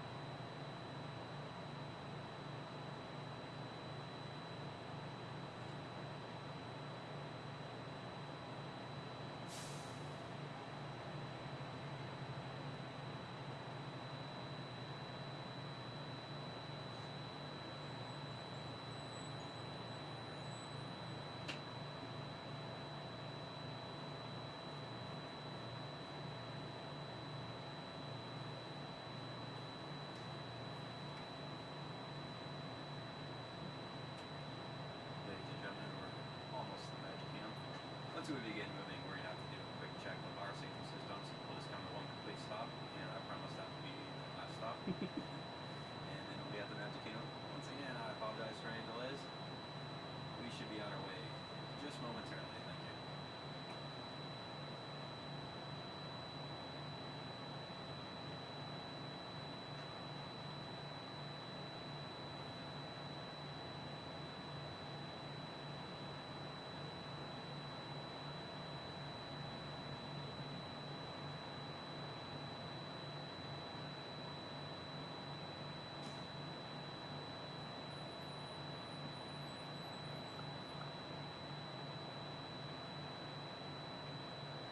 South Central, Monorail Orange, Cat 1 radio check, how do you read? That's two, I mean. 2 also. Reset complete. Propulsion has cleared up in upper display and monitoring. Temporary nominal. It's for normal visual.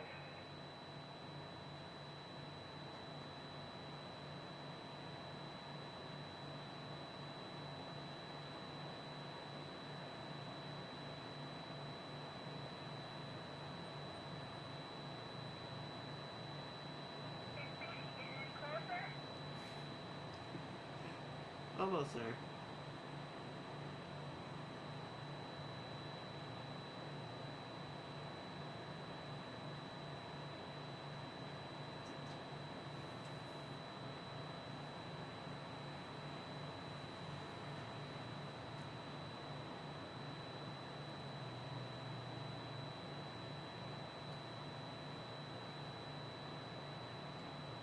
Central 3, hand unit radio check.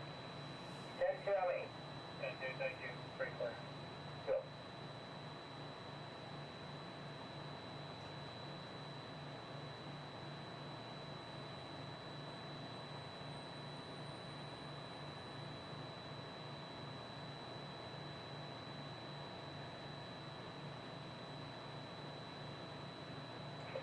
Black, Magic Kingdom. Black 566. And 4 Maple Check cars. Maple Check.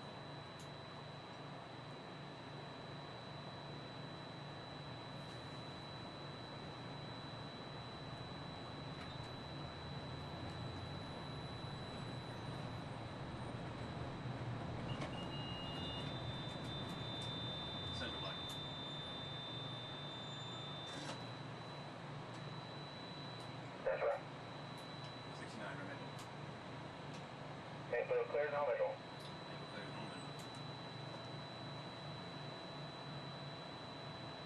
Orange Central. Goodbye. Reverse Maple check. Disable check.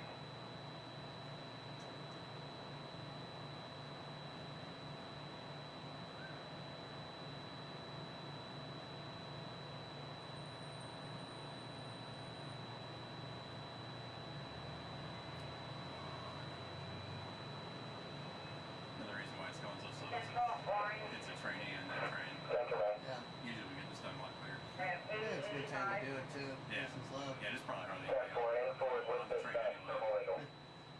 Forward, with dispatch, normal visual.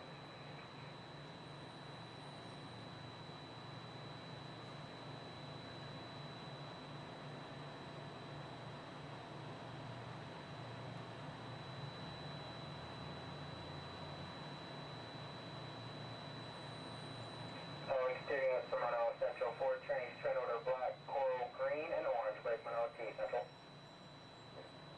Goodbye. Black, coral, green, and orange on exterior.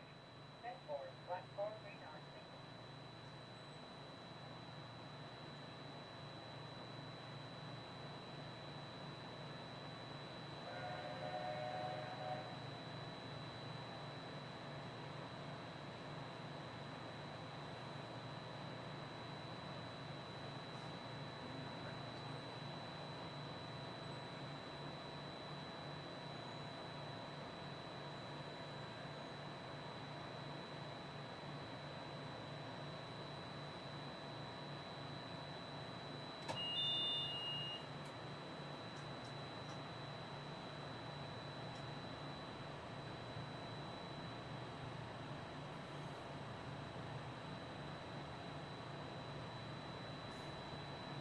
Better pull out fast enough or I make a liar out of me. If it doesn't, I gotta stop one more time.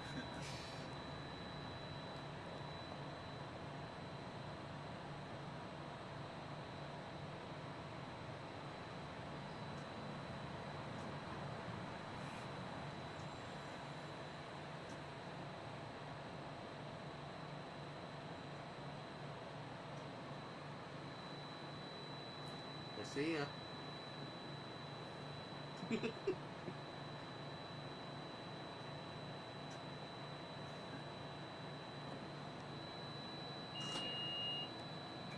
Ladies and gentlemen, we are approaching our station at the entrance to Main Street, USA, gateway to the 7 themed lands of the Magic Kingdom. Smoking is not permitted at the Magic Kingdom except in designated areas. Please consult your guide map or ask a cast member for the location of designated smoking areas. If you are standing, please hold on to the handrails and stay clear of the doors until the monorail stops completely and the doors open. Ladies and gentlemen, this is the Magic Kingdom Monorail Station. On behalf of the cast of the Walt Disney World Resort, we'd like to welcome you to the Magic Kingdom.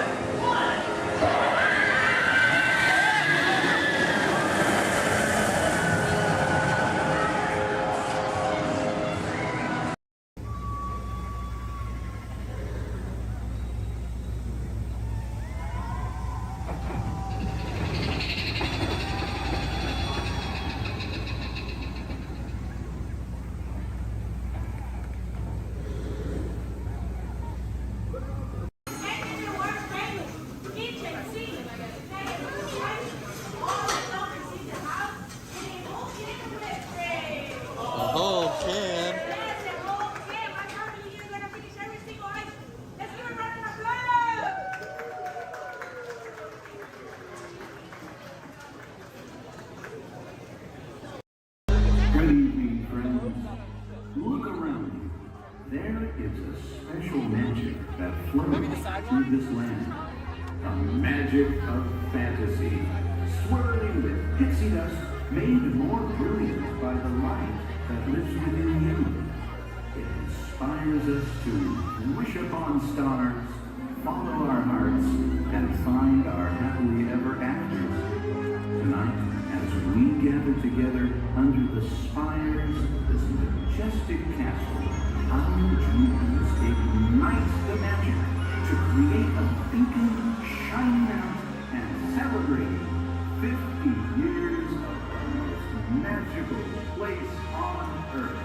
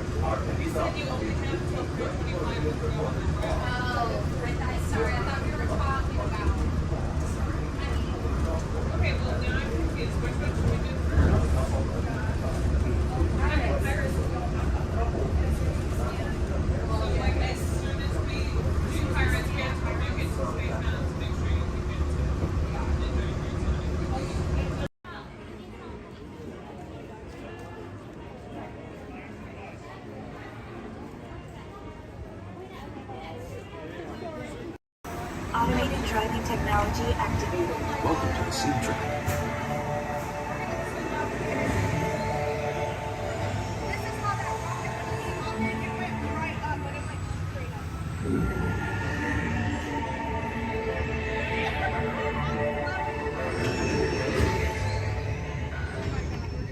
We'll begin with the capability test to see how your vehicle designs perform under challenging weather and surface conditions. Monitoring road surface.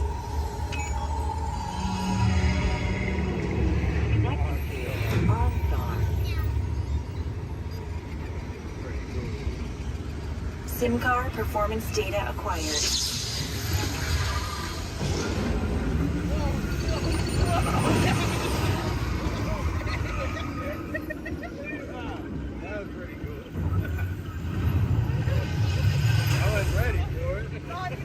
Let's see how your designs hold up now. Commencing SIM car off-road and extreme weather stunts.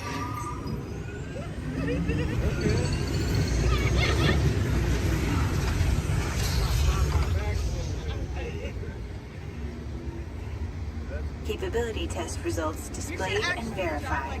Now let's see how your vehicles compare when it comes to their efficiency. Scanning SIM card for optimal eco efficiency.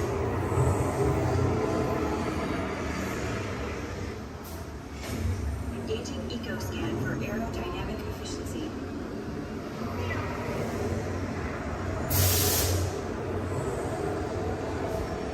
Drive systems analysis. Hyperspectral imaging in progress.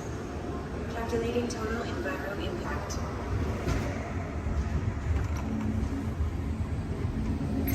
Commencing responsiveness test. Okay, the responsiveness data is now being synchronized.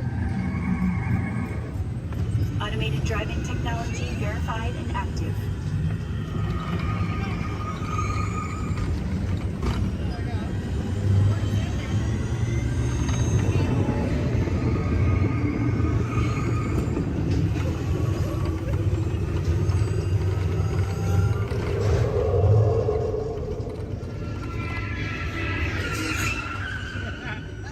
Automated crash avoidance technology disengaged.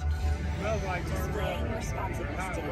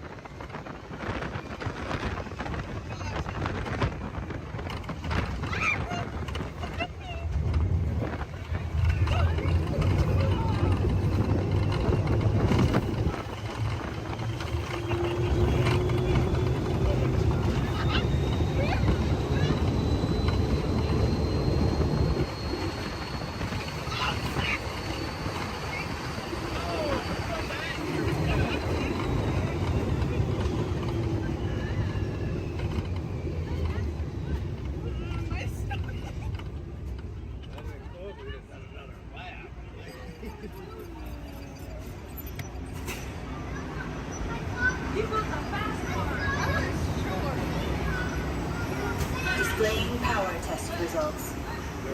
SimTrack performance testing complete. This concludes your performance testing. You'll be able to see how your Chevrolet custom concept vehicle designs compare with the sim car after you disembark.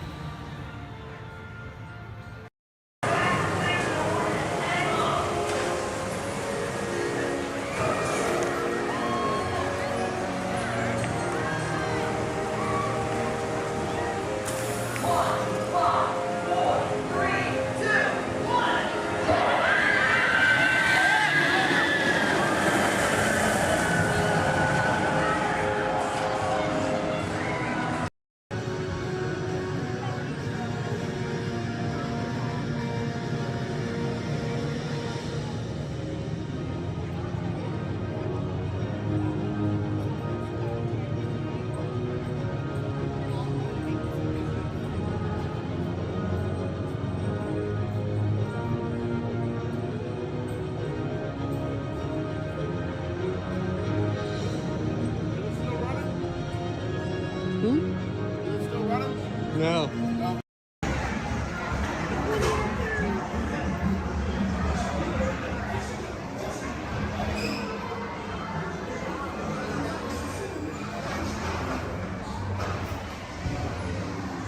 One day, 100-acre wood, the East Wind traded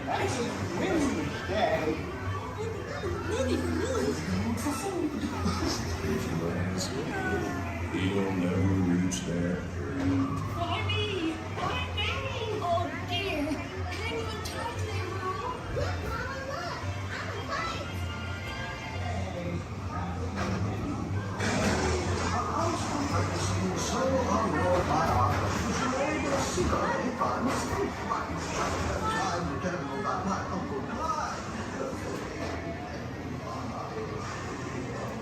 Hunter, come bounce with me.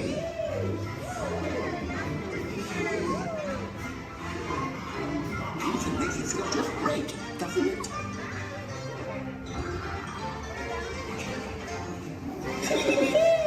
Follow me! Like to see. I almost bounced right out of the ride. Watch out, I have a month in the water. They feel honey. Still honey.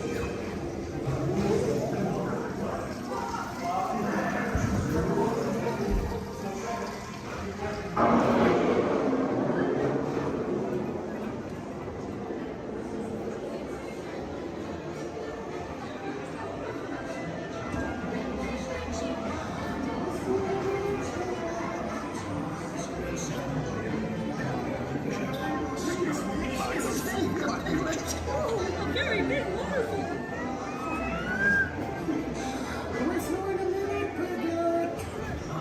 Rain went away, and everyone gathered together to say, Hooray for Pooh, too.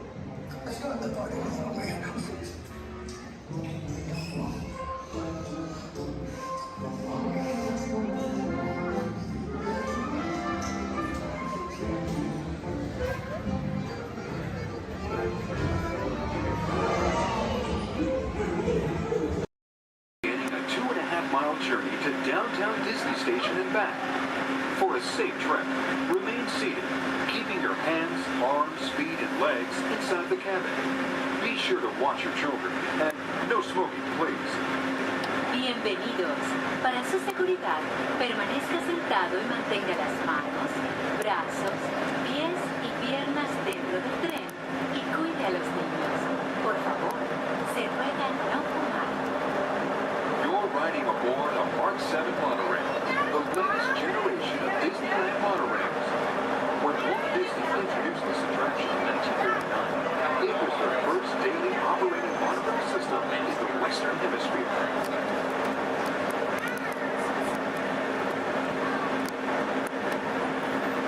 Just ahead is Disney's California Adventure, where you can live the ultimate California dream through attractions and live shows that are as diverse as the Golden State itself. The Towering Hotel is home to the Twilight Zone Tower of Terror, where you can literally take a thrilling drop into Hollywood history. The bear-shaped rock formation is part of the Grizzly Peak Recreation Area, a haven for outdoor adventures. Beyond it, you'll find the high-energy fun of Paradise Pier. Coming into view on the left are the villas at Disney's Grand California Hotel and Spa. It's the first Disney Vacation Club resort on the West Coast and shares the same arts and crafts style as the famous hotel, which we are now entering.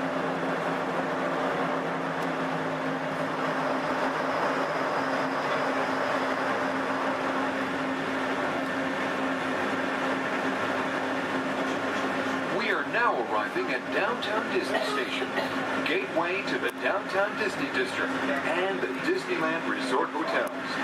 If you will be leaving us here and returning later today, please hold on to your park ticket and have your hand stamped as you leave the station. You may reboard the monorail for a return trip to Tomorrowland up until 1/2 hour prior to Disneyland closing. Please remain seated until the monorail comes to a complete stop and the doors have opened. Then gather your belongings, lower your head, watch your step, and exit to the left of the monorail.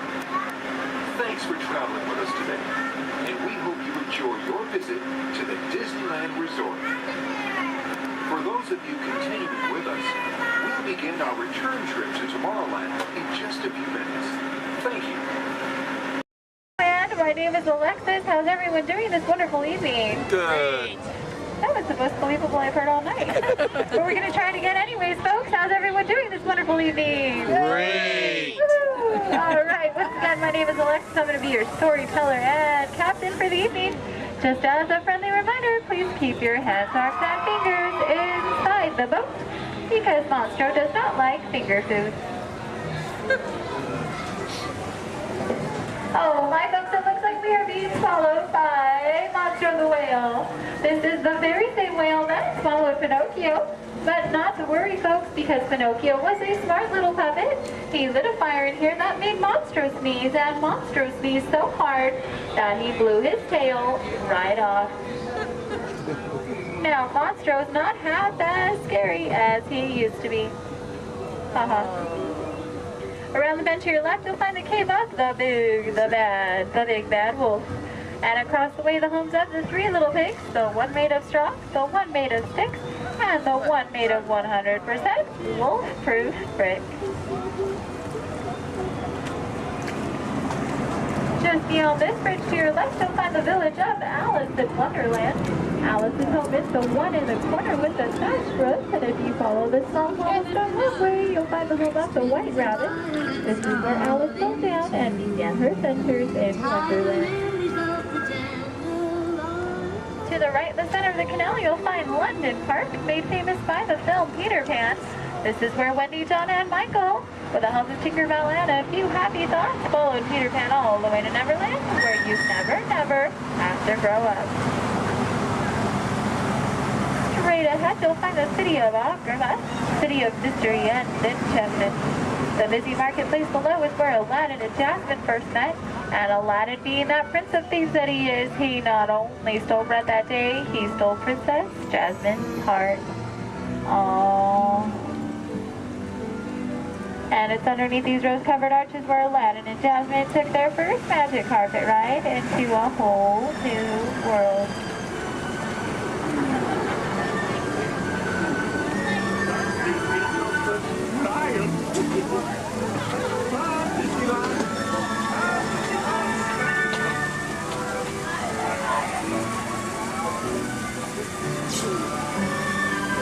Now, folks, please be careful and please do not touch anything because we are entering the Cave of Wonders.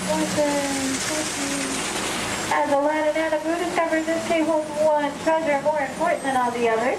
A magic lamp complete with its very own genie.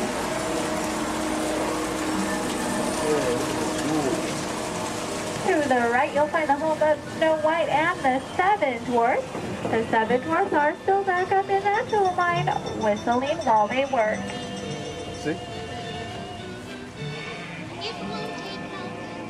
And to the left, you might recognize this French chateau is the home of Cinderella and her evil stepsisters and wicked stepmother. But not to worry, folks, because Cinderella now lives in that pink castle high atop the hill, where her and Prince Charming have lived. Does everyone know the rest of the sentence? Happily ever after. To the right, folks, in case you are like Dory from Finding Nemo with a short-term memory, you'll find the city of Agrabah, city of mystery and enchantment.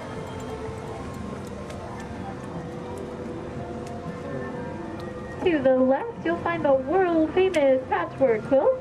This patchwork quilt is comprised completely out of desert flowers, and it, along with every other plant and tree here in Storybook Land, are 100% real. They have just been miniaturized by a process known only by Tinkerbell and a few of our Disneyland gardeners.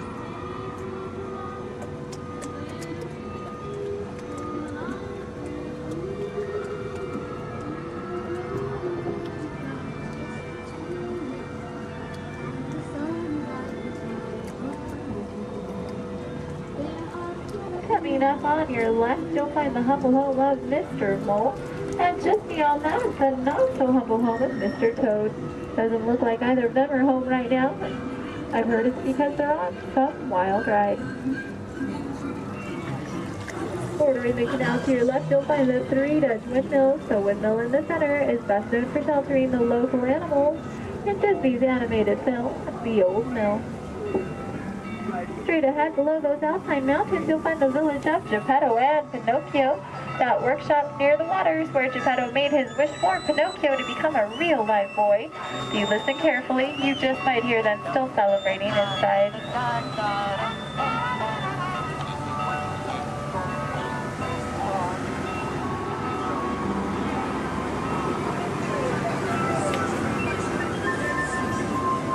Coming up on your right, you'll see the ship of Prince Eric. The sandy beach nearby is where Ariel took her first steps on land and saved Prince Eric. That castle on top of the beach is where her and, you guessed it, Prince Eric, now lives happily ever after. And it is behind this waterfall that you'll find the Kingdom of Princess. This is where Ariel grew up and is still the home of her bunch of Ashton sponsors. Folks, it looks like our journey is coming to an end. For those of you closest to the dock, please remain seated with your hands, arms, and fingers inside the boat. Thank you for joining us here in Storybook Land. We hope you have enjoyed your I'd like to ask everyone to please remain seated throughout the show, and please keep your hands, arms, feet, and legs inside the vehicle at all times. Oh, don't forget to supervise your children, and for the safety of our cast, we ask that you please refrain from the use of flash photography and external video lighting. Now that we've taken care of business, let's talk about me. My name is Travis, and I'll be your guide for this magical journey into the movies. It's the perfect job for me because, well, I love movies. Is everybody ready? Great, the cameras are ready to roll. Ready when you are, Stevie.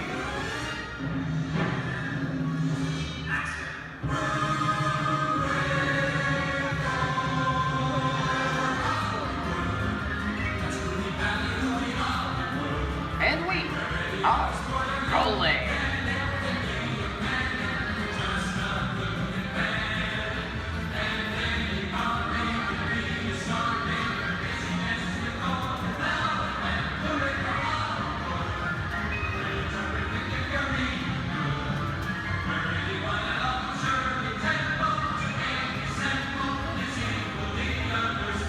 Hello everyone and welcome to the Great Movie Ride.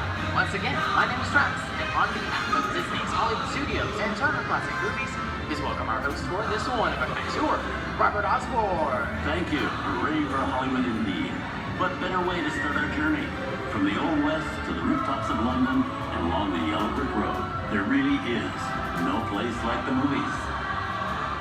One of Hollywood's significant contributions to the world of film were great musicals. This scene is from one of my favorites, the 1933 Busby Berkeley spectacular, Footlight Parade.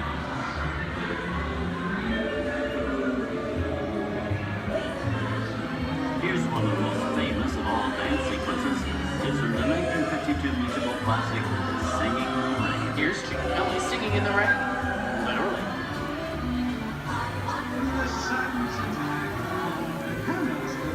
Here's one of the quintessential Disney musicals, Mary Poppins, starring Julie Andrews and Dick Van Dyke. This classic earned 13 Academy Award nominations. I love this song. Sing along.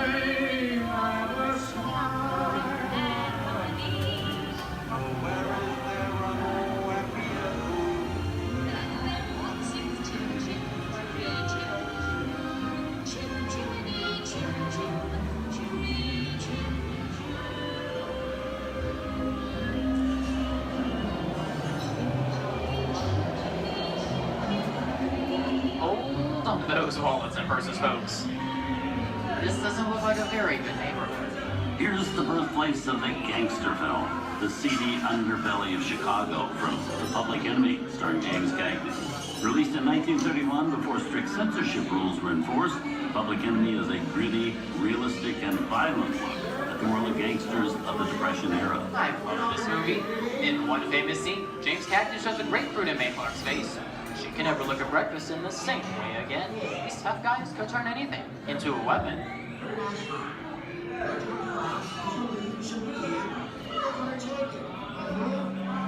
Kick in with the dog. If you don't, somebody's going to drop by here and kick your teeth out one at a time. And me, I get you. Now beat it. Tough guy,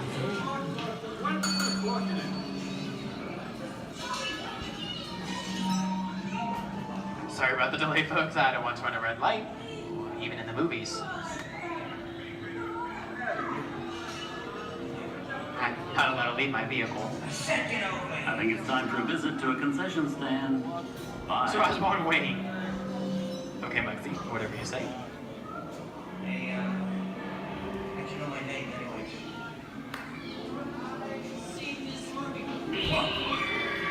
I keep on singing your fancy cars like to get out of here. So wait for it. I said spread out of here or you're gonna get hurt. Here they come, Bus! Get out your grinders!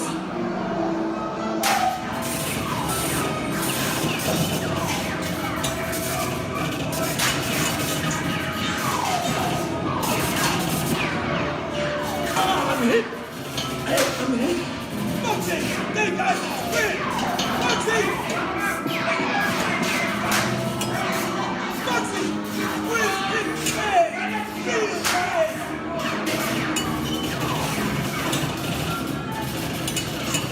Everybody just sit tight. Running red lights against the law. I will never break the law. Hey, watch this. No more red lights. Foxy!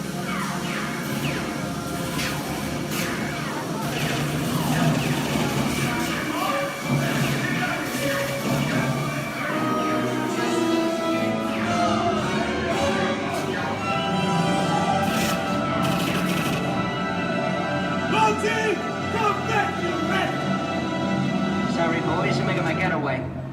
Give my regards to the warden. Suckers. What are you looking at? Everybody just mind your P's and Q's and, maybe you won't get hurt. Oh. This must be the west side of town, huh? Western films depict the legendary American wild frontier, where cowboys and their loyal steeds maintain order in towns against the untamable wilderness. John Wayne and Clint Eastwood are two of the iconic stars who epitomize this ideal of the stoic gunslinger.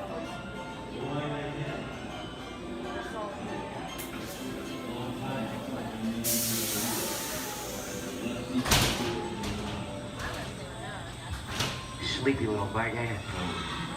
That's some mighty tough territory you're heading into, Pilgrim. I'd think about turning back if I was you.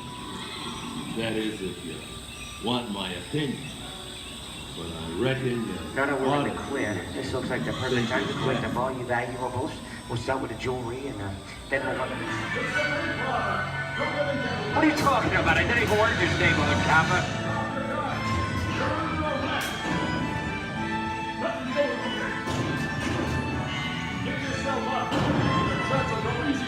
This is nuts.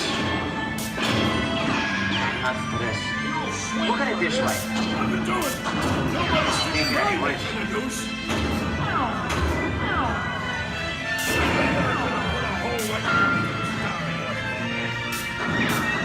Okay. Twice.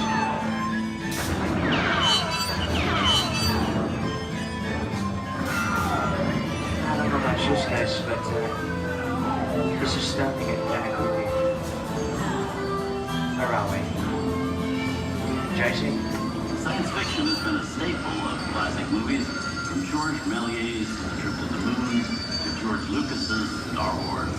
In 1979, director Ridley Scott and Sigourney Weaver made audiences believe that in space, no one can hear you scream. This is Alien. Hey, you down face.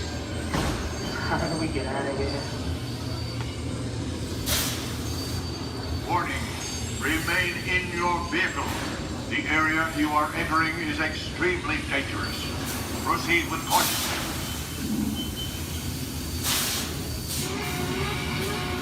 Danger.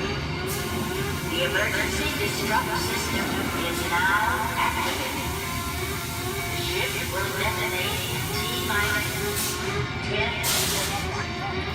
The option to override detonation expires T-minus 5 seconds.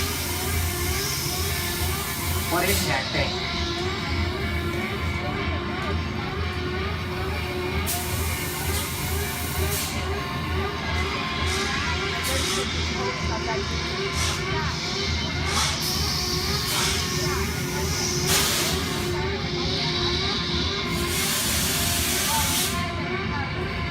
Get it together. I'm getting out of here. That's enough creepy crawly things for one day, right? Wrong.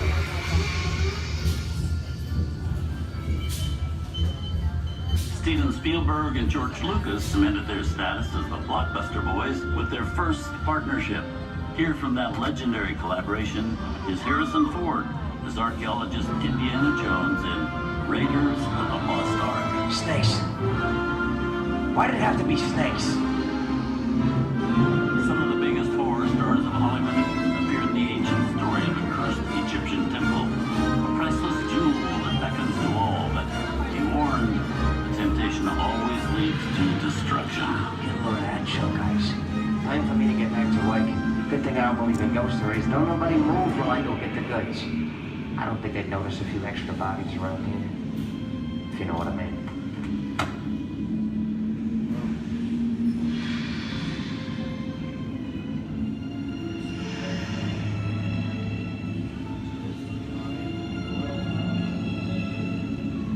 I've seen enough movies to know that you really shouldn't even think about trying to steal a jewel.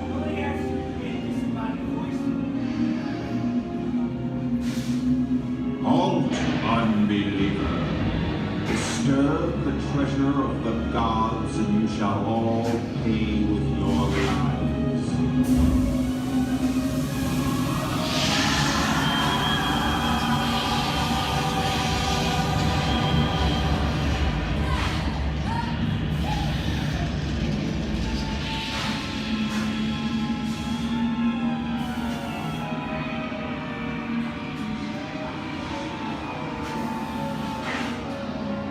Not bad for my first movie, huh? The twist ending. That just goes to show you anything can happen in the movies. Now, let's get on with the show. I see dead people. Things that go bump in the night have always been a staple of movies. One of the first horror films was the silent short featuring a dancing skeleton, written by the Lumiere brothers in 1897. Both audiences and filmmakers felt really interested in the cop, but the term horror was used to describe a film until the 1930s. Wow, it's really a jungle out there. Where are we? This is the jungle home of one of the most famous movie characters of them all, Tarzan. The movie's most popular Tarzan is undoubtedly Johnny Weissmuller, who's run through 12 films as the King of the Jungle. Over there is Marino Sullivan as Jay, and Tarzan sidekick Cheetah, who was portrayed by over a dozen chimpanzee actors over the years.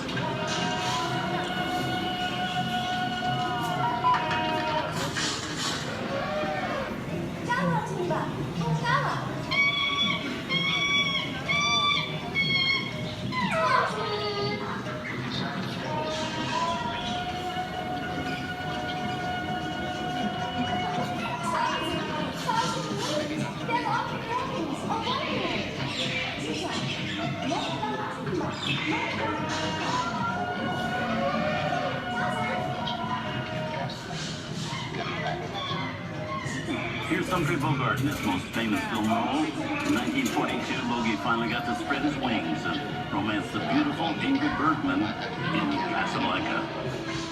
Look, I know that it'd be noble. It doesn't take much to see that the powers of 3 little people don't amount to a hill of beans in this crazy world. Someday you'll understand that.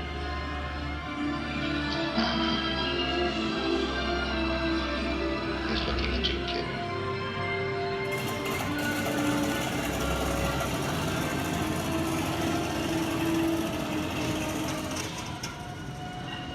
inside of us, we both know you belong to Victor. It was work, the thing that keeps you going.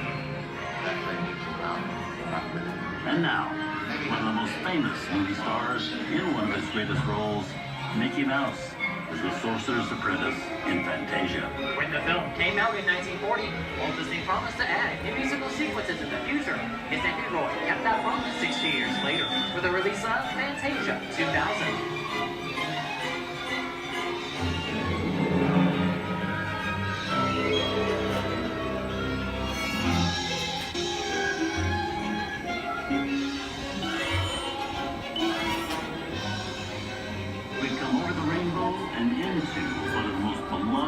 Most watched films in movie history, The Wizard of Oz. Toto, I have a feeling we're not in Kansas anymore.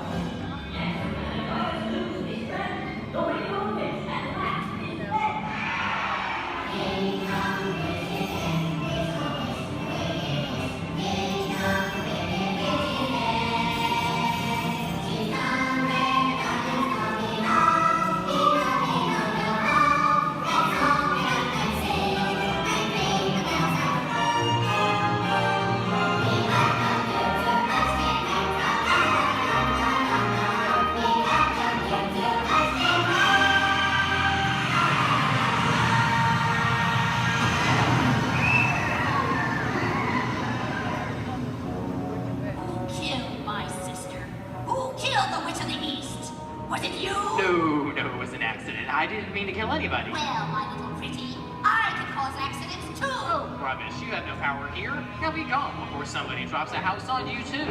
Very well. I'll bide my time. But just try to stay out of my way. Just try.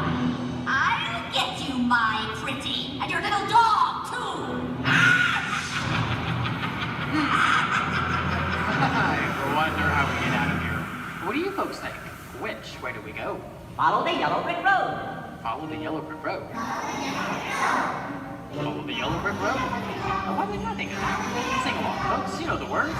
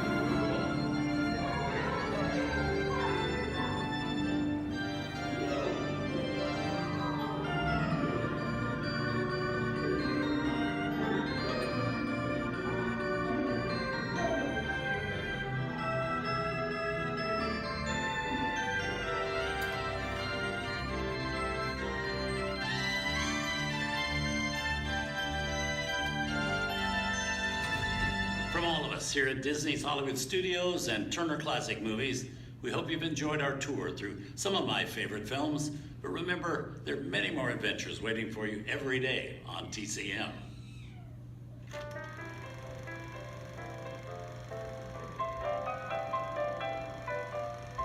We didn't need dialogue. We had faces. Wait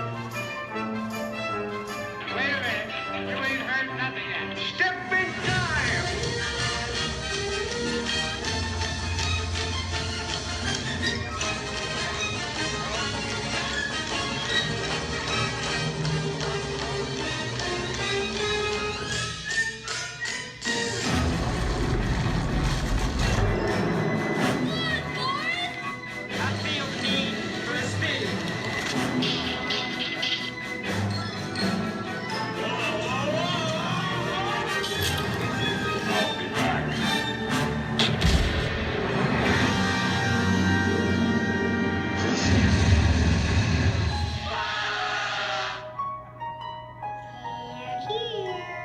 You best start believing in ghost stories, Miss Turner.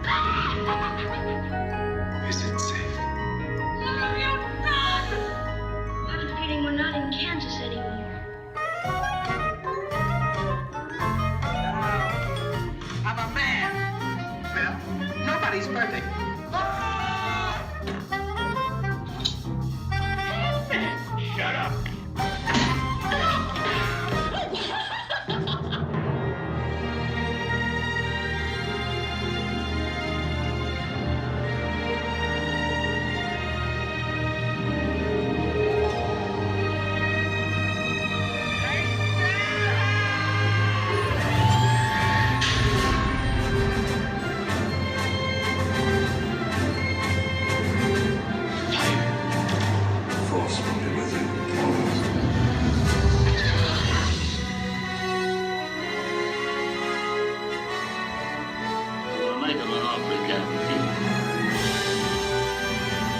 want to be alone. We didn't land on Plymouth Rock. Plymouth Rock landed on us. Good morning, Vietnam! He's looking at you, kid.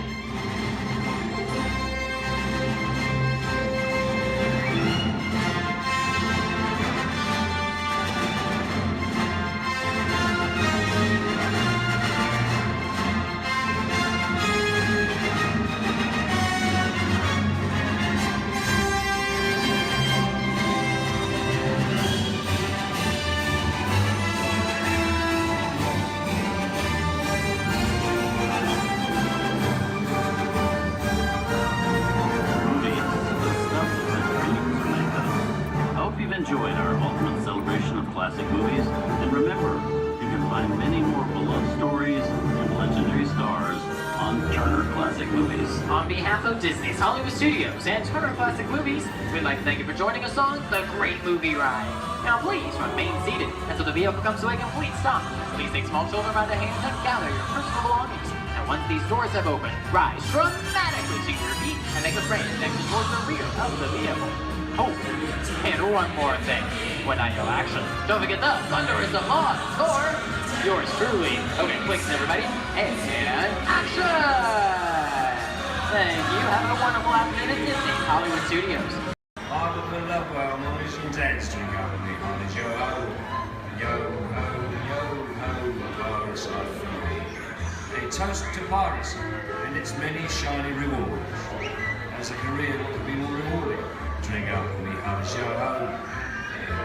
I humbly accept this magnificent treasure as my reward for a life of villainy, larceny, skullduggery, and lucidity. Me. Drink up with me, honey. Yo ho. Yo ho, yo ho, Paris life for me. I raise a toast to one of my many shipmates lost at sea. Salute, as me. Drink up with me, honey. Yo ho. Rascals and scoundrels, villains and knaves, drink up with me, honey. Yo ho. Devils are actually really bad eggs. Drink up, we honest, yo ho. Drink up, lads. There's treasure enough for all. I shall take this paltry sum as a stipend to cover my expenses. Riches and jewels. Drink up, we honest, yo ho. Yo ho, yo ho, pirates love for me. It is true, I am a pirate, bloody good. That is bad. Drink up, we honest, yo ho. I'm foolish in so much gold just lying about hidden away. Some miscreant might be tempted to steal it, eh? Marauding, embezzling, even hijack. You go with me, honest, yo ho. Hijack. Ah, my feathery friend, you've a divine singing voice. Do help yourself for a trinket. Small one. Drink up, you honest, yo ho. Yes, 'tis a fine treasure. Those who have temporarily some climatic reasons.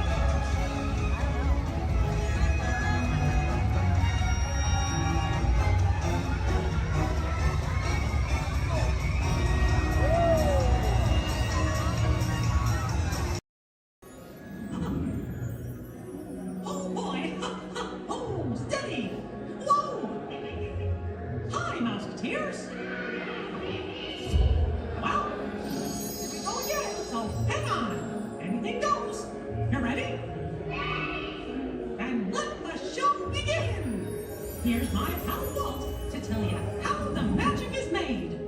There's a lot of satisfaction in developing ideas into reality. When we consider a new project, we really study it. Not just the surface idea, but everything about it. And when we go into that new project, we believe in it all the way. We have confidence in our ability to do it right, and we work hard to do the best possible job. There's really no secret about our approach. We keep moving forward, opening up new doors, doing new things, because we're curious. And curiosity keeps leading us down new paths. We're always exploring and experimenting. Everybody ready? Then on with the show!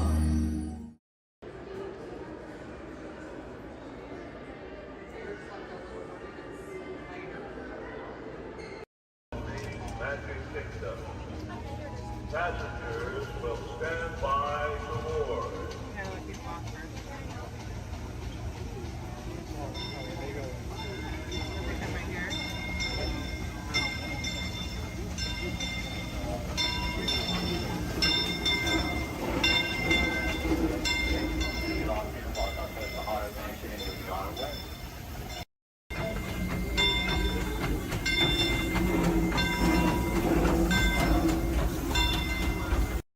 Living with the land. Por su seguridad, permanezca sentado con sus manos y brazos, pies y piernas dentro del parque y cuida a los pequeñitos. A manera de recordatorio, no tomar fotos con flash y luz de video antes de llegar a un hotel.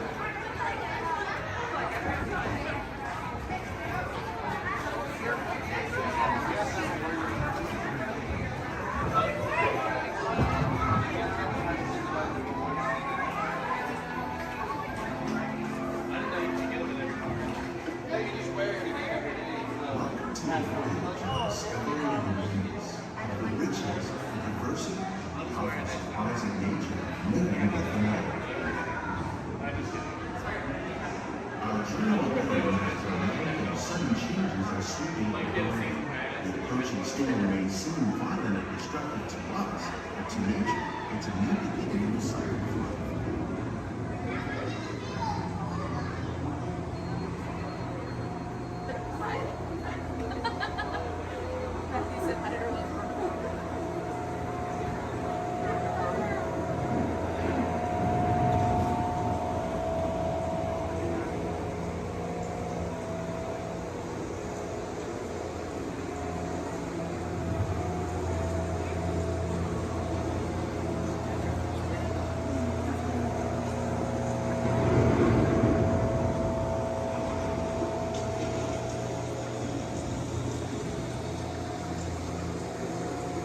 Beneath the surface of the lake, roots trap water from the flowing mud, extracting precious nutrients and minerals.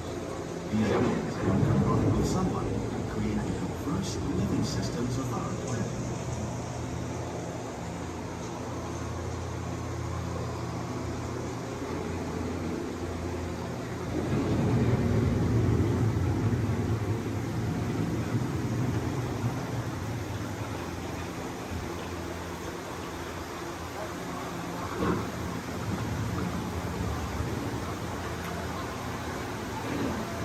One of those living systems is the rainforest, home to the most amazing concentration of life on our planet. These dense and beautiful forests cover only a tiny portion of the Earth's surface, but they contain more than half of its plant and animal species. Rainforests are also extremely rich and productive living systems, providing us with oxygen, food, medicines, and other elements essential to our lives.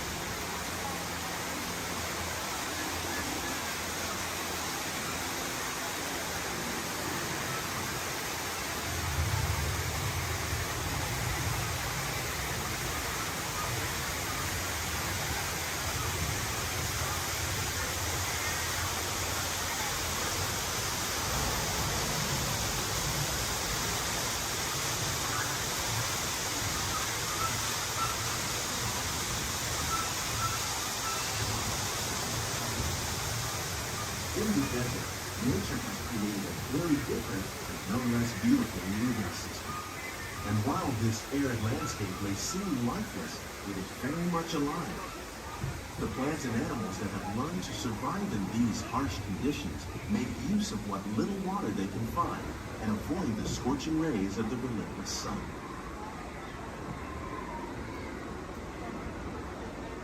The American prairie once appeared as desolate as the desert, but over time, rainwater and nutrients gradually penetrated the hard surface of this land.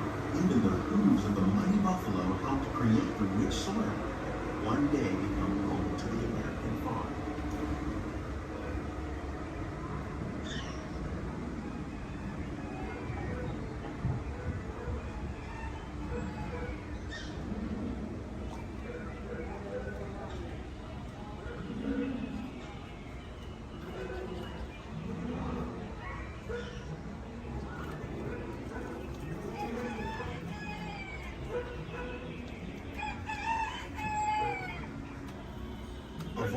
forces at work on the land, humans have had one of the most profound effects. The need to produce food for a growing world led to the enormous use and sometimes overuse of the land. In our search for more efficient ways to grow food, we often fail to realize the impact of our methods.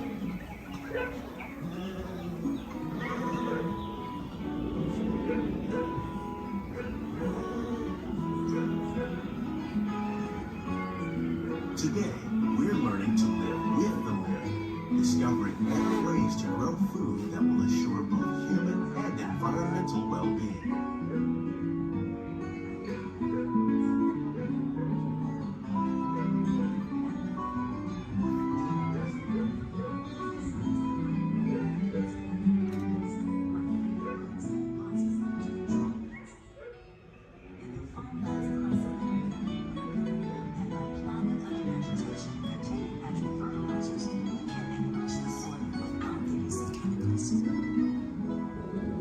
In arid regions, we're learning to produce food on desert seacoasts by developing and planting crops that thrive on salt water.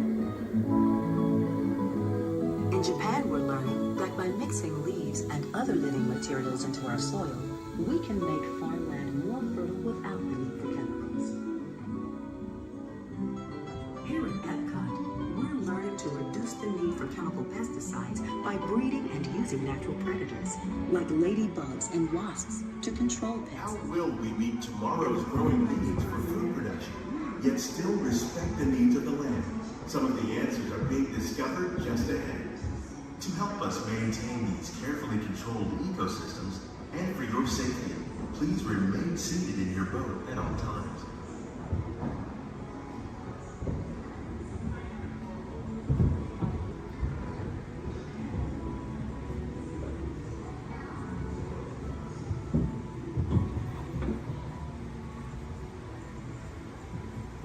Welcome to our living laboratory, where scientists from Epcot and the U.S. Department of Agriculture are exploring innovative ways to produce bountiful harvests now and into the future.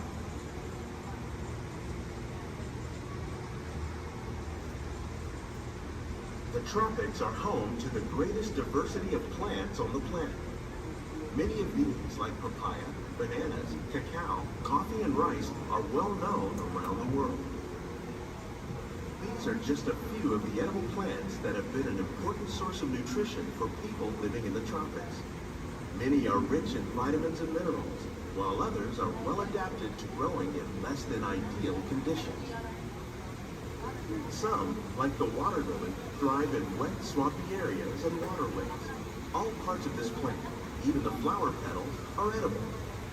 The starchy root of the plant has long been used to make flour for baking.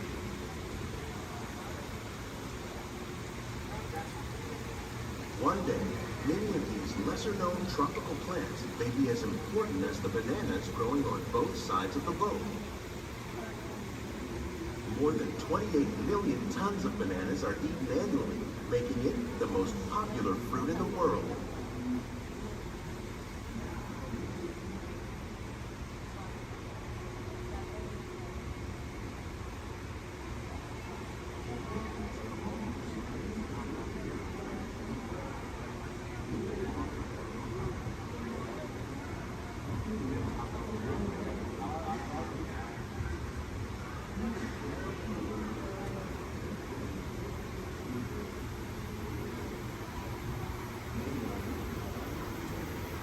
When we mention farming, you probably don't think of fish.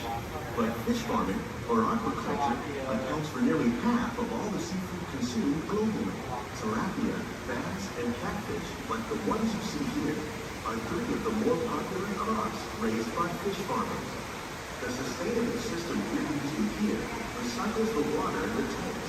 As a result, we're able to save millions of gallons each year. Our small fish farm produces nearly 5,000 pounds of fish each year to serve in restaurants around Walt Disney World.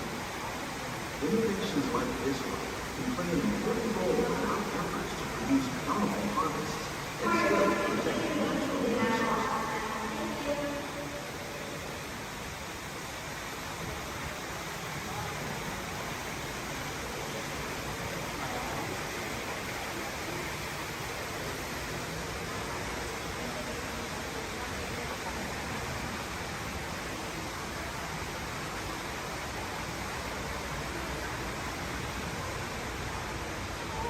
there are more than 50,000 edible plant species in the world, most of us are only familiar with the handful that make up our everyday diet.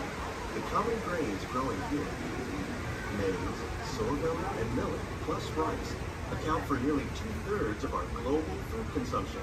Learning how to increase yields of these staples is an important goal of research around the world.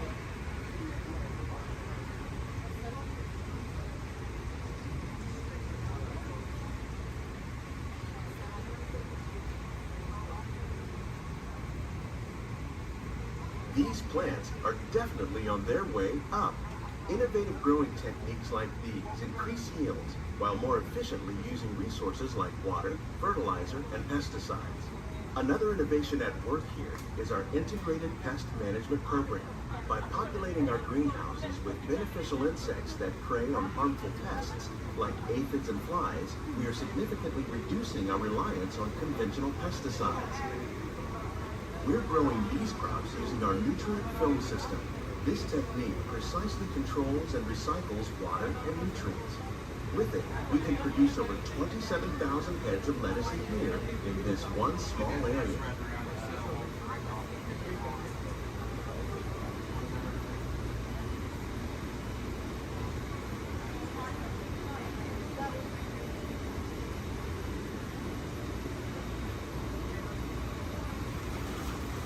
Some of our best ideas have been inspired by nature, like these fruit and vegetable trees. By growing these ground plants vertically, we can increase yields and better control diseases. These crops taste as good as they look. In fact, we serve more than 15 tons of produce from our greenhouses in restaurants here at the Land every year.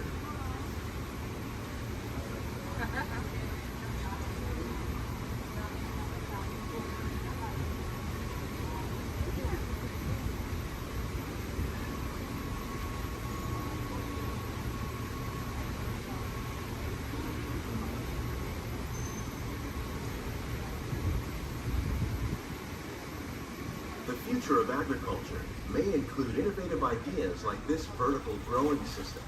Plants grown in this way use a fraction of the space required by traditional growing methods. That saves water and increases production. The aquaponics system on your left combines hydroponics with aquaculture. The fish provide a natural source of fertilizer for the plants, and the plants help keep the water clean for the fish. It's another great way to produce more while using less.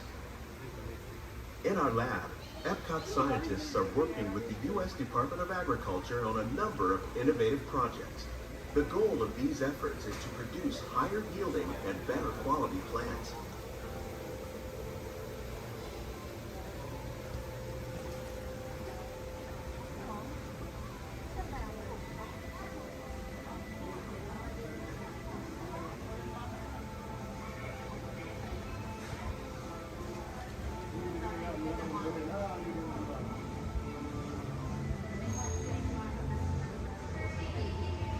These greenhouses represent just a fraction of the work being done worldwide to produce bountiful harvests for our growing population. Scientists, farmers, and even backyard gardeners are doing their part to improve the quantity and quality of foods that we all rely upon. Together, we can continue to find more ways to increase food production and protect our precious natural environment. Only then will we truly be living with the land.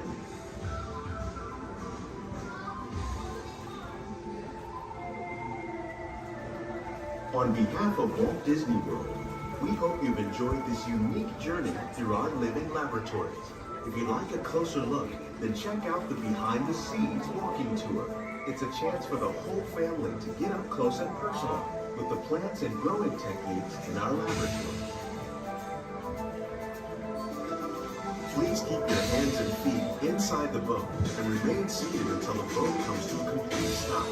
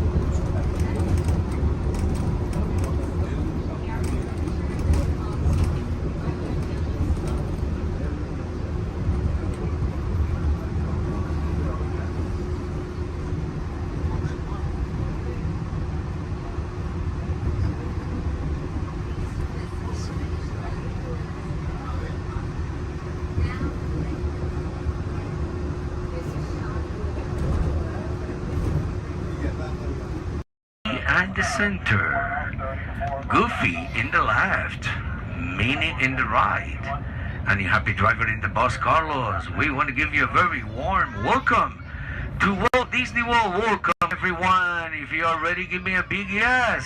Yes! All right, you ready? My name is Skipper Melanie. That's first name Skipper, last name Melanie. And for the next 5 days and 8 romantic nights, I'm going to be your skipper, your guide, your lion tamer, your dance instructor, and if you don't laugh at my jokes, your swimming instructor. Off to a long ride. We're going to start our journey here in the Amazon rainforest, where it rains 365 days a year. Or only 2 days if you have Amazon rainforest touring. That joke's all about the delivery. If you look on either side of the boat, you're going to see our beautiful margarine flies. And I know what you're thinking. I can't believe they're not butterflies. Yeah, me too. Me too. Right over here to the left, we have Inspiration Falls. Now, you know, a lot of people wonder why it's called that. And that's because the longer you stare at it, the more it inspires you to go. Yeah, that's our number one joke here. Well, we're now driving down the Congo River, so we'll see how far this boat can go. It's probably not very far with my driving. Has anyone ever seen The Jungle Book? Yeah? All 4 people. Wow. And if you haven't, don't worry. It's right there. Yeah, that's the 3D box set. Yeah, it's pretty great, I know. And up ahead, we have a great little boat rental place. Although I can't see anyone over there. Canoe. Cannot. Something must have scared them off. Might have been the giant snake over there. Does anyone know what kind of snake that is? It starts with a T. It's a good guess. It's actually plastic. Sorry, kid. Oh no. Looks like I have some uninvited house guests. But you know, it's not all bad. I could not get that Jeep started this morning. Yeah, looks like they got it to turn over. Yeah, probably called AAA. I should have thought of that. Yeah, or used a monkey wrench, I don't know. But we're now turning down the Nile River. It's the longest river in the world. It goes on for miles and miles and miles and miles and miles and miles and miles. And if you don't believe me, you're in disbelief. Right over there, we have an African bull elephant.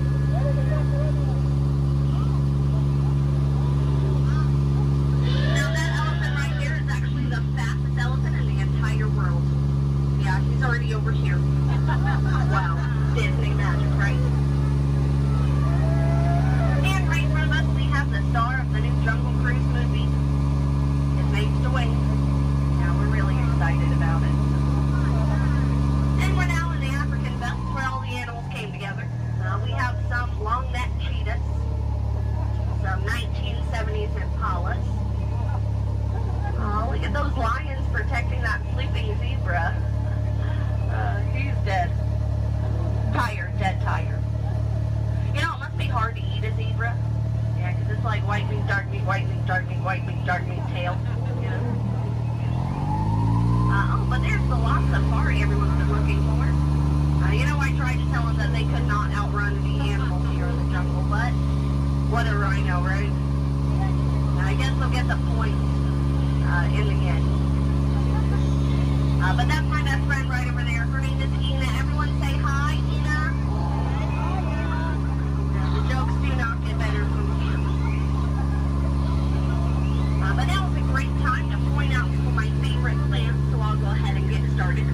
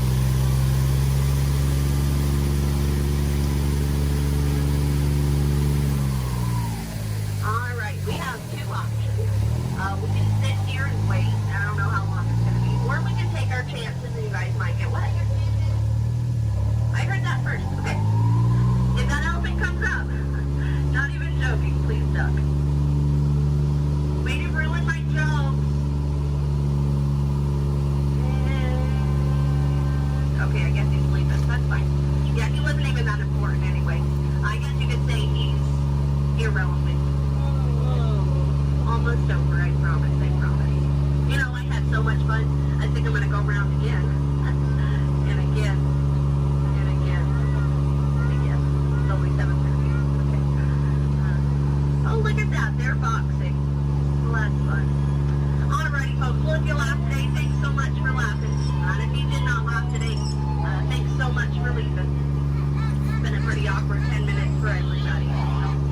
As we approach drop-in, try to keep your hands and arms inside the boat. You know, folks, we laugh together, we cry together, we very nearly die together, so it kind of makes us like a family. But just like any family, 10 minutes together is enough, so you know what they say. Get out. Oh, sorry, that was rude. Let me try that one again. What I meant to say was, please, get out.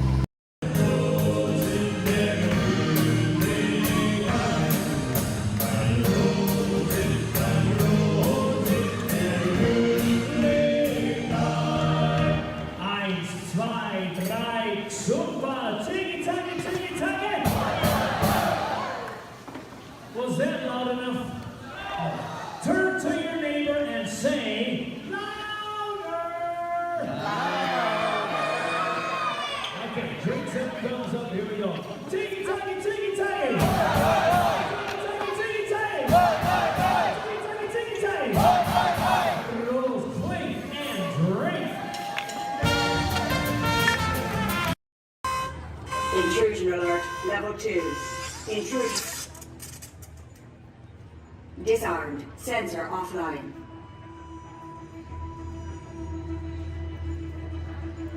Nothing to see here. Move along.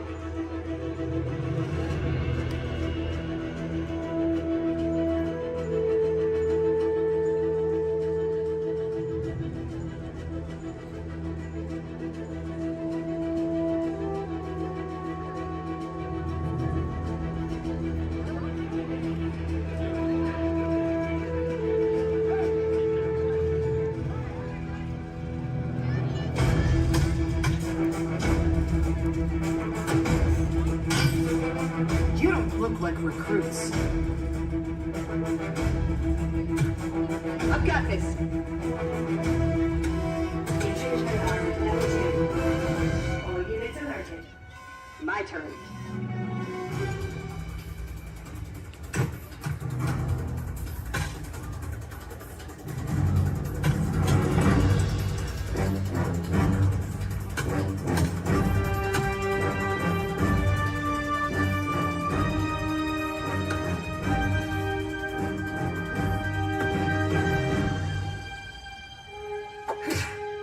Let's try this again. Who sent you? An old friend. System offline. Assets at risk.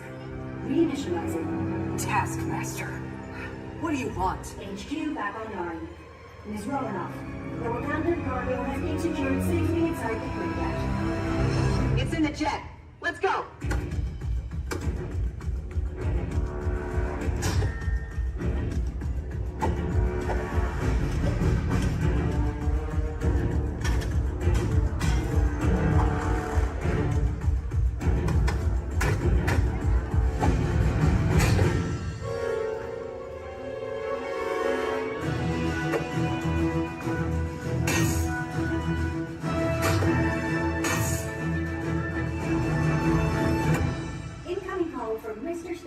Friday, don't put him through!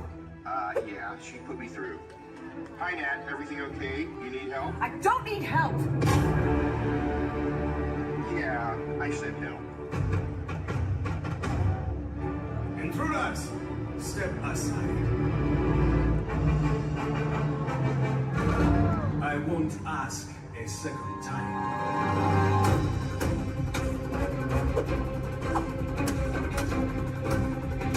Friday, please introduce our guest. The Taskmaster. Origin unknown. Be ready. Taskmaster has the ability to master and replicate your fighting skills. It's annoying.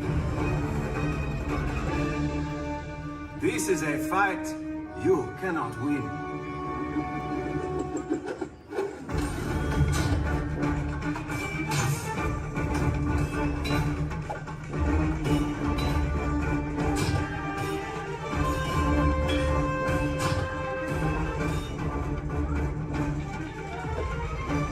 T'Challa, the vibranium! Leave it to me.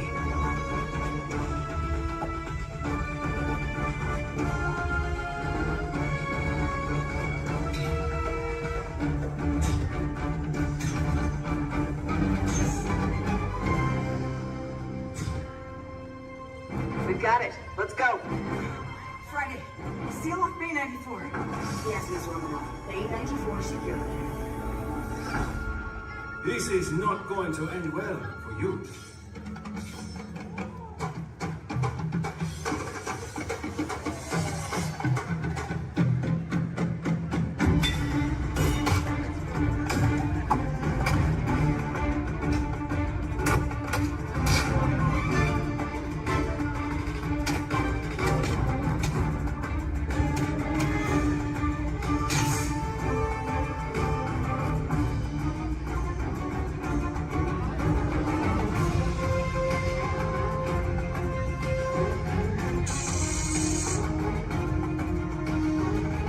Looking for this?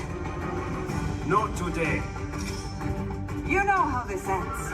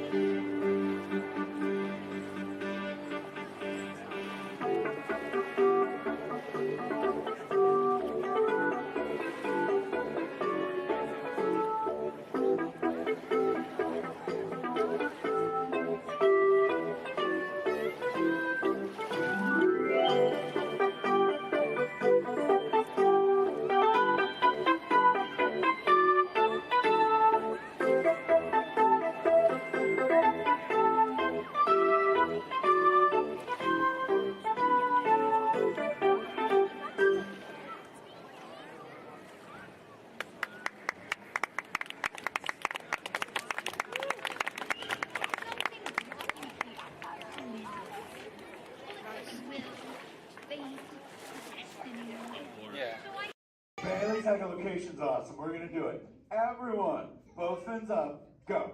Okay, sub-level, really good. Back bench, solid. Grandma in the corner. This is where we put our fins up. Good job, Grandma. Good job. Fins up, eyes closed, go. How many fins am I holding up now? No, you gotta go. Yeah, you so totally rock.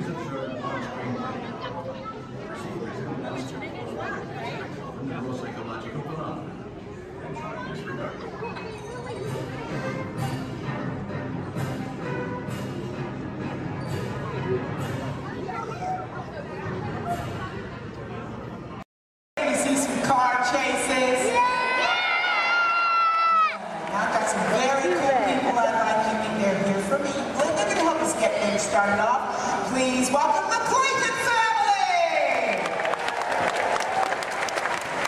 And we're going to get everybody in the mood by showing you a few gags from some soon-to-be classic action movies. So, cue, Clayton family. Nice!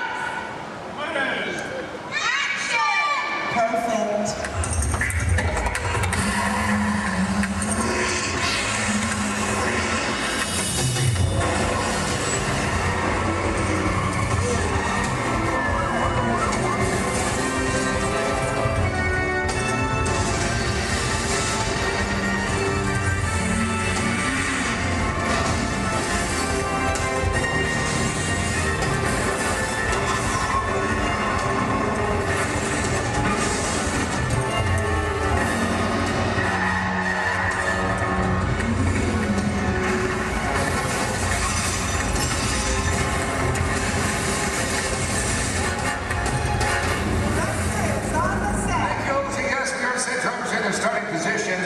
this first scene as quick as possible. Just need to know, is everybody fired up? Are you ready?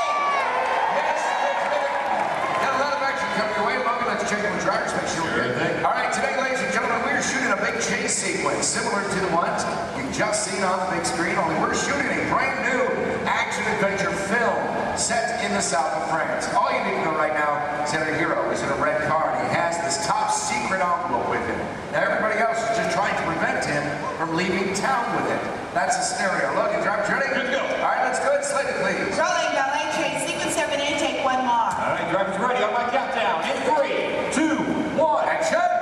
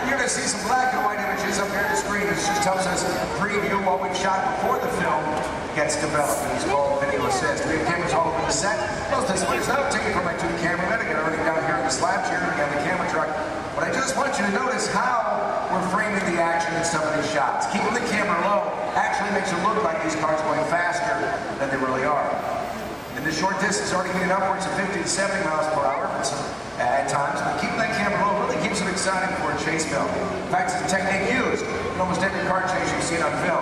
Oh, it's just great footage. Let's just get right to the height of the chase. Rams, Lloyd, all of it. Heard a lot of cheering, a lot of excitement when this was happening. There it is, that high-performance machine, the hero car. Look at this reverse jump. Slow-mo for you so you can really capture that detail. Ernie, my main cameraman, right underneath those cars, and then zooming right in on the driver. There it is right there. Main man, Ernie. Here's a look from inside one of the vehicles, give you a perspective of what the drivers are looking at. I do want to talk about the hero cars, so let's bring up the camera forward, let's freeze that jump, okay? All right, Lloyd, I'm going to need you to roll into camera 4, yeah, the straight on, and then freeze it at the top level of the jump. There you go. Cha-ching. Right there. There you go. All right, this is a very special car for us. Yeah, sure is. Ladies and gentlemen, this hero car out here was designed and built specifically for our film. It is built with 4 forward gears, but unlike the cars we drive every day, it also has 4 gears of reverse. Now, obviously, we can go a lot faster that way going backwards. Something else a little bit different on that vehicle is where we put the motor. It's not in the front or in the back. It's actually mounted right behind the driver. And the reason we do this, it balances out the car, gives it better overall stability, and of course, maneuverability on all these tight turns out here. That's right. And speaking of time, it's not really a luxury ride for the drivers. They don't grab today's vehicle. Don, we're still setting up here. Let's just bring out the hero truck. You know, let's do that. Let's introduce Eduardo. All right, let's do it. Here to set. Thank you. Oh yeah, there he is, speaking into place. Ladies and gentlemen, how about a nice warm welcome for your hero from Brazil, Mr. Eduardo. Nice to meet you, my friend. Great work, Edu. Great work, my friend. Now we've worked together for a little while, and he's pretty awesome with the 180s, 360s at 540. Pulled that out. Look good. Look good. Glad we put that in. How about you? You glad we put that in? Yeah, you're glad. Okay. It's all right. This thing's on. You can talk. Hey, Eddie, go ahead and look at the camera and tell everybody how you do the jump backwards. They love that too. It's going to take a long time. Yeah. All right. Well, I'll summarize for you guys. As good as he is at what he does, this unique, one-of-a-kind car has its win. Let's check that out. Here are 2 on set. All right, now you see, folks, it's really not safe to drive in reverse at high speeds, of course, or jump a car backwards for that matter. So what we did is we had a duplicate car built. This is exactly every detail as Eduardo's hero car right here, except for one tiny modification. It's built, so driver, faces out the back. Check this out. We even took it a step further. Built a reverse stunt driver. Made it look like he was facing out the front. Oh, everyone, I'm not real. So reverse hero, let's hear for Ron Fox. Nice work, guys. Great exchange. Now, folks, you may be wondering out there how we're able to switch these vehicles mid-take like that without you noticing. In fact, Olga, if we got that on video system, we bring it up? You got it. I need cameras 1 and 6, Lloyd. Roll. There we go, guys. You can see right up here, this is our first hero, Eduardo. Drove on the set. Our reverse hero, well, he was actually waiting in position to take over for him. That's right. The 2 cars are like runners passing a baton in a relay race. Once the main car disappeared, well, this reverse car took over without missing a beat. Let's hear it again for these drivers.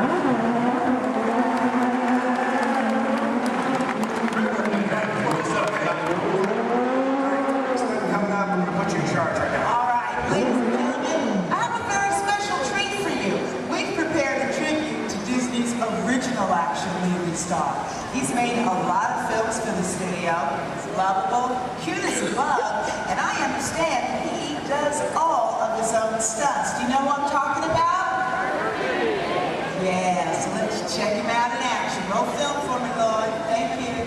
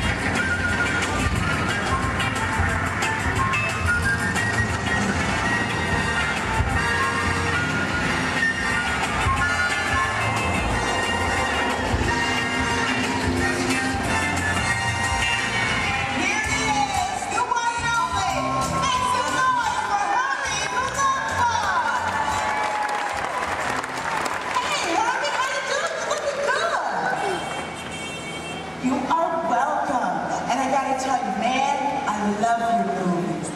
Comedy, your stunts, the romance, and hey, you're leading ladies. What's it like working with them, huh? Okay, down board. You know what? I think we understand. Now look, we gotta finish setting up for the next sequence, so hey, why don't you head over and let everybody get a good look at you. Getting on up and go. Y'all put your hands together for Herb and the Love Bug.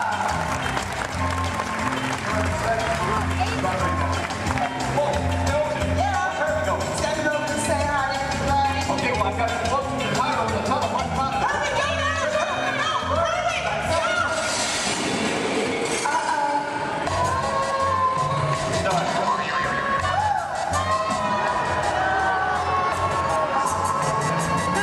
Let's do this. Let's get ready for stage 2. Logan, let's take it with Eduardo. Olga. Yes. Get on the camera truck. We gotta say goodbye to, where's Herbie? He had to split. Okay. Let's just, let me get on the camera truck. Go ahead and set this scene up for everybody, okay? Okay, cool. Now, ladies and gentlemen, this is another segment of our chase. The hero's still being pursued, but it is getting harder for him to maneuver. Our marketplace is now a whole lot smaller thanks to the addition of the big trucks and the market carts. So the questions now become, how's our hero going to spin or go backwards? Where's he going to go? And what's he going to do? Let's find out. Got them all set up for you. All right, good. 10 down, everybody set. Yes, good. Logan, driver's ready? Oh, yeah. That's good. Slater, please. Rolling, blockade, sequence 8, take one more. All right, guys, here we go. One more countdown. In 3, 2, 1. Action.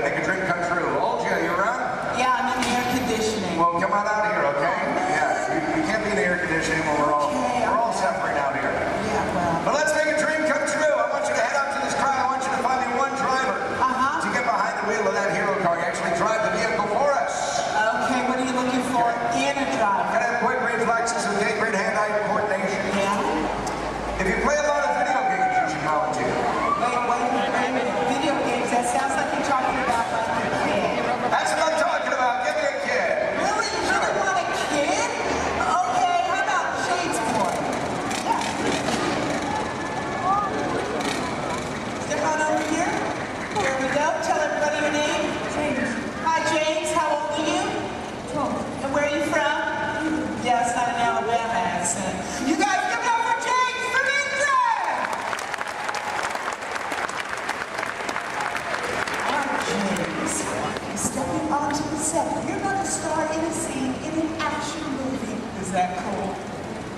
high five to recognition, boss. All right, look right up here at this big screen. I'm going to show you a part of the film. Then I'll tell you what you'll do for us. Okay? 7-6 first student, Lord. All right, our hero's on foot. He's in trouble. He literally calls for his car. Look at this. Using a remote in his watch. Car gets to him on its own. Hero makes his escape. I need a longer shot of the car. You're going to drive it for us, and there it is. Do you know what's so special about that car? Well, it's a full-size remote-controlled vehicle. That's right. You drive it with this remote here in my hands, guys. Let's take a look inside. I'll show you the hardware on this vehicle. The hardware, I should say. There you go. Now take a look at the steering wheel. I'll give you guys a quick demonstration. If I want to turn this vehicle to the left, all I do is press this lever here to the left like this, and then to the right. There you go. Right in the center.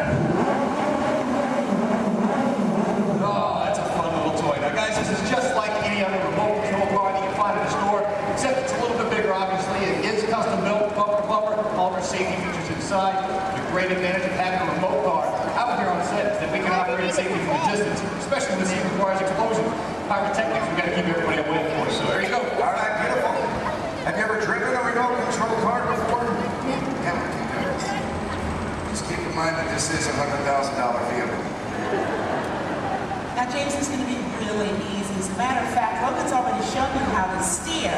But for this particular sequence, dude, you have so got to concentrate on directional. Now, make it go forward. You can push this knob straight away from you. For reverse, pull it straight down towards yourself. Does that make sense? Cool. We're going to practice. I'm going to help you out this time. You go ahead, put your fingers there. Now, I'm going to push it away from you. Slow and easy, James. Nicely done. Watch your car. Now to make the stop is even easier. All you gotta do is pull it. Let go. See that? Comes to a stop. Now put your fingers back in place and pull it down towards yourself. Again with the slow and easy. Now Donna steers back to what we in the business call one. That's the starting position for anybody in a scene, whether that's even a movie, TV show, commercial, or even a music video. Let her go, make her stop. Beautiful. Now James, I need you to be very, very careful with that car. Is that over there? Dude, that's your entire college career, man. Real fast. Let's go faster, okay? Take this, moving all the way up. Ready? Go ahead. Action. Straight. Punch it. Nice, James. Reverse. Pull it down. Pull it down. Pull it down and hold it. That's how this is ready. Forward. Take it forward. All right, she's off track. Stop. Hey.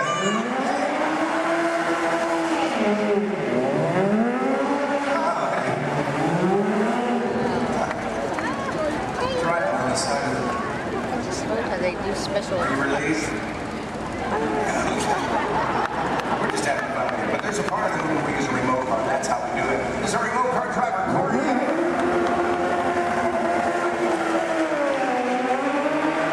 actually drive the vehicle, but you were the star of the scene. And to commemorate this moment, I have for you Lights, Motors, Action, Extreme Stunt Show, honorary driver pin.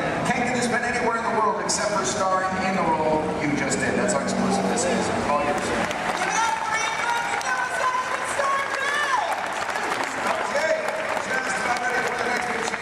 Now we're shooting this, as we often do in movies, out of sequence. We have a lot of complex stunts coming up for you in this chase. In fact, I highly recommend you have your camera standing by. You're going to see some incredible stunts in this one. One by my stunt coordinator, Logan. There he is. Where's my fan? They're all out here. 5,000 from Logan. All right, that was almost good there, Don. Thanks. Guys, right up here, we got a great scene coming your way. Full of more action, I promise you that. Working in the stunt business, guys, it's a lot of fun. A lot of responsibility, too, but for me, every day changes. One day I might double for our hero. Next thing you know, shooting at it just all depends on what our director needs. I'm pretty sure by now you guys all figured out how to get down, right? Pretty obvious? Yes, I'm standing just over 40 feet high during the scene. Falling into that pen, we're going to kick it off here momentarily. So, Don, when you guys are ready. We are shooting the very beginning of the film. This is where you see the hero for the first time. He's in a gray jacket, just picked up this top secret envelope. This, of course, you met him earlier, our hero, Eduardo Olivera. And he's done a lot of stunt driving for the film already, but for this scene, he's playing the role of stunt double. Then we'll bring out our motos, so you're going to see a motorcycle chase. Ready to go? All right, let's go. Hold your slater, please. Rolling, motorcycle chase. Sequence 3, take one more. On the countdown, in 3, 2, 1, action!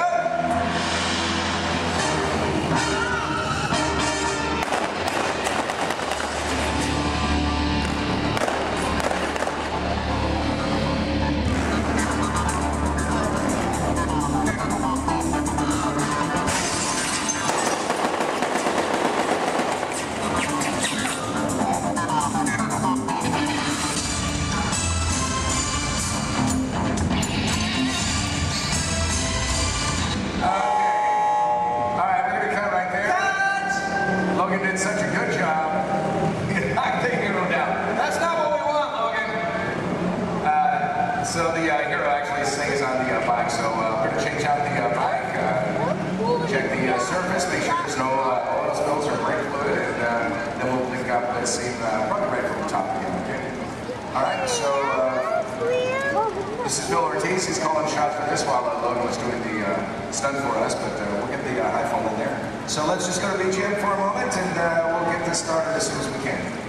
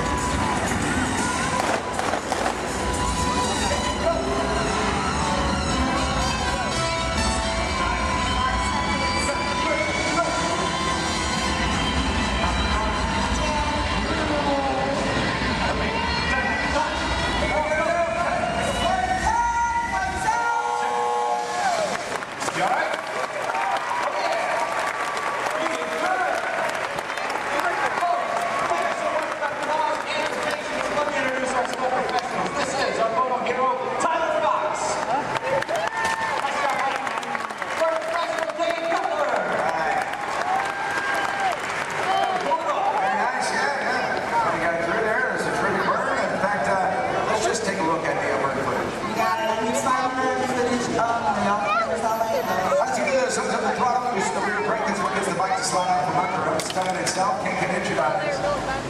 Glides right through that trench, just touches the fire, that's all we need. He's already engulfed in flames right when he's at his feet. 1 second that took. Yeah, it didn't take long. Yeah. There you go. Good job. It's nice right there. A lot of this one's going to end up in the fire. Right there in the background. That's Love it, the hero. Background there. 10 seconds in, Nick starts feeling the intensity. You know what, as soon as he goes down, our crew right there too, put him out. Absolutely. Then we'll wait for his thumbs up, make sure he's not feeling any hot spots or any part of his body. Which we get right there. Yeah. For stunts like this, we use as many different cameras and angles as possible. Well, folks, we have to. It's a big stunt, a lot of safety. We need it in one take. That's right, elaborate stunt, a lot of prep time involved. That's exactly right. A good half an hour of preparation just for Dave, our bird guy alone, folks. He is wearing 5 different layers. Now, the first layer that we put on him is a dry layer of Nomex extra fire retardant material. We throw out some pads, of course, for the impact of that fall. Another layer of Nomex. There it is. And the fourth is a specially designed to saturate the cool gel. That acts as a thermal barrier between Dave and those flames. The last is his moto driving suit. And what we do with that is paint it with a flammable gel. Now, ladies and gentlemen, it is the flammable gel that you notice burning and not Dave's moto driving suit itself. Now, one can do amazing things with digital effects, but nothing beats capturing fire stunts live. Yeah, that's where I like it. That's right. Good. Hey, you know what? This is what I want to do. I know we're set up for the final race. Let's get a pursuit car to camera out and let's go inside and show our guests how much we modify these vehicles. I got you what you need. Let's do it, guys. Let's get V2 out the camera out. V2 the second camera out. V2 is on set.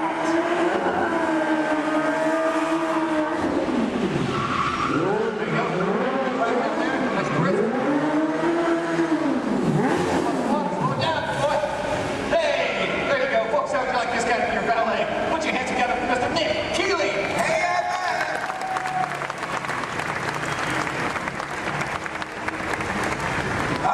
set is village in the south of France. That means we have to make everything match, and then we're going to glue the cars. These are local courses. We had them shipped directly to us from Europe, and then we literally gutted them out. We modified them to suit every need that we have. Yeah, absolutely. Which basically included losing a lot of weight on these cars. We wanted to make them lighter. We rebuilt these cars from the ground up. Let me show you how we reinforced that interior. We did it by installing this rally car crash cage that is fused throughout the entire vehicle there.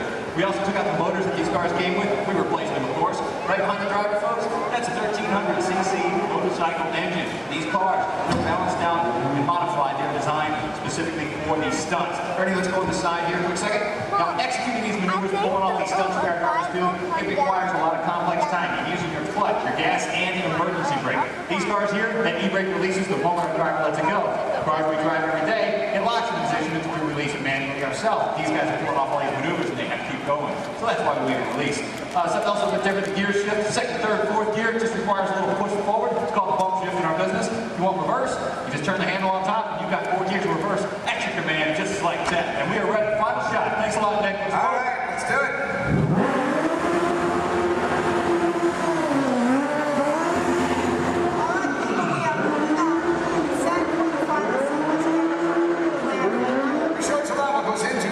Complex vehicle stunts. Right now I want to show you the film, and I want you to find the scenes you just saw shooting here. Remember that first scene called the ballet chase? Then there was the jump in the semi.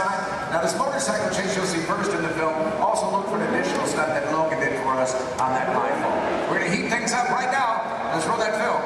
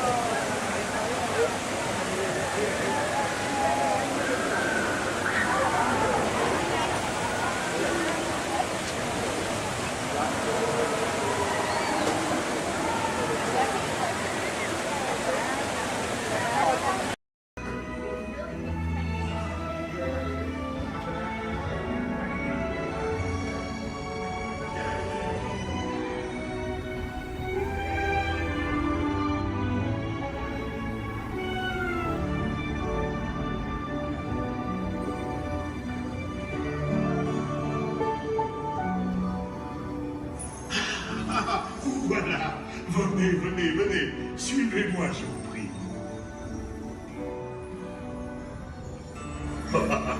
Chef Rally is waiting for you. This way. Gardez-vous.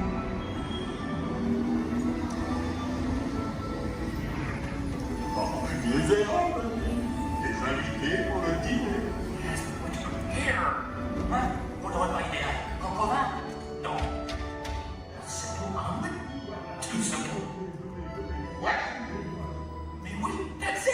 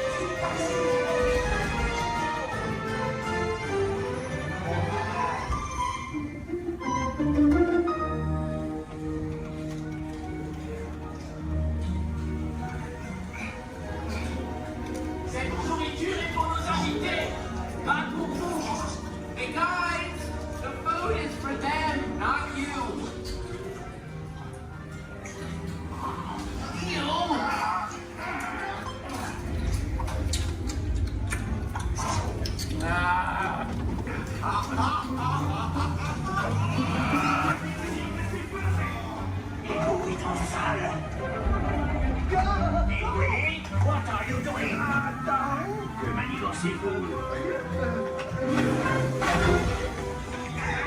of my way!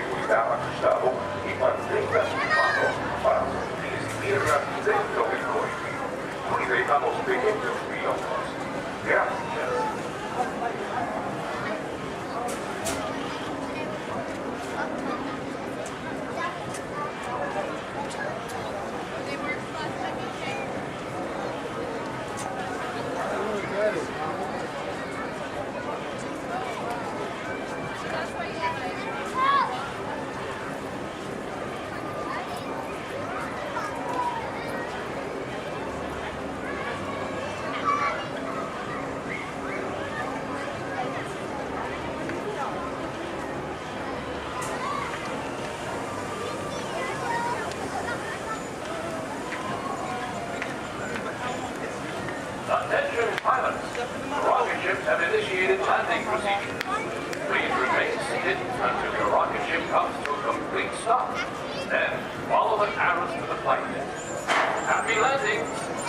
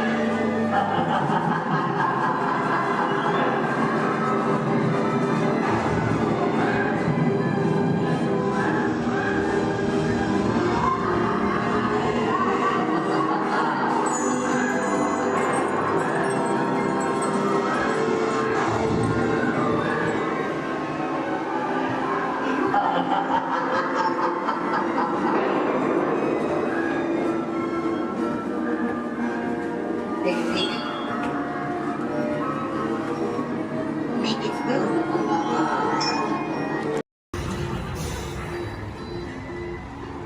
Hang on.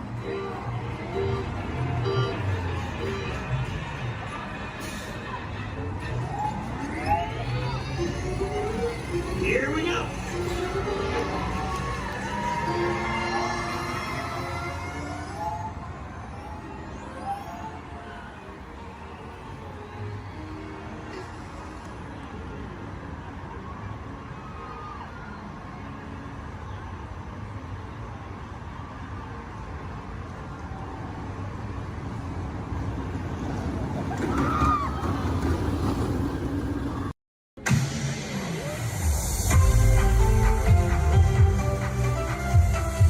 To all who come to this happy place, welcome and good morning, everyone. We have some extra special friends here to welcome you all today. Let's hear it for Mickey Mouse and Minnie Mouse.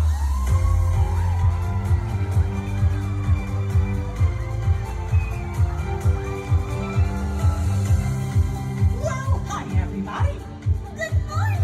Gosh, it sure is great to see so many amazing friends. It certainly is. Oh, I have a feeling today is going to be the best day ever. You said it, Minnie. And now that we're all together, we got a surprise for you. When everybody heard that you were gonna be here, they just had to come and give you a great big Magic Kingdom welcome. And here we come now. Hot dog! Now that everybody's here, I think it's time to start the day. And that means we're going to need just a little bit of magic. I bet these folks can help with that. Oh, I know they can. On the count of three, everybody shout, let the magic begin. Are you ready? 1, 2, 3! Let the magic begin! Welcome to a place where dreams come true. A timeless journey through lands of fantasy. Where only a wish creates things like this to appear. The most magical place on earth is here.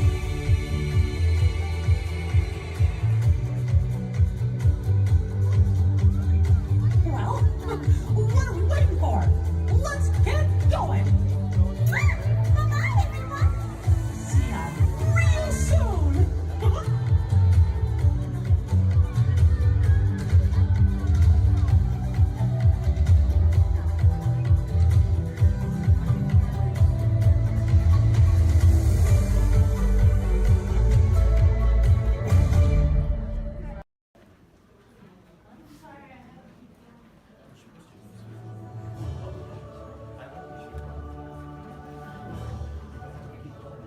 Hello.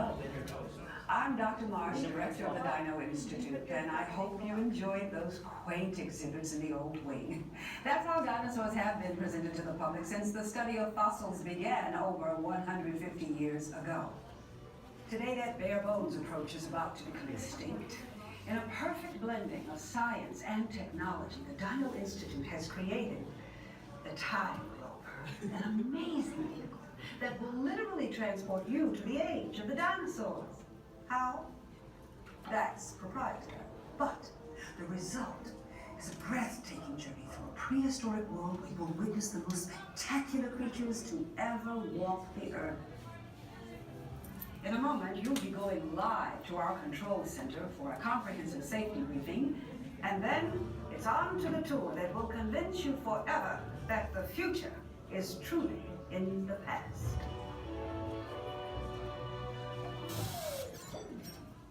Hello there. Welcome to our little trans-dimensional joyride, folks. I'm Dr. Seeker, your friendly controller, and a heck of a paleontologist, if I do say so myself. But let's not talk about me. Let's talk about you, and how you can help me make history today with the Time Rover. It's like this. If I can bring you back from the Cretaceous period, it stands to reason that I can bring back a live dinosaur with you. And not just any dinosaur. Take a look at this guy. He's an iguanodon, and I'm certain that he is the key to understanding these magnificent creatures. I tagged him with a locator during an unauthorized field trip. Otherwise, I'd be traveling with you. Right now, our dino should be about here, at the very end of the Cretaceous period. That's where you're going today. Arrived, it seems, just in time to correct a little misstatement. Dr. Marsh. That is impossibly close to the giant asteroid impact that destroyed most life forms on Earth. Our tools are designed to take you to the early Cretaceous period. And I can assure you that all time rollers have been securely locked on those coordinates. That's right. See? Securely locked. Access denied. Continue. Of course. We were just talking about seatbelts. Plug them in, use them. It can get kind of choppy out there, so keep your hands and arms inside the vehicle at all times. Flash photography? I wouldn't. It alters the homing signal, and that's not good. Oh, and one more thing. Those locked coordinates? We're in. Now, here's the drill. You follow the homing signal to the iguanodon, then I'll enlarge the transport field, and boom, you're back with one additional passenger extra large. And don't worry about that asteroid. You'll be in and out of there before it even breaks the atmosphere. Trust me, what could go wrong? Hey, it's me again. Remember, only you guys are going on this special mission, so don't tell anyone, okay?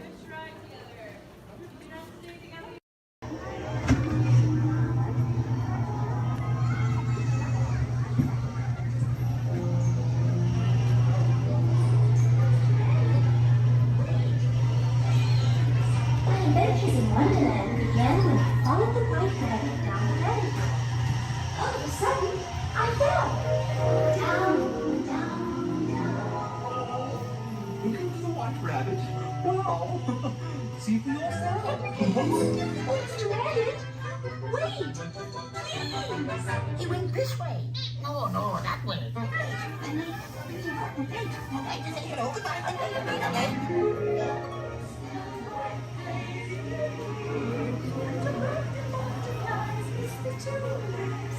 And the sun is like a toy.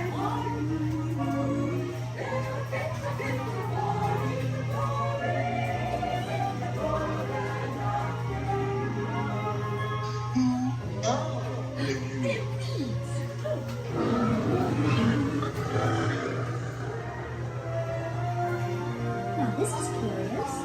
I wonder if the rabbit came in here. I'm not sure where I am. Wait! Don't go, please!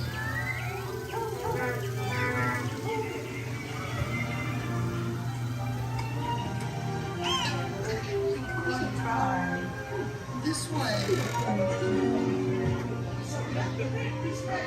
We're making a horse's red and making a cheery shake. Because we know they'll cease to grow. In fact, they'll soon be dead. No, and yet we go ahead, making a horse's red.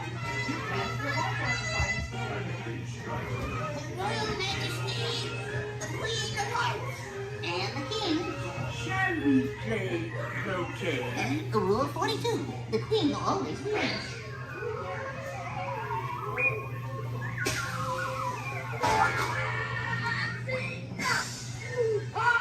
With their heads! Oh, with their heads! Stop it!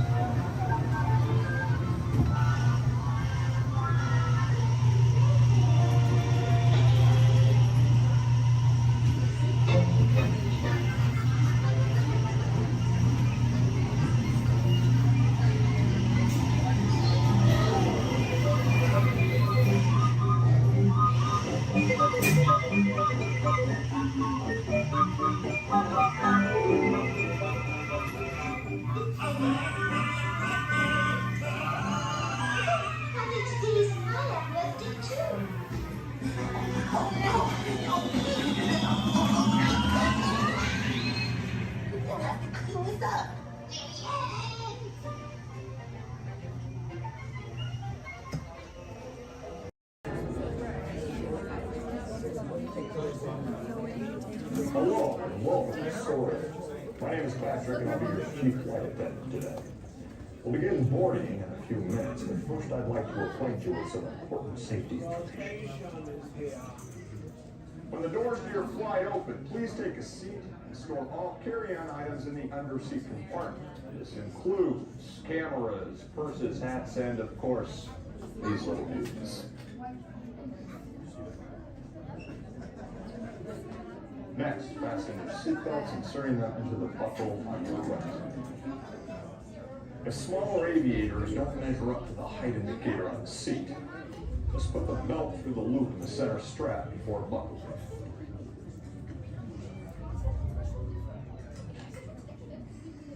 Nice work, pal. Soon you will be airborne. So if you or your little aviators have a fear of flying or of heights, you might want to wait for your party to arrive. Okay, let's review. That is seatbelt, carry-on items, safety strap, fear of heights, keep your hands and arms inside at all times. Anything else? Yeah. Have a nice flight.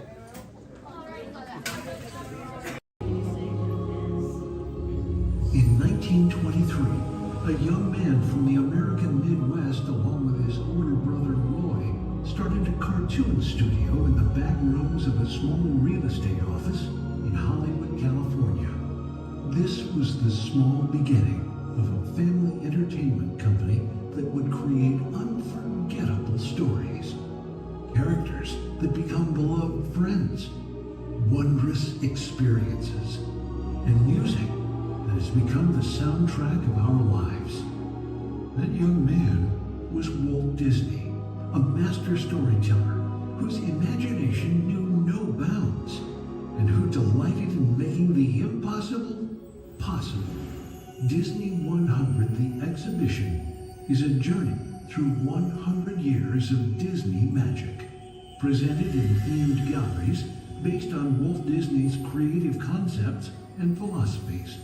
These include storytelling, creating believable characters, the spirit of adventure and discovery, the magic of sound and music, the world around us, real and imagined, curiosity, imagination, and technological innovation, the worldwide wonder of the Disney parks, and an everlasting sense of optimism about the future. Walt Disney famously said that it was all started by a mouse, but it really was all started by Walt himself. His philosophies became the foundation of the Walt Disney Company. They still inspire Disney's artists, filmmakers, Imagineers, and the storytellers of today. Oh boy! Oh, steady! Whoa! Hi, Musketeers!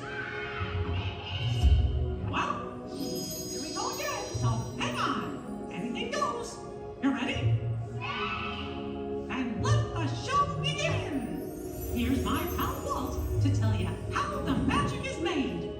There's a lot of satisfaction in developing ideas into reality when we consider a new project we really study it. Not just the surface idea, but everything about it.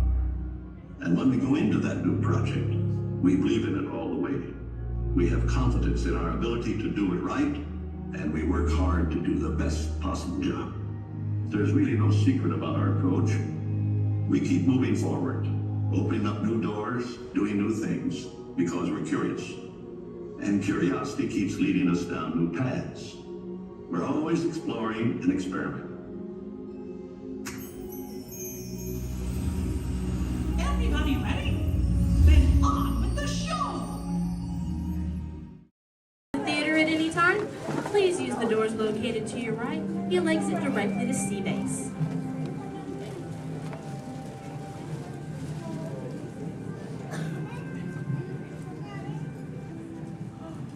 Hi everyone and welcome to Turtle Talk. My name is Andy, and before we begin, I have just a few reminders.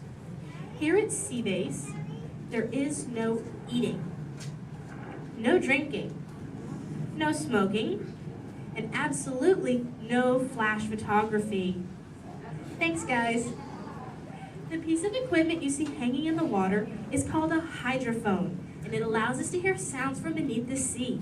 And today, it will allow us to hear our very special guest. Does everybody know who it is? Go ahead and shout it out loud. That's right. Crush is coming today to learn about the human world, and we'll get to ask him questions about the turtle world. So go ahead and start thinking of questions you might want to ask him. Right now, Crush is out catching a wave and said we should call for him when we're ready. So on the count of 3, I need everybody to shout out, "Hey, Crush!" 1, 2, 3. Hey, Crush! Righteous! Whoa, dudes! Oh, total wipeout, dudes. But don't worry about me, dudes. The noggin is taking harder hits than that. Whoa, look at all the human dudes in the human tank. Hello, human dudes. Oh, come on, I said hello, human dudes. Oh, awesome. Dudes, I don't mean to freak you dudes out or anything, but there's like no water in your tank. Oh, whoa, look at all the little dudes on this sub-level too. Hey, little dudes. Focus, little dudes. Oh, look at this little mini man over here, totally smiling and laughing. He's on the front row, almost center. He's second from the center with a white shell and swim goggles on the noggin. Hey, dude, what's your name, dude? Trent. Trentster, good to meet you, mini man. Who are you from, dude? Iowa. The Iowa. Never heard of it. You having a good day today, dude? Yes. Cool. What's been the best part of your day, dude? Swimming at the Blizzard Beach. Swimming was the best part of your day, dude? Yeah. Dude, this is the best part of my day every day, dude! Awesome! Hey, dude, can you talk the turtle, dude? Can you say, totally? Totally. Can you say, sweet? Sweet. Now put it together and say it really loud, dudes. Totally sweet. Awesome, dudes! Give him a round of fit. He was rocking the turtle talking news. So, Mini Man, who brought you in here on this fine day, dude? My mom and dad. Well, let's talk to those dudes. Where's the mom and dad? Raise up your fist. Oh, there's the big kahuna, the papa son. Let's meet him, dudes. Because he did not think he was going to talk to a turtle today, dudes. What's your name, dude? Jeff. Jester. Is that your little offspring over there, dude? Yes, sir. Awesome. Whoa, don't call me sir, dude. Too formal for me, dude. How many offspring in total do you have, dude? 2. Deuce offspring, keeping it simple. Okay, dude. You know, I'm a parental unit myself, dude. Do you know how many I have, dude? 4. Oh, way more than that, dude. 64. Little more. 164. Way less. I'll help you out, dude. I've got 65 offspring, dudes. Totally. Hey, dude, do your little ones ever ask you questions, dude? All the time. Oh, dude, totally the same over here, dudes. My youngest son, Squirt, is always asking me questions, too. But you know what, dudes? They're always about you humans. And that is totally why I'm here, dudes. To answer his questions and maybe even answer some of yours. If you dudes think you can do that, say chaw. Awesome. Now, dudes, Squirt's #1 question has always been, what do you humans like to do at the beach? So, shout it out. What do you like to do at the beach, dudes? Whoa, major swimmage. Well, how many of you are really good at swimming, dudes? Lots of little swimmers, dudes. I'm not gonna lie. I'm pretty good at swimming too, dudes. In fact, I'm the fastest turtle in the world. You dudes believe me, right, dudes? Well, dudes, if you want a little demo for proof, say chaw. Okay, now I'm gonna need your help here, dudes. I'm gonna go for a little lap, so I need all you dudes to time me, okay? I'll tell you when to start counting, dudes. First, I gotta rev up the motor. Okay, dudes, start counting now. Totally back.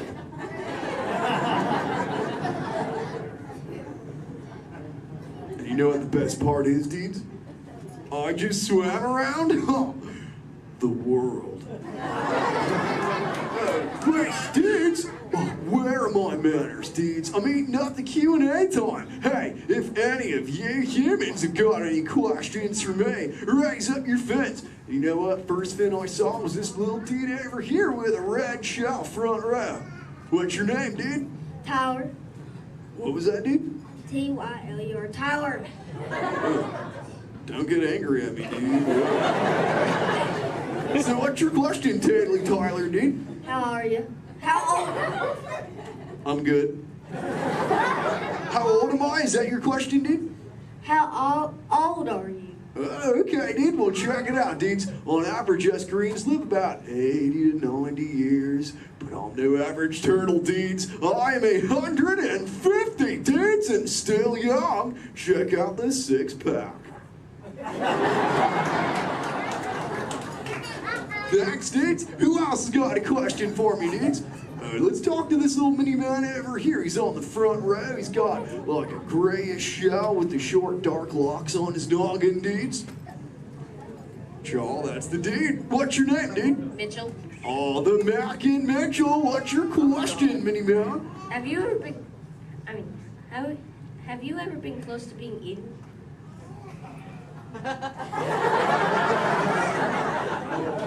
Dude, is there something behind me I should know about? Well, you were worrying me, dude. Well, there have been a couple close calls, but as you can see, the shell is intact. Have you ever been almost eaten, dude? No.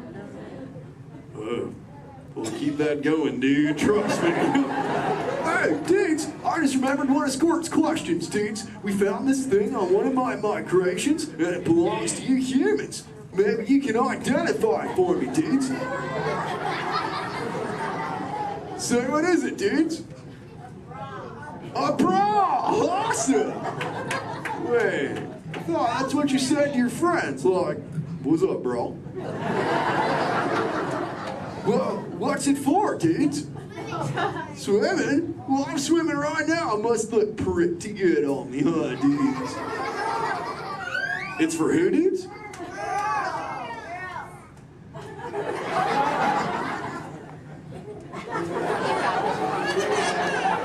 Is this really for girls, dudes? Okay, if this is really for girls, dudes, I have to ask you, dudes, a personal question. Does it make me look fat? Oh, I'm just pulling your fins, dudes. Tell you what, I'll put it back up on eBay and we'll move on, dudes.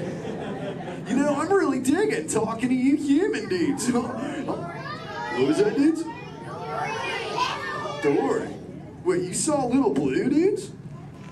Where? Whoa, dudes! Hey. Hey, Little Blue. Don't I know you? Yeah. Hi, I'm Dory. I remember you. You're Flush. Oh, totally my Little Blue. Say, Little Blue, before you got here, I was totally teaching all the humans the turtle knowledge. Hey, maybe we can teach them something together, like, I don't know, maybe how to speak the whalage. I can speak whale. Awesome. Okay, everyone, repeat after me. Hello.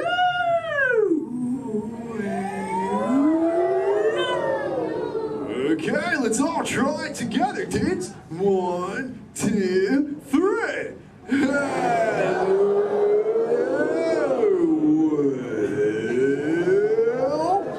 Awesome whalage, dudes. Totally. You know, sometimes you speak whale and there are like 80 whales swimming around you. Sure. But not today. No. Nope.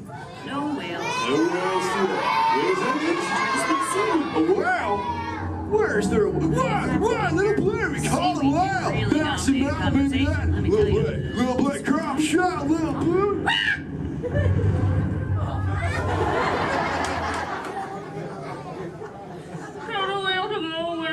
Dude, we got a fan, little blue. Everyone together say, go away, Walt. Thanks. Dudes, awesome, dudes, it's working, dudes. We did it. We saved little blue, dudes. Put your fins together. That was awesome, dudes.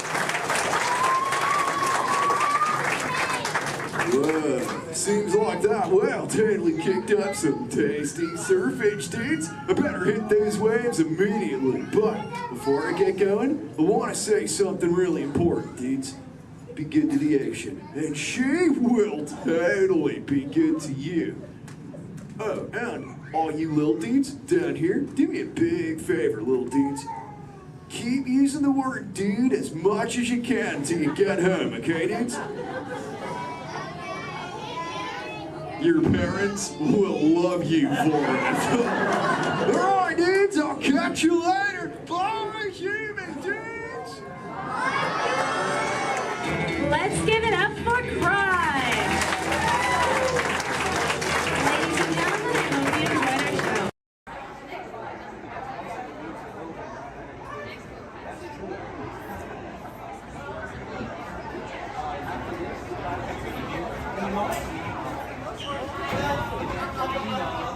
hope you enjoyed our show.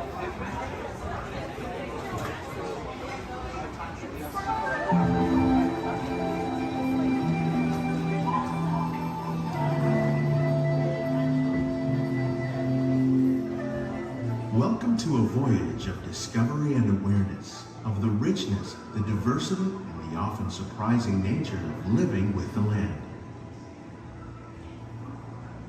Our journey begins as dramatic and sudden changes are sweeping over the land. The approaching storm may seem violent and destructive to us, but to nature, it's a new beginning in the cycle of life.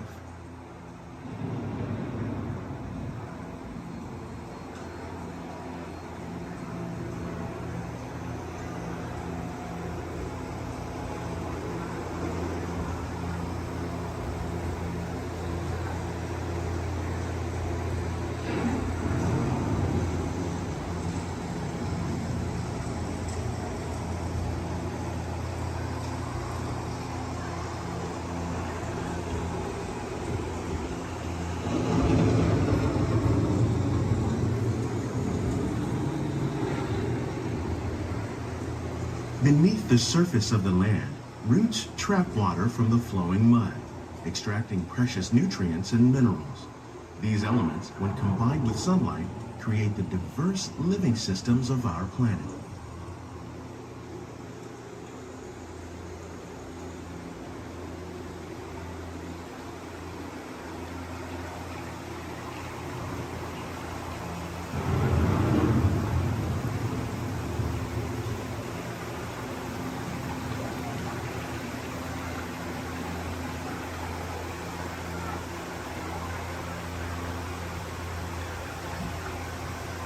One of those living systems is the rainforest, home to the most amazing concentration of life on our planet.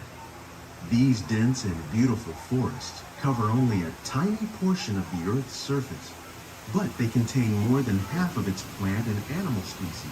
Rainforests are also extremely rich in productive living systems, providing us with oxygen, food, medicines, and other elements essential to our lives.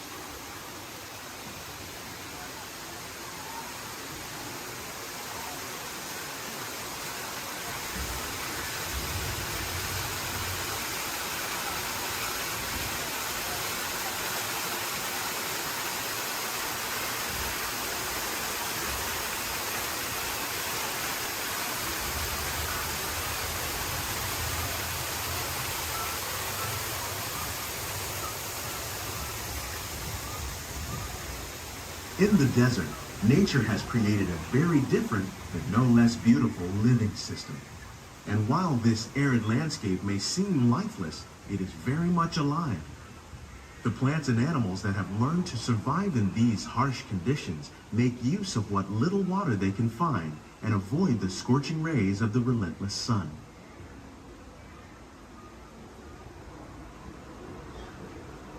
The American prairie once appeared as desolate as the desert, but over time, rainwater and nutrients gradually penetrated the hard surface of this land. Even the hooves of the mighty buffalo helped create the rich soil that would one day become home to the American farm.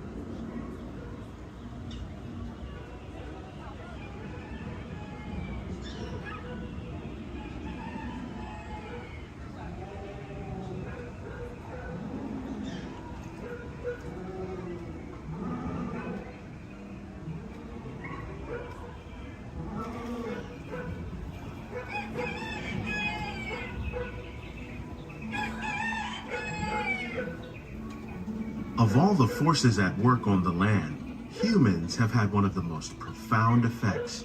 The need to produce food for a growing world led to the enormous use and sometimes overuse of the land. In our search for more efficient ways to grow food, we often fail to realize the impact of our methods.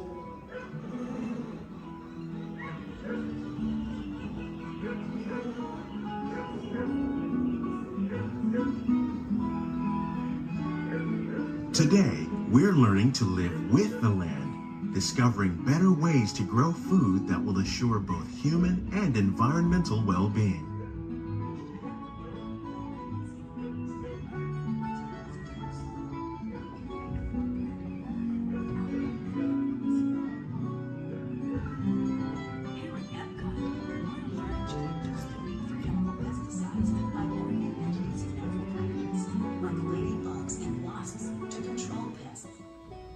In the farmlands across America, we're learning that by plowing under vegetation containing natural fertilizers, we can enrich the soil without the use of chemicals. In arid regions, we're learning to produce food on desert seacoasts by developing and planting crops that thrive on salt water. In Japan, we're learning that by mixing leaves and other living materials into our soil, we can make farmland more fertile without the need for chemicals. How will we meet tomorrow's growing needs for food production, yet still respect the needs of the land? Some of the answers are being discovered just ahead. To help us maintain these carefully controlled ecosystems, and for your safety, please remain seated in your boat at all times.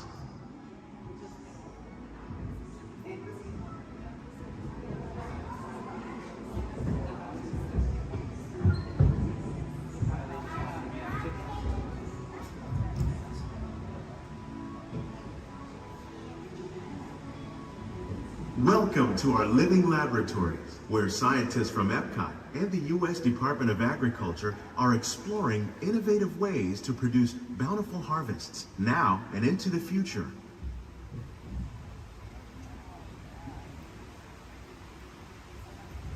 The tropics are home to the greatest diversity of plants on the planet.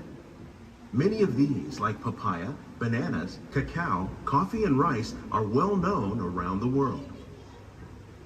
These are just a few of the edible plants that have been an important source of nutrition for people living in the tropics.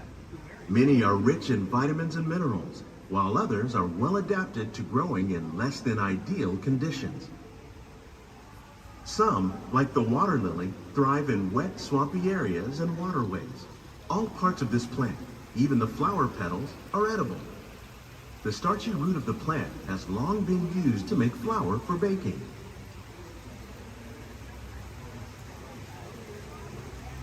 One day, many of these lesser-known tropical plants may be as important as the bananas growing on both sides of the boat. More than 28 million tons of bananas are eaten annually, making it the most popular fruit in the world.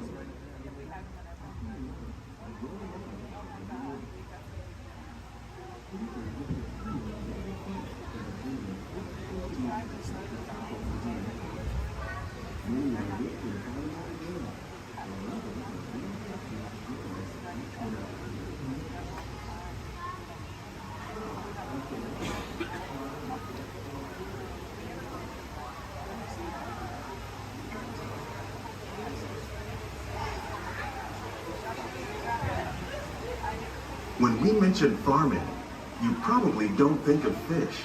But fish farming, or aquaculture, accounts for nearly half of all the seafood consumed globally. Tilapia, bass, and catfish, like the ones you see here, are 3 of the more popular crops raised by fish farmers. The sustainable system we're using here recycles the water in the tanks. As a result, we're able to save millions of gallons each year. Our small fish farm produces nearly 5,000 pounds of fish each year to serve in restaurants around Walt Disney World. Innovations like this one can play an important role in our efforts to produce bountiful harvests and still protect natural resources.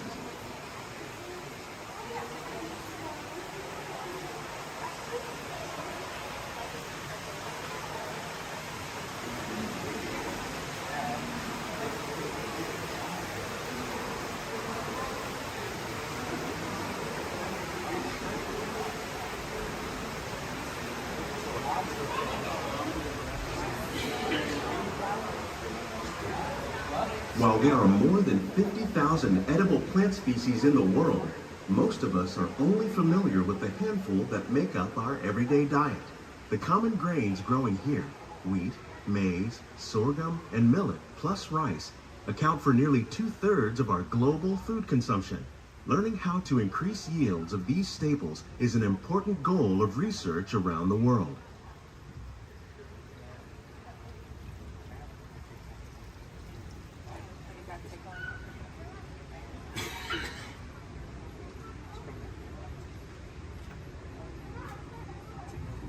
These plants are definitely on their way up. Innovative growing techniques like these increase yields while more efficiently using resources like water, fertilizer, and pesticides. Another innovation at work here is our integrated pest management program. By populating our greenhouses with beneficial insects that prey on harmful pests like aphids and flies, we are significantly reducing our reliance on conventional pesticides. We're growing these crops using our nutrient film system. This technique precisely controls and recycles water and nutrients. With it, we can produce over 27,000 heads of lettuce a year in this one small area.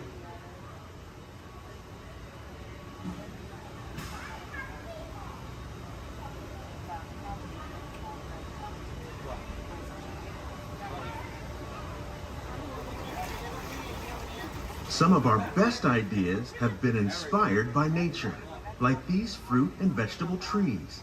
By growing these ground plants vertically, we can increase yields and better control diseases. These crops taste as good as they look. In fact, we serve more than 15 tons of produce from our greenhouses in restaurants here at the land every year.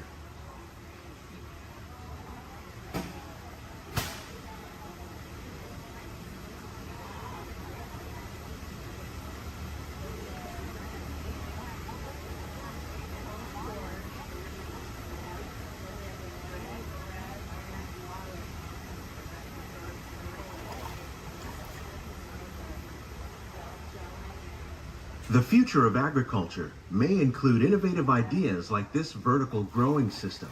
Plants grown in this way use a fraction of the space required by traditional growing methods. That saves water and increases production. The aquaponics system on your left combines hydroponics with aquaculture. The fish provide a natural source of fertilizer for the plants, and the plants help keep the water clean for the fish. It's another great way to produce more while using less. In our lab, Epcot scientists are working with the U.S. Department of Agriculture on a number of innovative projects. The goal of these efforts is to produce higher yielding and better quality plants.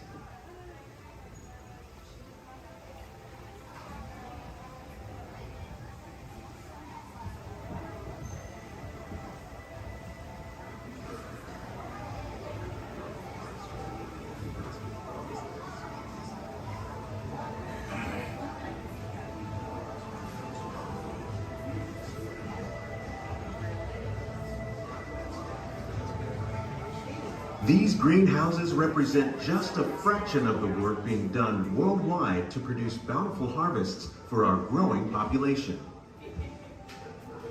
Scientists, farmers, and even backyard gardeners are doing their part to improve the quantity and quality of foods that we all rely upon.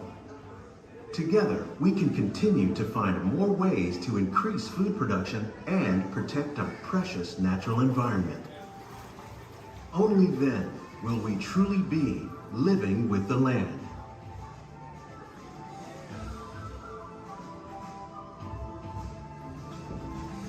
On behalf of Walt Disney World, we hope you've enjoyed this unique journey through our living laboratories. If you'd like a closer look, then check out the Behind the Seeds walking tour. It's a chance for the whole family to get up close and personal with the plants and growing techniques in our laboratories. Please keep your hands and feet inside the boat and remain seated until the boat comes to a complete stop.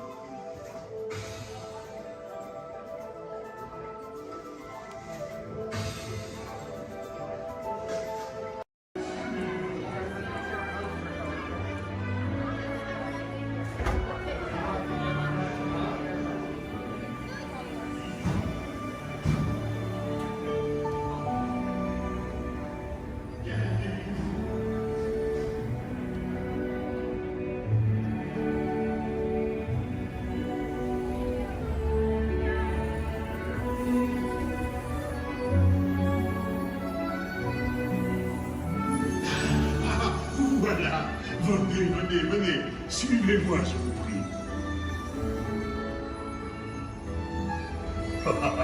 The chef Lenny is waiting for you. This way.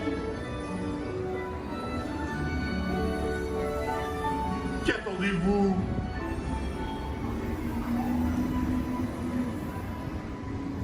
Oh, bien fait, les invités pour le dîner. Yes, but what to prepare? Hein? Pour le repas idéal? Coq au vin? No. A simple omelet? Too simple. What? Mais oui, that's it!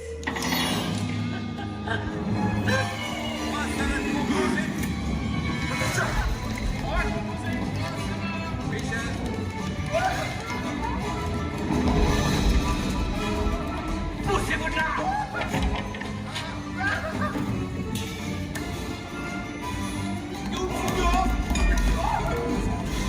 Vite, par ici!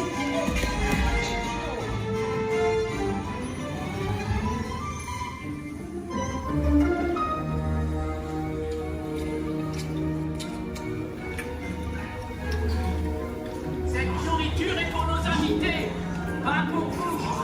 Hey guys, the food is for them, not you.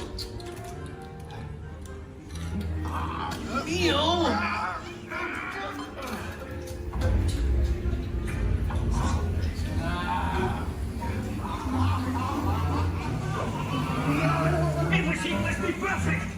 Et tout est en salle. Et oui, what are you doing? Que manigancez-vous?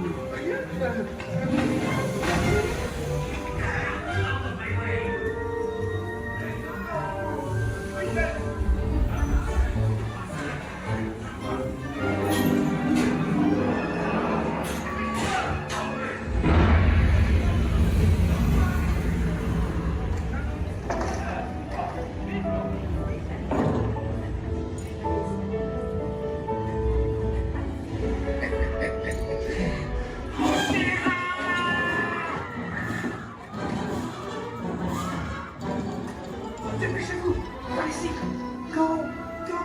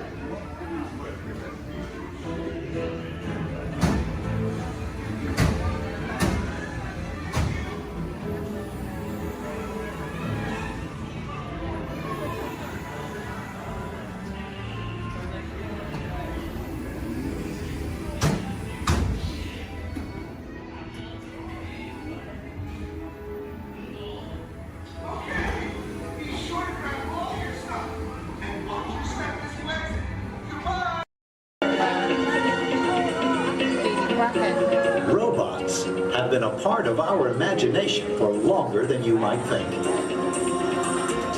The idea dates back to ancient times, when Egyptians created talking statues to serve and protect people.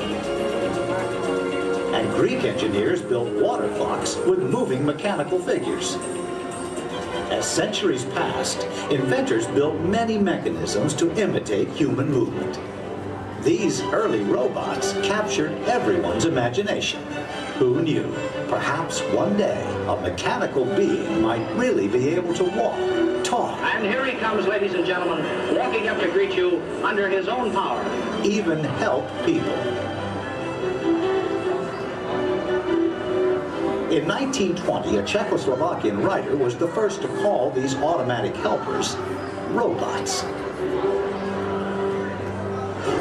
From then on, robots became popular in stories, art, and especially in the movies.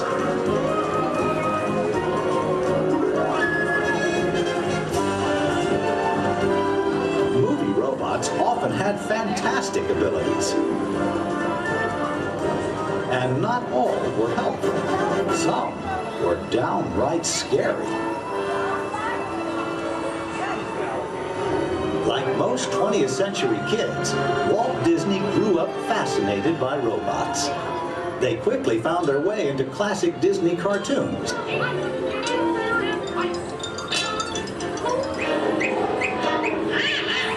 Walt's passion for robots soon took them out of cartoons and into real life. Whatever the man in the harness does, this figure will respond simultaneously in the same manner. Would you cover your life? I don't think we better. A little smoking on the stage. His magic kingdom became a welcome home for mechanical creatures of all kinds.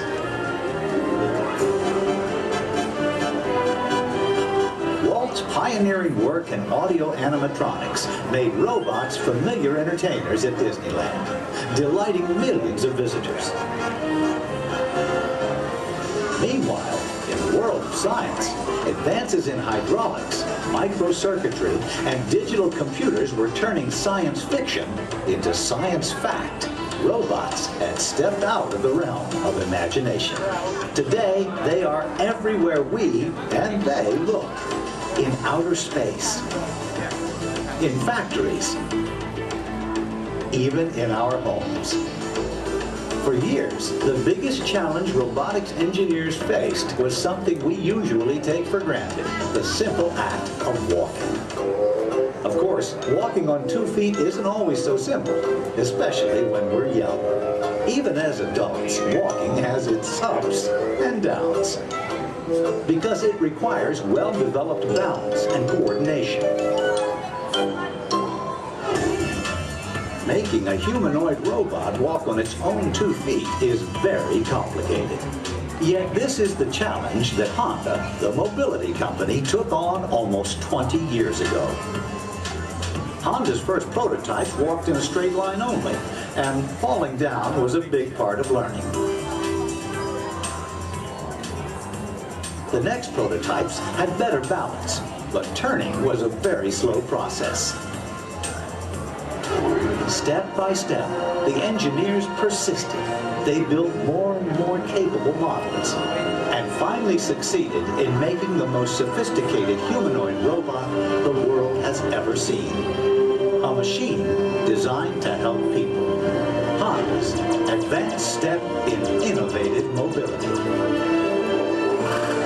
Asimo.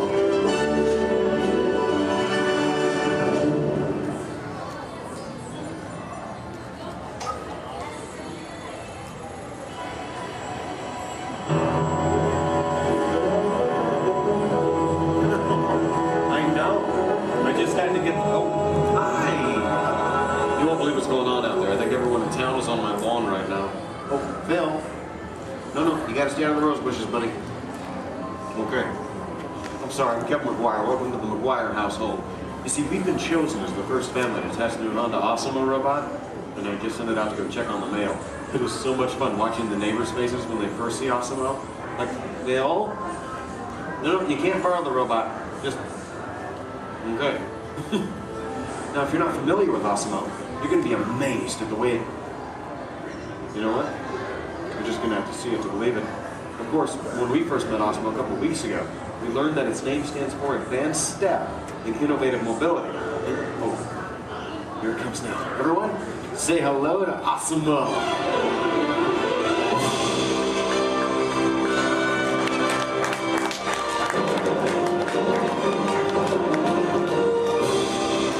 That's a good idea. Everyone welcome the newest member of the Blyer family, Osmo.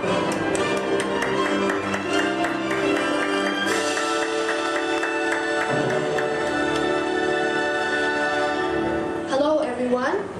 Oh, Osmo. Did we have any mail? No, but your neighbor gave this to me. Ooh. I wonder if it's from Phil. Oh no, it's an invitation to Cassidy's birthday party. My kids will be very excited, Osmo. Thank you, that was great. Well, I'm an amazingly capable humanoid robot. Yes. How can I help you? Well, actually, my parents are coming over later because my wife and I... Oh my goodness, I completely forgot. I was supposed to call my wife as soon as you got here. I was just having so much fun with the neighbors, but... You know what? We should probably call her right now. Come on, I've got her on speed dial.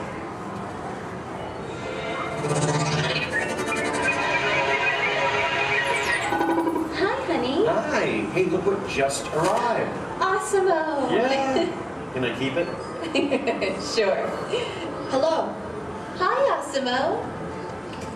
I'm leaving work early today, and I'll pick up the kids. Okay. They are so excited. So I'll see you in a while. Oh, and honey, don't forget we're going out tonight. So remind your parents that they're babysitting and order pizza. Oh, yeah. Thanks. See you.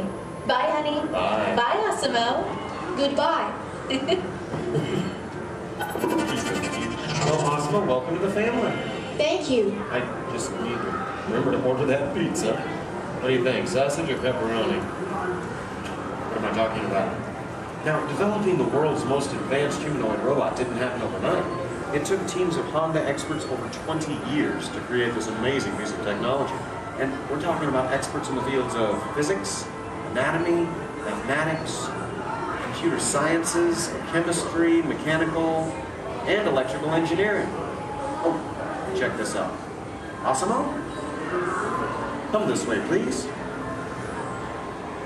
Now, if I'm sitting down, or in a wheelchair like my wife, Osmo's camera eyes are at about the same level as my eyes, and this makes communication very simple.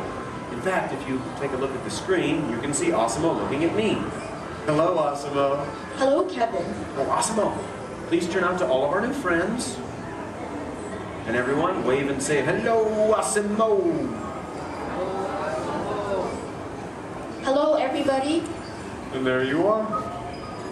Now, you might be wondering why Osmo isn't on wheels or treads or something like that. Well, Osmo is designed to help people and to be a helper in our world, a world where we need to reach for things and pick things up, or to navigate along floors and sidewalks, even just to climb a set of stairs.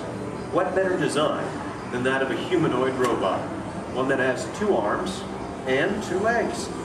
And Osmo, how tall are you? I'm 4 feet and 3 inches tall. Which is the perfect height for opening and closing doors, or turning lights on and off, even working at table services, or just moving things around the inside of a house. And Osmo, how much do you weigh? I weigh 119 pounds. And I wonder what all that would be in metric. Carry the one. I'm 130 centimeters tall and weigh 54 kilograms. All right. Oh, and how fast can you walk? I can walk about 2 miles per hour. And in metric, that would be about... That would be about 3 kilometers per hour. Yeah, that's great, Osmo. Thank you, Kevin. Now, in order for a robot to operate in our world, it must have the ability to walk. And walking can be very complicated. Follow me on this. You see, with each step that I take, my brain sends thousands of signals at lightning fast speed throughout my nervous system. Now, these signals travel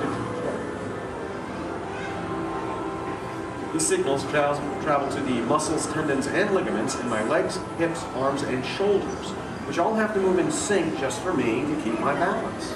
But the really amazing thing is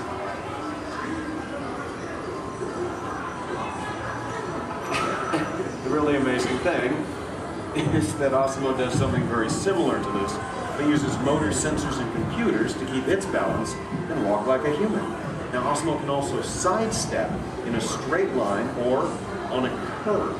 And this makes navigating through a house with all of its constantly changing obstacles very simple. And believe me, Osmo, that move's going to come in very handy with my kids and all of their constantly changing obstacles. But what's even more impressive, not only can Osmo walk forward, but Osmo can also walk backward as well, constantly adjusting its center of gravity with each step, just like us. And Osmo's balance is so good, you know what? Let's just show them. Osmo, please balance on one foot, like this. Yeah.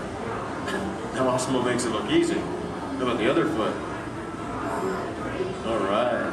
And Osmo must constantly analyze the data from all of its sensors and 34 separate servo motors. Well, Osmo, I guess it's true. There's really nothing you can't do, except fly, right? But I could play soccer. Yes, you can. You know, I think Molly left her soccer ball here, so yeah. Why not show everyone? Oh, hold on just a moment. Let me get some goalposts so we can make it official. All right, Osmo. Bend it like Beckham. And that's a goal! Very nice, Osmo. Yes. Now, it looks simple, but kicking the soccer ball actually requires some technically advanced balance, stability, and coordination. But you know, Osmo, with your ability to understand vocal commands and navigate effortlessly through the environment, it's easy to see how helpful you're going to be around the house. Oh, telephone. Okay, Osmo. I'll get it. Hey. Hey, is Osmo there? Yeah, right here. Hello. That is so cool. Osmo, we'll be home in like 5 minutes. Osmo, I told everyone in school they can come over and meet you. And I invited everyone in the neighborhood. Hold on. Also your video. Yeah, Osmo, you're a star. Bye, Osmo. Okay, my kids. I know. How about a bye, Dad? Bye, Dad. Love you. You're cool. Well, Osmo, looks like you're pretty popular with my kids. Oh, come on. You know what I'm talking about. Actually, what my kids are talking about is Osmo's DVD, Step to Safety with Osmo, in which it shows how we can use Osmo's unique walking ability to help teach young children safe ways of crossing the street. But Osmo can be helpful in many different ways. In fact, Osmo, did you use your wireless networking capabilities to go online and look for tonight's weather forecast? Yes, I will go online. Great. My wife and I are going out for our anniversary tonight, so I thought I'd check. Partly cloudy, with a high in the mid-60s. Perfect. I'll just remind her to bring a sweater. We can have dinner on the patio. Now, even though Osmo's current role is to help her in the home today, someday Osmo might be able to work in dangerous situations, like fighting fires or working in unhealthy environments, cleaning up toxic spills. And there's even the possibility... But I'm not only designed to help, I can also have fun. I think I know what you're talking about. Everyone, would you like to see Osmo dance? Yeah? All right, how about this, Osmo? You lead, I'll try to follow. Go ahead and kick it.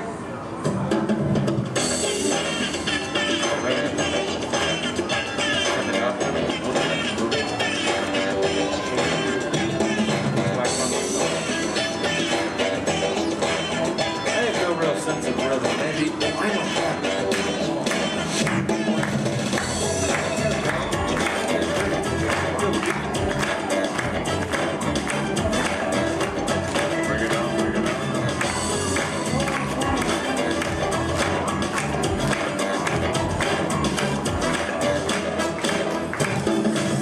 Very nice, Osmo. Take a bit. Hey guys. It's on, Dorothy. Hello. Oh, hi dear. Hi, Mom. What are you doing? Trying to keep the rhythm. Tell them to be over in a while. Oh, your father says to tell you we'll be over in a while to watch the kids. Okay. That's about the robot. Oh, did that cute little robot arrive? Yes, Mom. Osmo's right here. Oh, good. Well, we'll see you soon. Okay. Make sure our room is ready. Make sure our room is ready. Dad, I can hear you. We can all hear you. So. Can hear you, Earl. We're good. Okay, honey. Bye. Bye. How do I turn this thing off, Earl? Use the remote. Use the button on the right. My parents and technology don't always mesh well. There you go. Although, you know, this is the first time in a long time my parents have actually volunteered to watch the kids. I wonder why. It's a mystery. Anyway, if you'll excuse me a moment, I need to go check on them. A second, Asamo? Could you do me a favor? Yes, Kevin. Could you go upstairs and look into the room on the right to see if it's ready for my parents? Of course. Great. Now, what you're about to see is one of Asamo's most challenging maneuvers, made possible by combining all of its onboard technology. The ability to climb a set of stairs with balance and precision is a culmination of over 2 decades of research and development. Now, first, Asamo stops momentarily at the foot of the stairs and adjusts its position by reading a mark on the floor using the sensor in its torso. Oh, are you all ready, Asamo?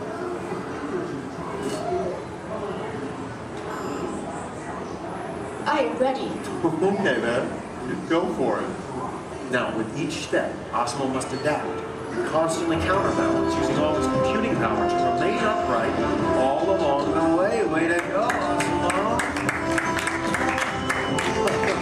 Now that is truly a historic step forward in human technological progress.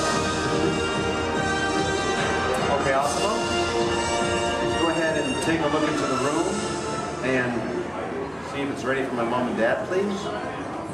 And boom. That looks perfect. Thank you, Asamo. You're welcome. Now, if you thought going up the stairs was difficult, it takes even more balance and coordination to make it back down whenever you're ready, Asamo. Once again, Asamo will find its position by reading a mark on the floor using the sensor in its torso. And when it's ready, it will descend the stairs, constantly adjusting with each step.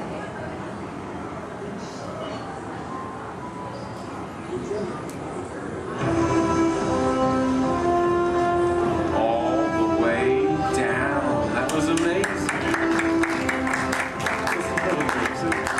Honestly, Asamo, I don't think there's anything that can top that. So, if you'd like... Excuse me. Oh, yes? I can even run. That's right, you can. And we have the room. Okay, well, you get ready. I'm going to tell everyone.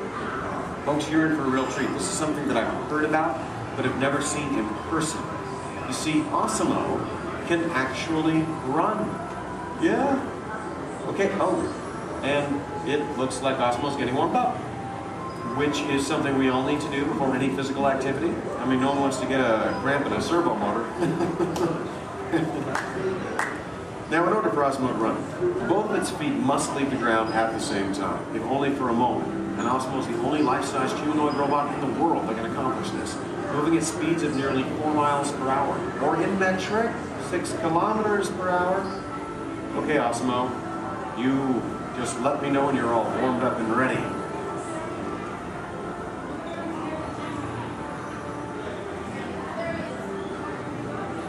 I am ready. Alrighty then.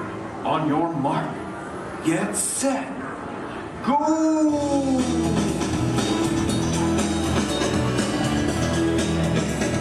That was incredible. Watch me turn around. I want to show this to you in slow motion. Now this is truly an amazing accomplishment. Asamo's airborne, meaning both of its feet leave the ground for about 0.08 seconds, running very similar to that of a human. Very impressive, Asamo. Thank you, Kevin. Now, if you'd like to learn more about Asamo, please visit the website, asamo.honda.com. As for you, I think it's time to get you ready to meet the rest of the family. So, why don't we say goodbye to all of our new friends? Excuse me. Yes? Please do not forget to order the pizza. Pizza for the... That's right. Thank you, Asamo. You're welcome. You know what, Asamo? I think this is going to be the beginning of a beautiful friendship. All right. And the kids are home. I hope you're ready to meet them. But before we go, let's say goodbye to all of our new friends. Goodbye, everybody. And everyone, let's hear one more time for Osimo.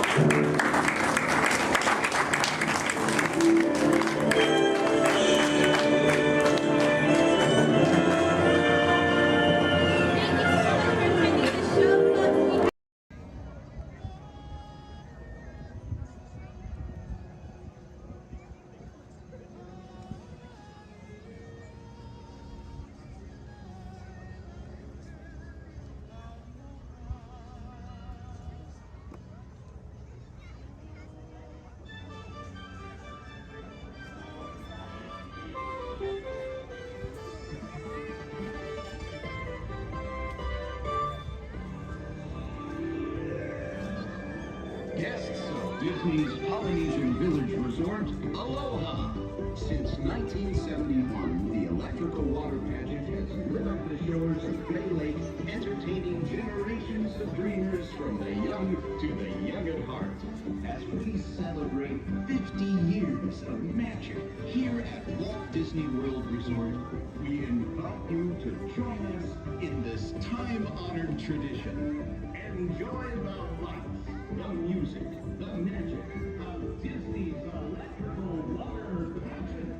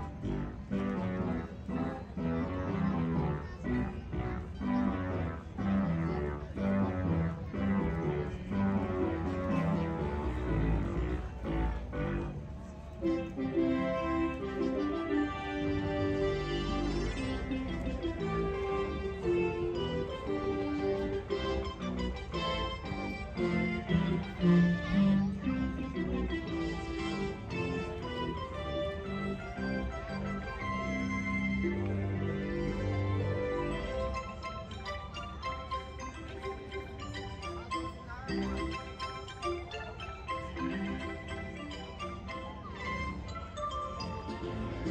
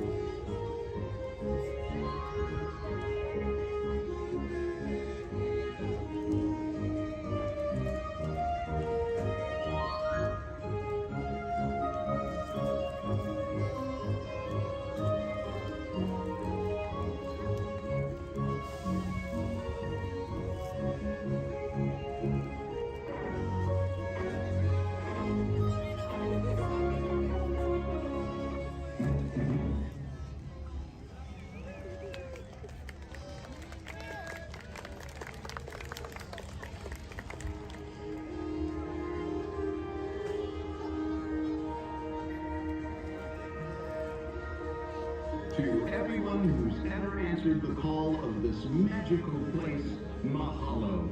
We have shared the breath of magic.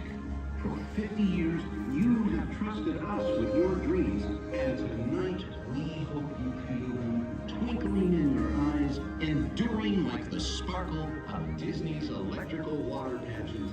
From all of us to all of you here at Disney's Polynesian Village Resort, we bid you aloha and hope you wake tomorrow to find your dreams are even brighter in the light of a new day.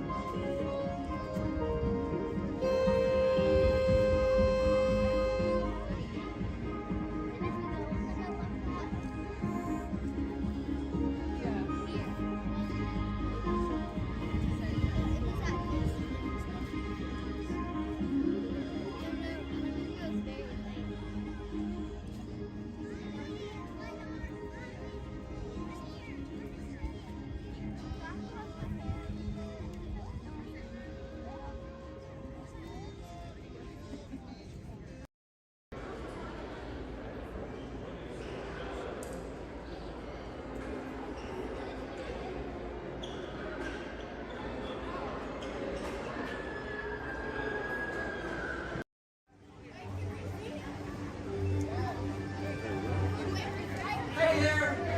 See ya! This is way more fun than climbing stairs. Don't forget to tag me on your video. # Amazing Spider-Man.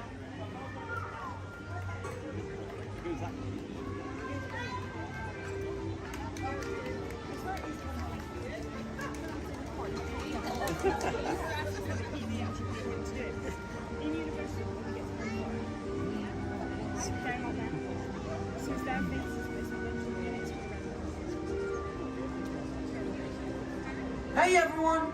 Looking good down there! Wow, this is a friendly neighborhood.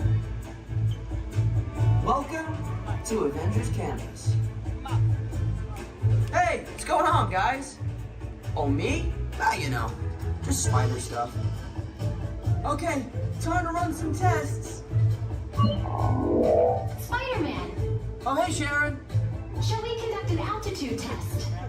Yeah, Guess I should do some work. Always good to have the data. On my way. Just need to find a clear path and something to swing from. Oh yeah, it's go time. Field testing, here I come.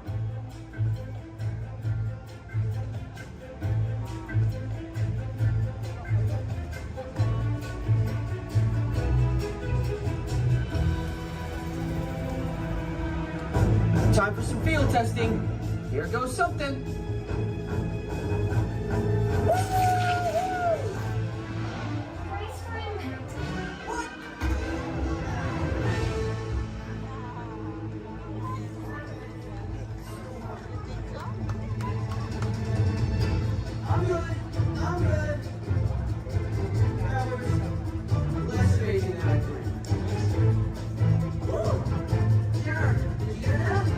I got the data.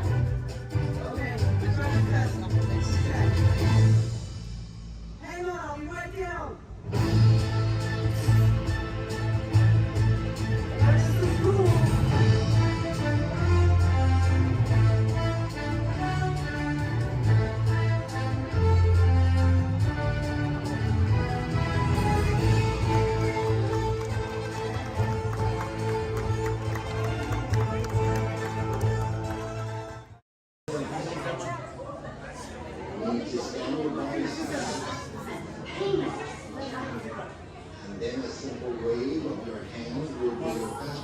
Raise your hands for security clearance. And presto, the doors open for you. I now present to you Tannelier Tavon's private office.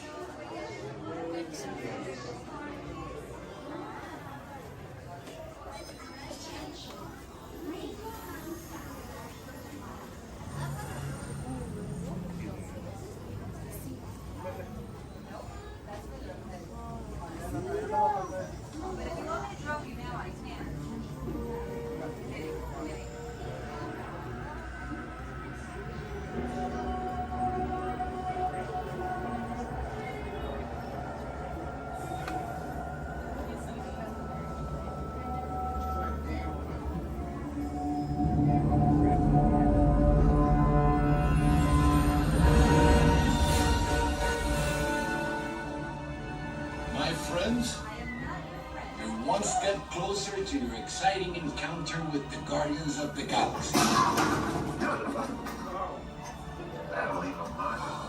You're now standing in my private office. I know. Right, Carefully scrutinize each and every piece that comes to me from different parts of the galaxy let's you this guy.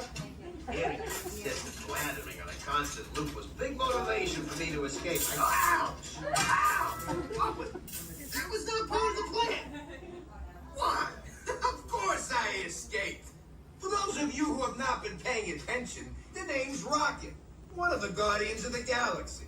The smart one. Listen up. He's gonna put you on a gantry lift for your tour. I'm gonna sneak on top of your lift and take us all the way to the big old generator control room. I'm gonna blast that thing and destroy all the control systems, which will open up every cage in this freak show and free my friends. Our buddy Mantis is in the getaway ship waiting for my signal, and then we'll be on our merry way. But this plan won't work unless you help. I don't have clearance. My hands don't scan. Yours do. If you raise your hands, I get the clearance and the chaos begins. It's a foolproof plan. 35% of the time. Oh. I'm gonna take this. Now move it.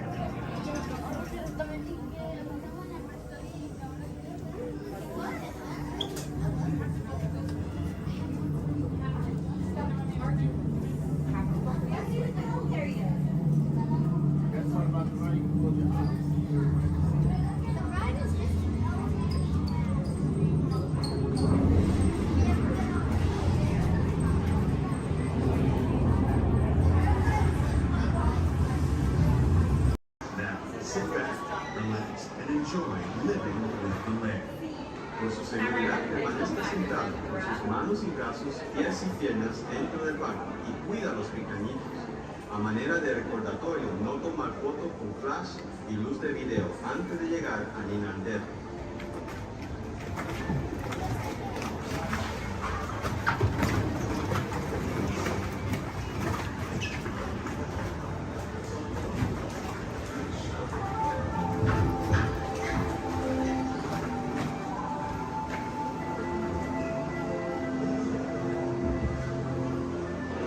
Welcome to a voyage of discovery and awareness of the richness and diversity we offer surprising nature living with the land.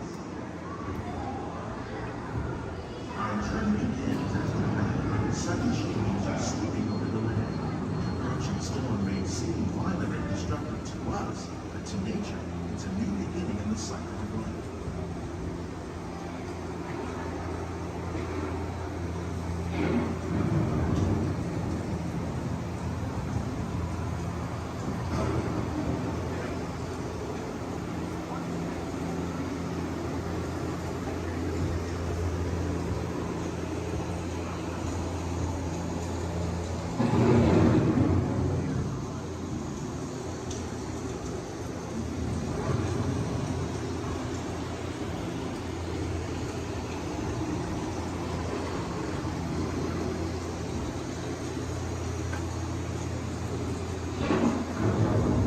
Beneath the surface of the land, roots trap water from the flowing mud, extracting precious nutrients and minerals. These elements, when combined with sunlight, create the diverse living systems of our planet.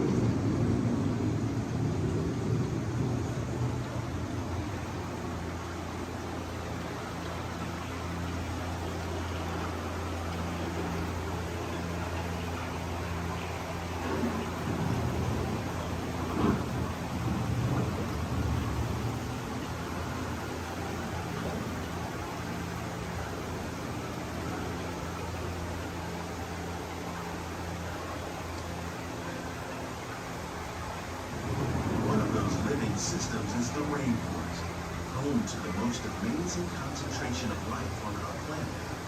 These dense and beautiful forests cover only a tiny portion of the Earth's surface, but they contain more than half of its plant and animal species. Rainforests are also extremely rich and productive living systems, providing us with oxygen, food, medicines, and other elements essential to our lives.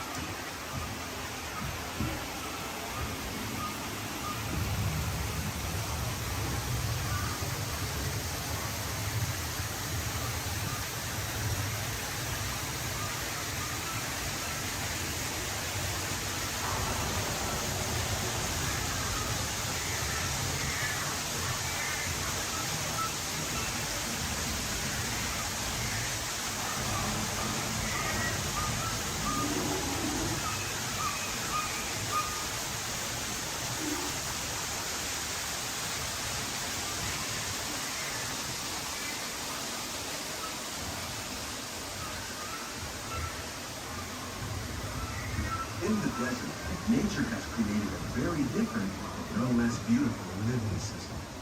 And while this arid landscape may seem lifeless, it is very much alive. The plants and animals that have learned to survive in these harsh conditions make use of what little water they can find and avoid the scorching rays of the relentless sun.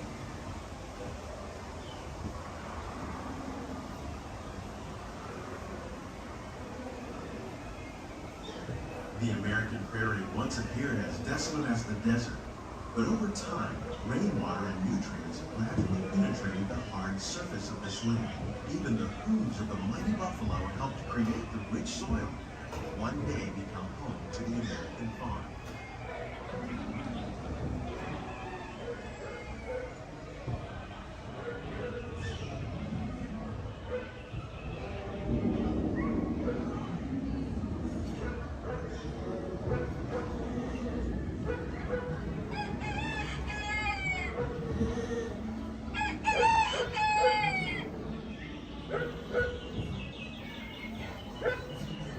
Of all the forces at work on the land, humans have had one of the most profound effects. The need to produce food for a growing world led to the enormous use and sometimes overuse of land. In our search for more efficient ways to grow food, we often fail to realize the impact of our methods.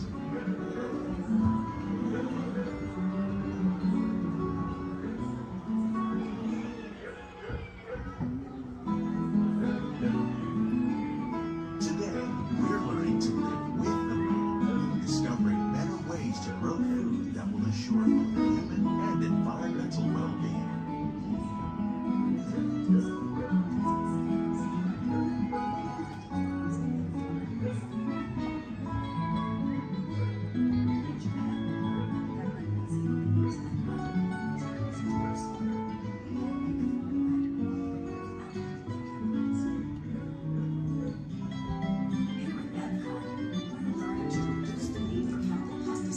By breeding and using natural predators like ladybugs and wasps to control pests. In the farmlands across America, we're learning that by plowing under vegetation containing natural fertilizers, we can enrich the soil without the use of chemicals. In arid regions, we're learning to produce food on desert seacoasts by developing and planting crops that thrive on salt water. In Japan, we're learning that by mixing leaves and other living materials into our soil, we can make farmland more fertile without the need for chemicals. Here at Epcot, we're learning to reduce the need for How will we meet tomorrow's growing needs for food production, yet still respect the needs of the land? Some of the answers are being discovered just ahead. To help us maintain these carefully controlled ecosystems, and for your safety, please remain seated in your boat at all times.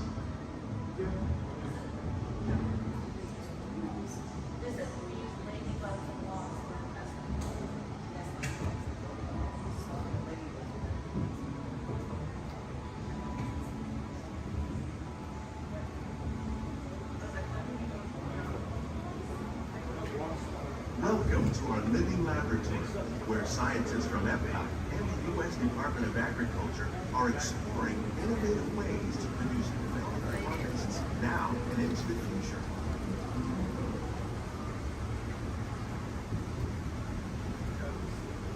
The tropics are home to the greatest diversity of plants on the planet. Many of these, like papaya, bananas, cacao, coffee, and rice, are well known around the world. These are just a few of the edible plants that have been an important source of nutrition for people living in the tropics. Many are rich in vitamins and minerals, while others are well adapted to growing in less than ideal conditions. Some, like the water lily, thrive in wet, swampy areas and waterways. All parts of this plant, even the flower petals, are edible. The starchy fruit of the plant has long been used to make flour for baking.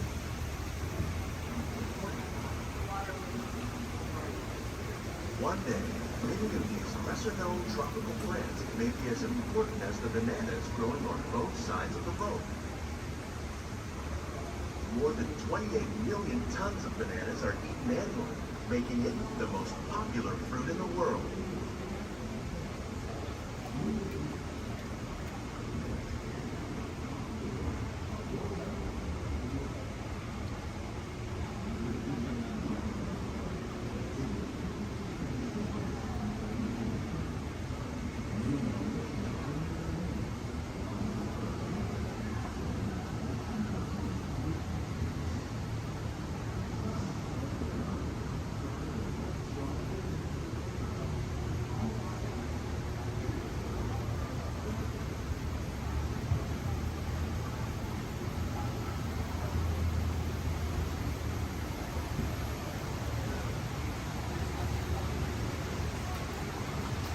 When we mention farming, you probably don't think of fish. But fish farming, or aquaculture, accounts for nearly half of all the seafood consumed globally. Tilapia, bass, and catfish, like the ones you see here, are 3 of the more popular crops raised by fish farmers. The sustainable system we're using here recycles the water in the tanks. As a result, we're able to save millions of gallons each year. Our small fish farm produces nearly 5,000 pounds of fish each year to serve in restaurants around Walt Disneyland. plant history can play an important role in our efforts to produce valuable harvests and still protect natural resources.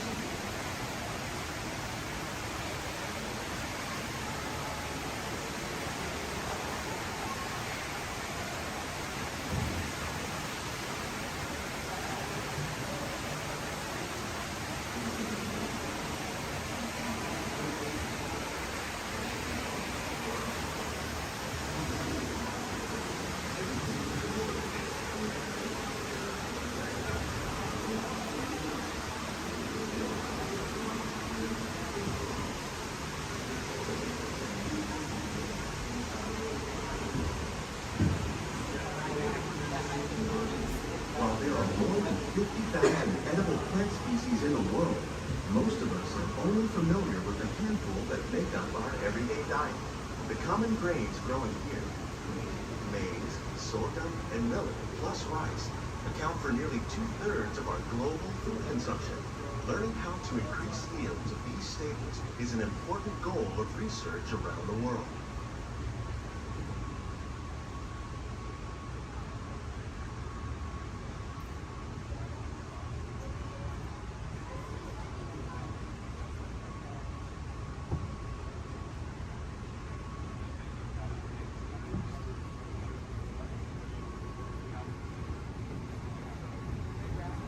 These plants are definitely on their way up. Innovative growing techniques like these increase yields while more efficiently using resources like water, fertilizer, and pesticides. Another innovation at work here is our integrated pest management program. By populating our greenhouses with beneficial insects that prey on harmful pests like aphids and flies, we are significantly reducing our reliance on conventional pesticides. We're growing these crops using our nutrient film system. This technique precisely controls and recycles water and nutrients. With it, we can produce over 27,000 heads of lettuce a year in this one small area.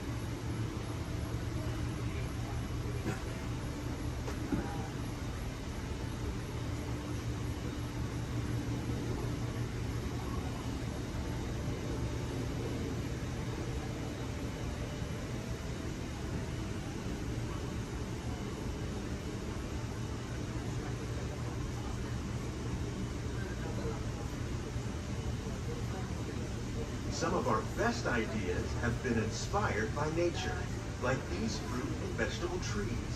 By growing these ground plants vertically, we can increase yields and better control diseases.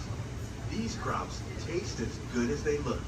In fact, we serve more than 15 tons of produce from our greenhouses in restaurants here at the land every year.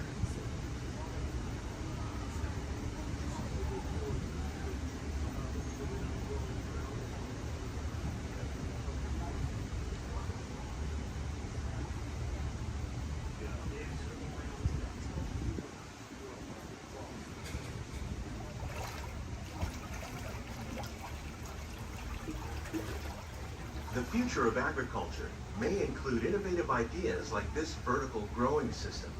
Plants grown in this way use a fraction of the space required by traditional growing methods. That saves water and increases production. The aquaponics system on your left combines hydroponics with aquaculture. The fish provide a natural source of fertilizer for the plants, and the plants help keep the water clean for the fish. It's another great way to produce more while using less. In our lab, Epcot scientists are working with the U.S. Department of Agriculture on a number of innovative projects. The goal of these efforts is to produce higher yielding and better quality plants.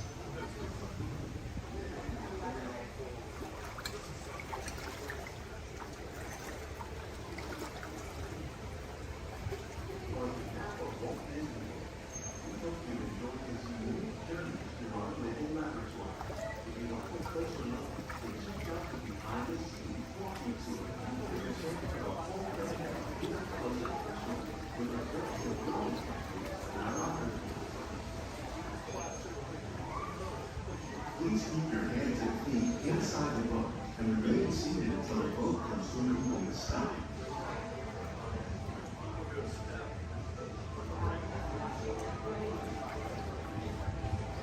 These green greenhouses represent just a fraction of the work being done worldwide to produce bountiful harvests for our growing population. Scientists, farmers, and even backyard gardeners are doing their part to improve the quantity and quality of foods that we all rely upon. Together, we can continue to find more ways to increase food production and protect our precious natural environment. Only then will we truly be living with the land.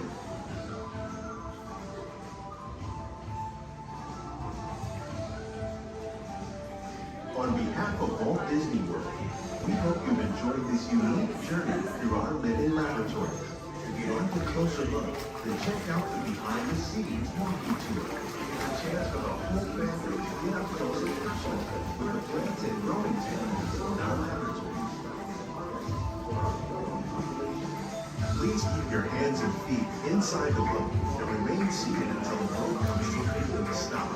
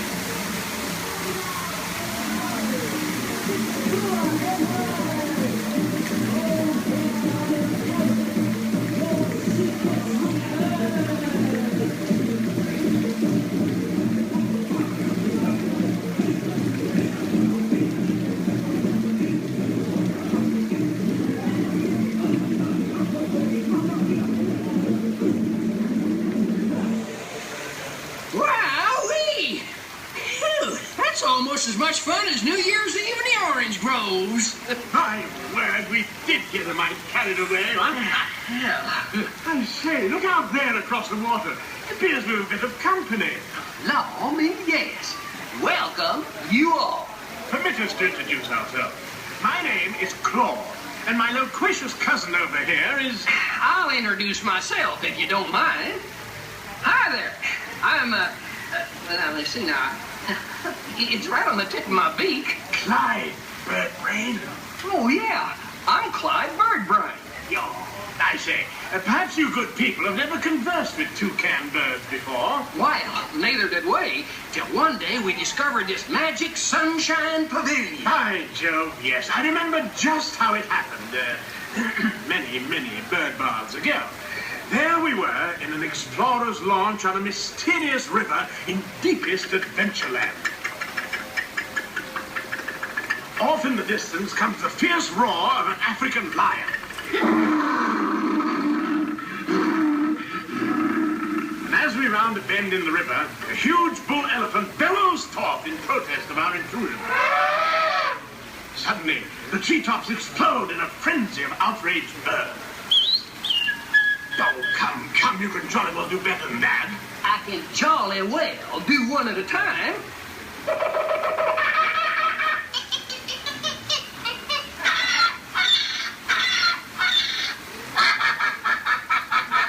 Meanwhile, shifty-eyed crocodiles lurk by the water's edge. Lurk, lurk, lurk. And the giant python slithers down from an overhanging limb. What's happened? What's wrong? I think snakes. Don't be ridiculous. I'm only relating a story. All right, Clyde, enough is enough. That wasn't me. I never even opened my beak. Huh? Excuse me, I really hate to interrupt such an exciting story, but they are calling us for a show. For sakes, it's already showtime? And say yes, it is already showtime. And now, Claude, it is your turn to make the announcement to all our guests. Righto. Ladies and gentlemen, boys and girls, gather up all your cameras, purses, and other articles, and now turn to your left towards the tall doors. When the drums begin, they'll open magically to lead you right into the Sunshine Pavilion. Is everybody ready? POV, please. On top of your head, hats, ears, sunglasses. Go ahead and take those off. You want them flying off in a first order ship. Who knows what they would do with them, but they're not going to give them back. This is our 5 who's going to help get you guys out of here. We're just waiting for a transmission from Finn. Okay. Good luck. Take this corridor to the turbo lift. Then head down to the escape pod base. Those droids are programmed to return you to Batu. Hurry and don't get caught. Lieutenant Beck will guide you. Recruits, for your safety, stay seated with seatbelts securely fastened. Keep hands, arms, feet, and legs inside the transport and supervise your children. Tell them it's a prisoner transfer. Did it work? Good. Now get a move on. There's a clear path to the turbo lifts at the end of the hallway. Turn right. Probe droid. You're lucky it didn't spot you. Take those turbo lifts and stay out of trouble. Hey, you're not authorized. Wait, go to the prison.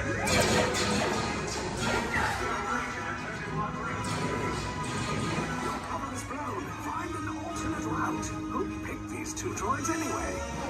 Detection approach. Treason is not seen on the other team. Everyone, fire!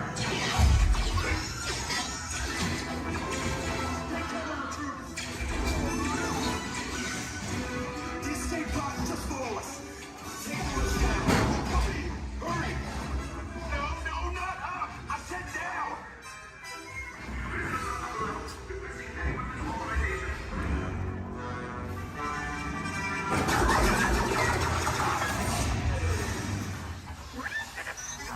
This does not look good. Try to find another way down to the escape pods. The Resistance will attempt to rescue the prisoners. They have neither the resources nor the courage to engage us. You underestimate their conviction. Raise the shields! Shields? I see no evidence. Now! Sound the alarm! All personnel to their stations! Sir, the prisoners have escaped. How brave, but ultimately hopeless. There's nowhere to run.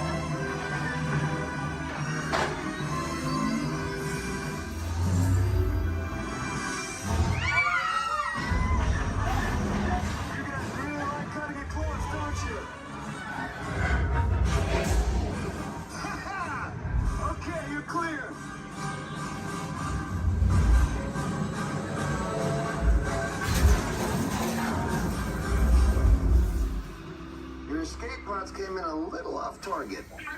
Ground crews will meet you outside the wreck. All right, nice job, recruits. Not what you signed on for, but hey, you're resistance now. I think I have that authority. Right, Beck? Where's the lieutenant? I need eyes on Beck. Line up. Scout for his clock beacon. More escape pods down in Sector 4. Verification pending from key command personnel. Where's the lieutenant? I need eyes on Beck. Lieutenant Beck here. Beck! You're alive. I should hope so. Great job, recruits. Thanks to your heroism, the location of the resistance base is secure. Bravo! Yes, R5, you too.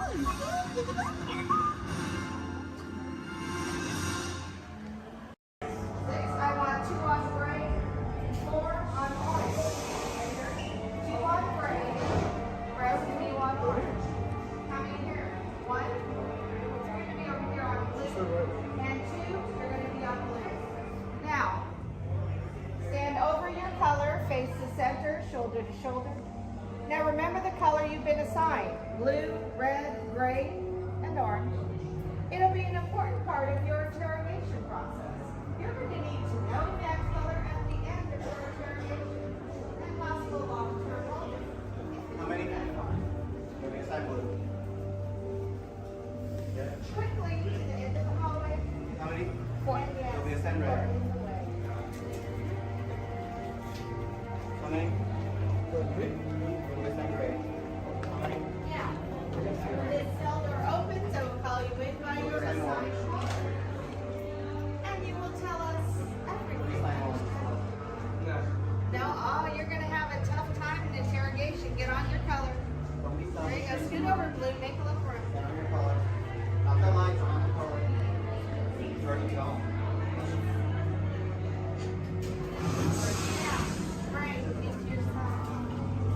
Everyone has been assigned a color. Look down and memorize it. Do not forget it. This was for interrogation. Which will be shortly. Is that your only speed? Slow. Let's move it along.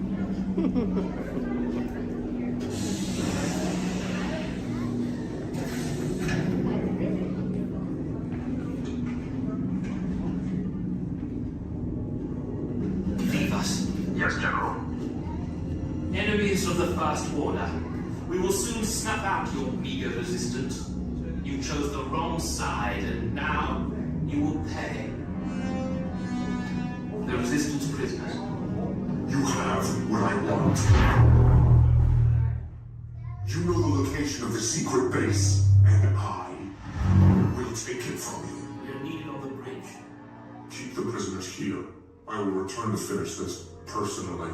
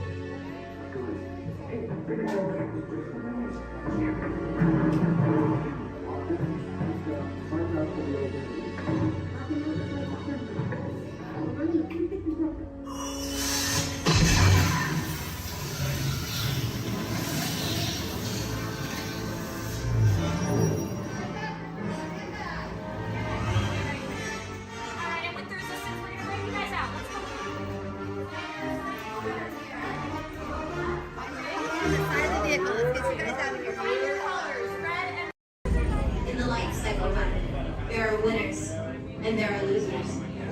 Who are you?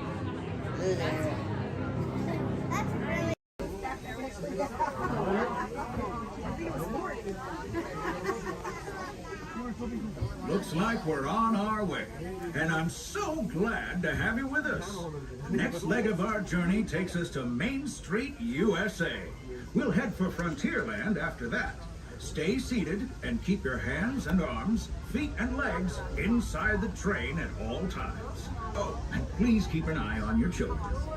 Para su seguridad, permanezca sentado y mantenga las manos, brazos, pies y piernas dentro del tren y cuide a los pequeños. Gracias. Next up is a place that's always ahead of the curve, and not just because we're on the straightaway. Our metropolis of mechanical marvels, Tomorrowland.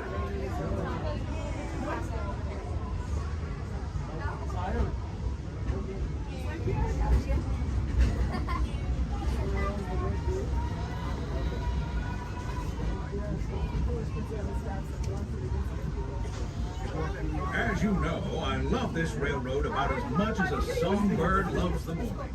But I'm still awed by the rockets and statements and fun. Unidentified users detected in upload conduit area. Scanning. Calculating.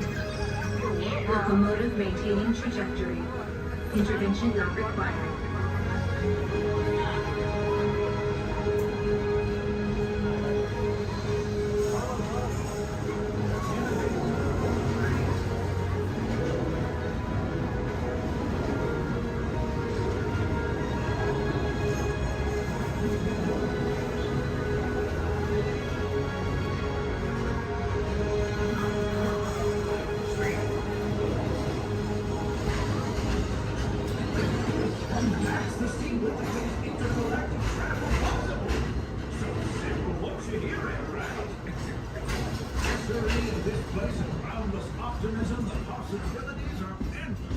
You might say the sky's the limit, but even that is no obstacle in Tomorrowland.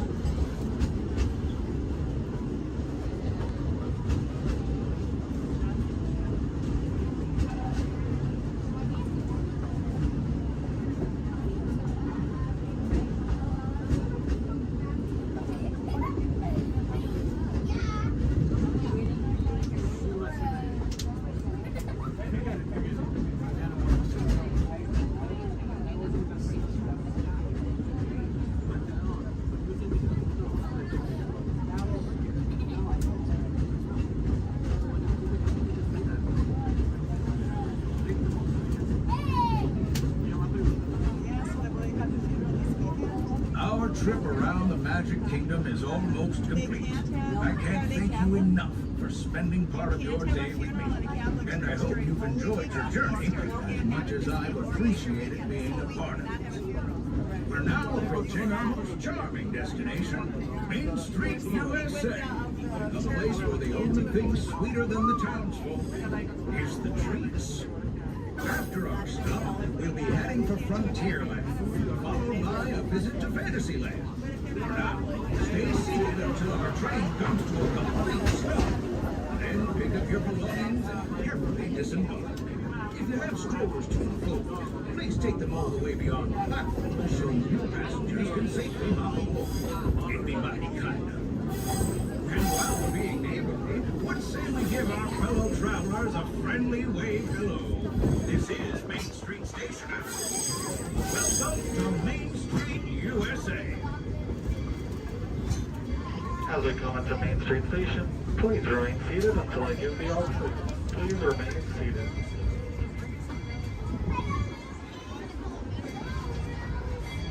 Please remain seated, everybody. Please remain seated until I give the all clear.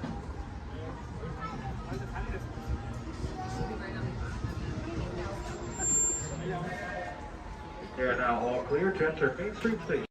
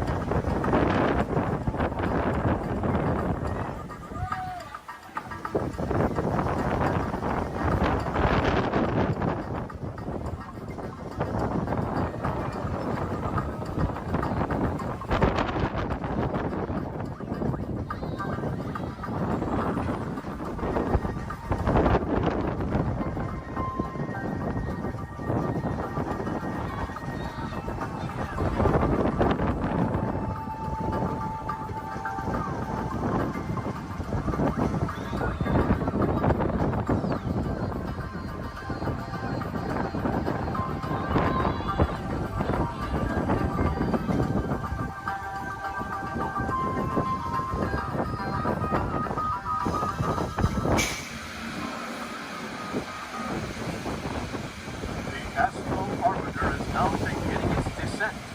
Please remain seated until your rocket ship stops and follow the arrows to the flight deck. Welcome back, pilots. Travelers, for your safety, please remain seated until your rocket comes to that full and complete stop. Gather all your belongings.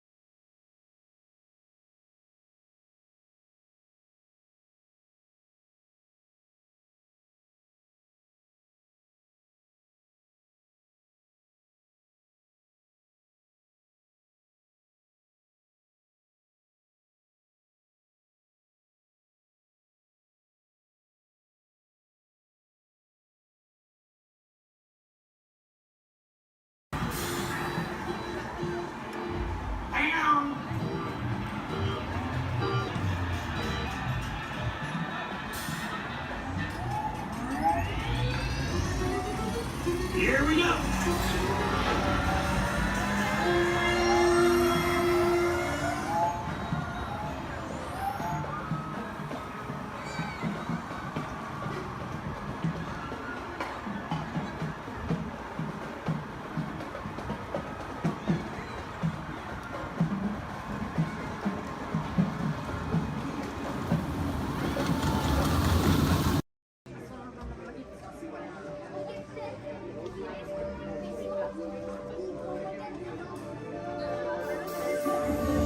I see we have new visitors. Welcome, Terrans, to the wonders of Xandar. I am World Mind, sentient supercomputer of Xandar.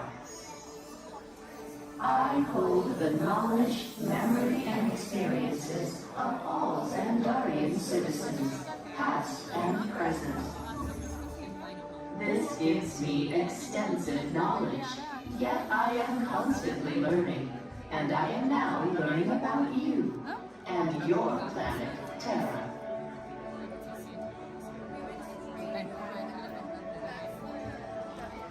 Much of my knowledge of your world came from your great scholar, Peter Quill. However, many of his facts have yet to be confirmed, such as the incredible importance of a legend called Footloose. Through my fellow Xandarians working here at the wonders of Xandar, I am discovering more about you Terrans. Such as your fascination with eating the turkey leg. Why only the leg? What about the rest of this creature? We are eager to learn the answers to these questions and so much more about your world. In return, we Xandarians hope to share with you more about ours.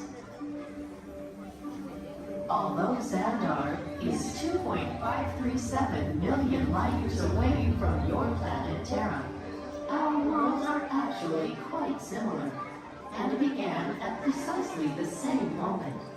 We refer to this as Time Zero, before the existence of anything.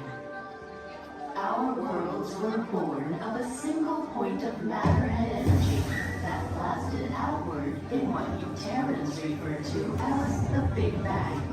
And from nothing came the beginning of everything.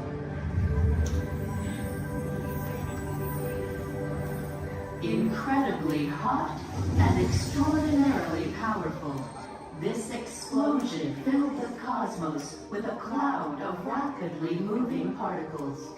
Over the next 100 million years, space continued to expand, and the particles cooled and slowed.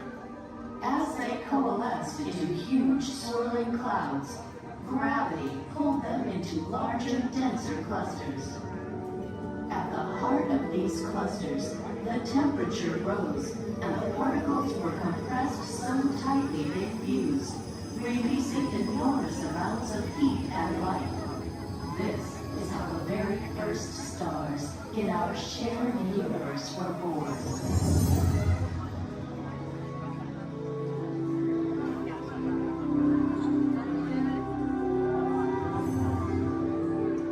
The singularity is just one of the commonalities between our two worlds that we will explore today.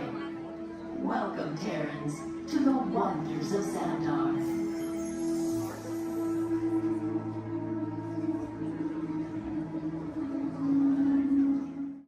We recently learned that your Terran visionary, Walt Disney, had a similar goal in mind with his early concepts for the experimental prototype Community of Tomorrow. He is now Peter Quill. What do you have to say about this? I guess, it was really a group effort to execute my plan. Thank you, Mark. The Great Lady, I would love to hear more about how Terra was chosen for this Wonders of Xandar tour. Well, that was totally my idea. And Epcot, too, because I love that place. It's awesome. I went there as a kid, and I cannot wait to get to go back and ride the rides. So to see the energy, dinosaurs, and of course, here the veggie fruit.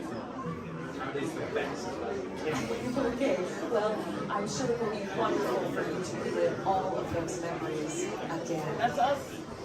And it's thanks to Wonders that Xandar is reaching out to other cultures across the galaxy.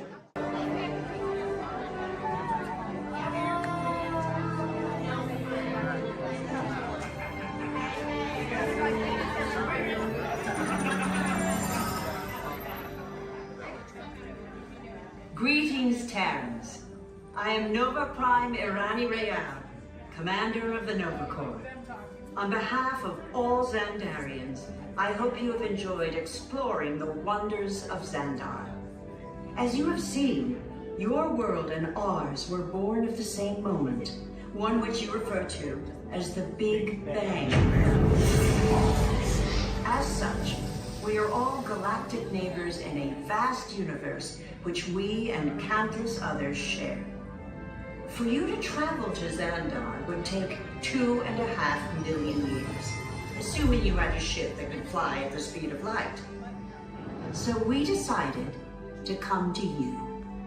But even we could not have reached you so easily were it not for the Cosmic Generator, an advanced piece of Xandarian technology that creates jump points, artificial tunnels that act as shortcuts, linking distant points in space.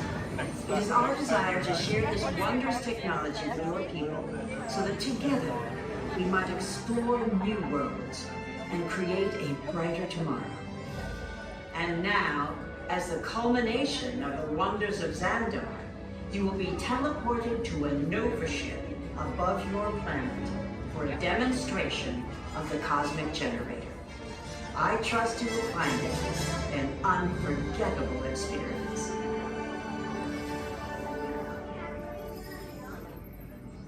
Welcome, people of Epcot. Epcoters. Epcotians. Citizens of Epcot. Does anyone know what they call themselves? What? Someone needs to tell me when I'm on. Welcome, Epcot Terrans. I am Centurion Tal Merrick, and we're just about ready to teleport you up to the ship for the demonstration. As you're about to enter a secure Nova area, I must ask you to put away your Terran communication devices at this time. Recording of any type is strictly prohibited. I am very serious about this. Now, please step forward into the chamber. You're gonna love this. You're on! That was the best. That was like probably highlight. You're on! Someone get that guy back.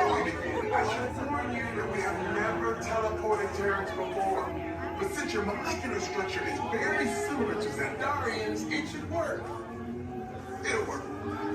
So long as you are standing inside the lighted ring. You do not want to know what happened last time someone did not stand where I told them to, okay? Stand by the teleportation. Here we go.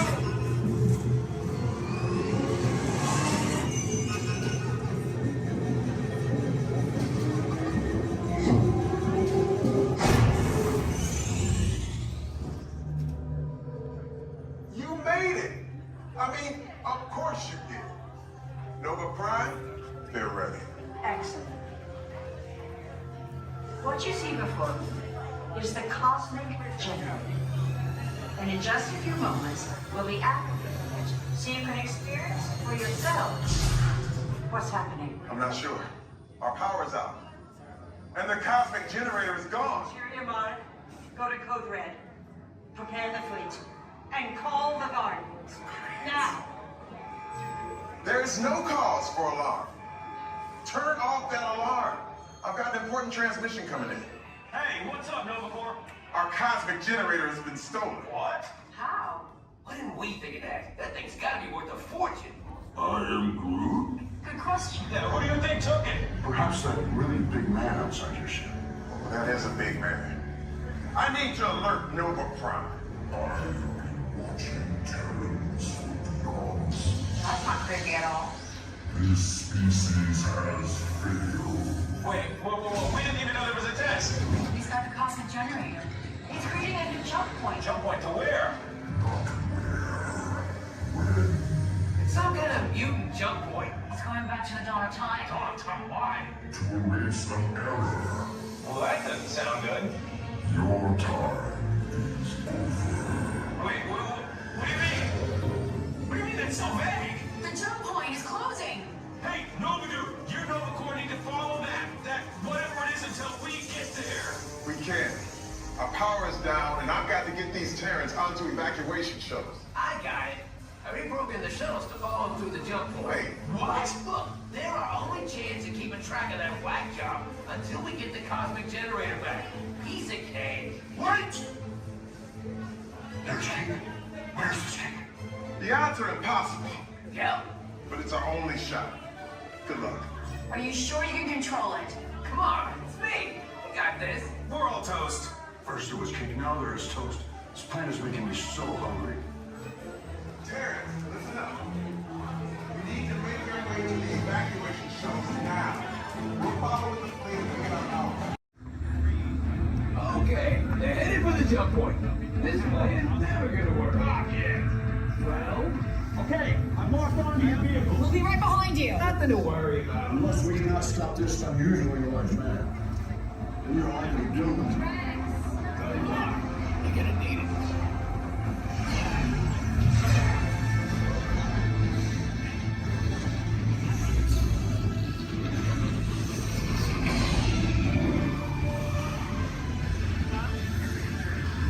Useless to follow me.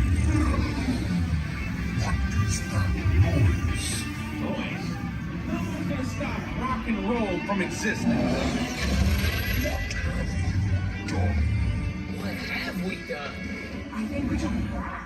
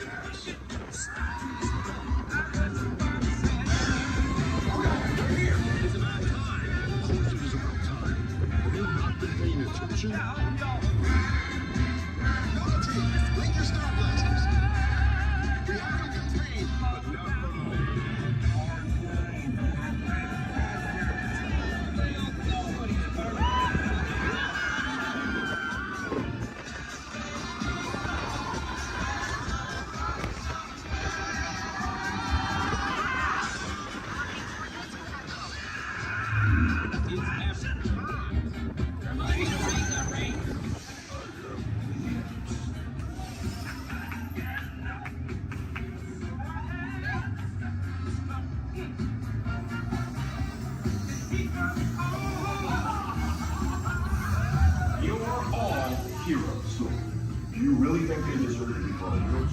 Do you see how they dress? It's just a figure of speech, Drax. You are lying to them. Now I understand. Welcome to the Guardians of the Galaxy.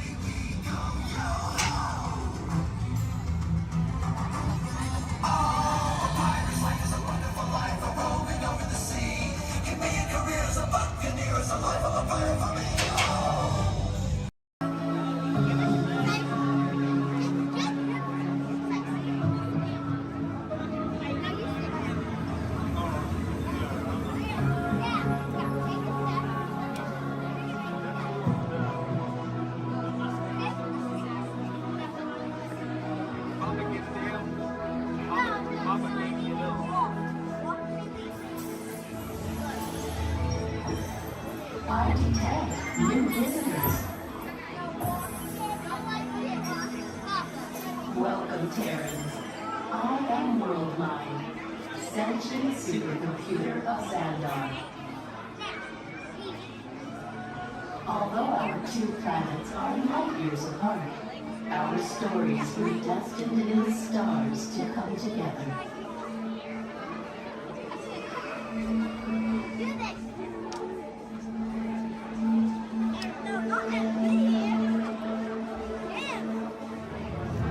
The early stars of our cosmos were enormous, hundreds, even thousands of times larger and brighter than our Terran sun. Many of these stars grew hotter and denser until they exploded, creating new stars in a cycle that lasted more than 1 billion years. Over time, the remnants of these explosions began to swirl and coalesce into planets in your solar system and ours. You Terrans named our galaxy Andromeda, and yours, according to Peter Quill, after a Terran demi-drink. I am still trying to comprehend you Terrans and your terms, but find Milky Way a curious choice. Among the newly formed stars, at the end of the spiral arm of your Milky Way, is a star which you call Sun.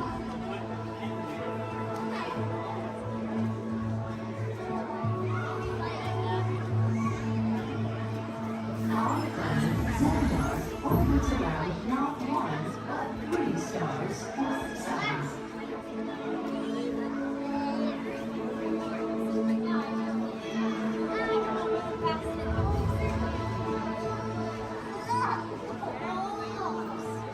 And despite the vast distance between us, our 2 galaxies are actually moving closer to each other. In just 4 billion years, they will merge with a gravitational force that will bind them together. Imagine Terrans and Xandarians forever connected, though we have in fact been related from the start, born the same stardust at the dawn of time.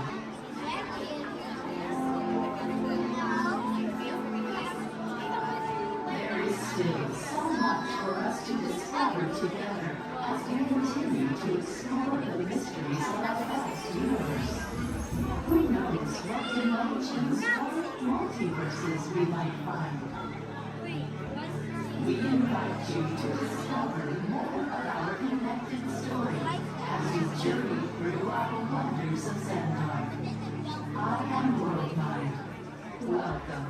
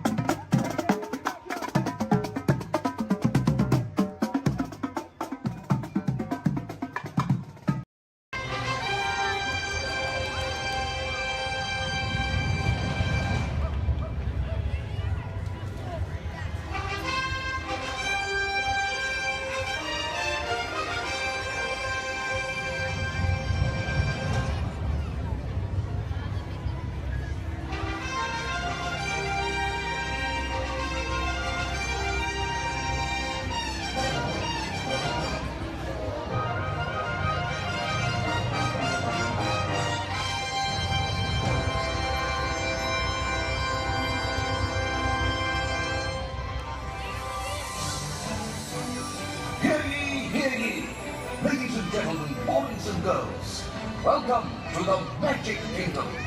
You are warmly invited to join Mickey Mouse and his Fantasyland friends for a magical celebration in the streets. Dreams will come true, hearts will soar, and you will become a part of the magic. For the time has come to take your places and prepare to welcome the wondrous and wonderful Disney Festival of Fantasy Parade!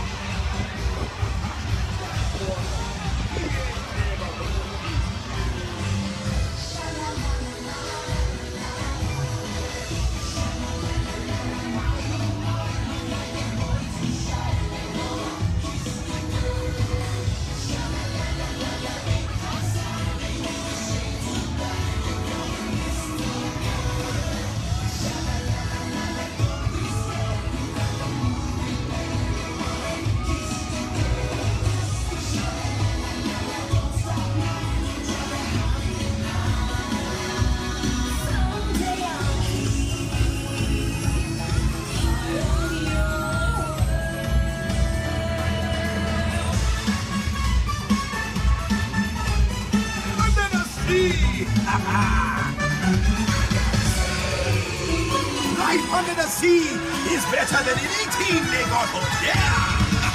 Under the sea, with the sun.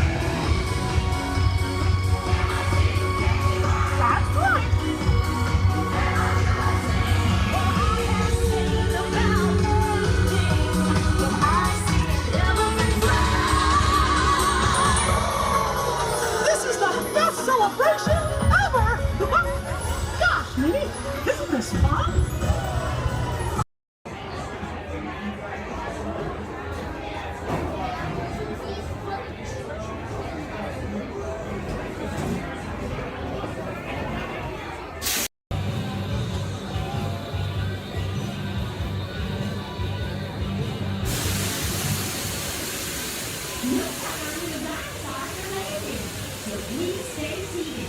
When it comes to a complete stop, make sure you have all your belongings and Time travel commencing in T-minus 10 seconds and counting.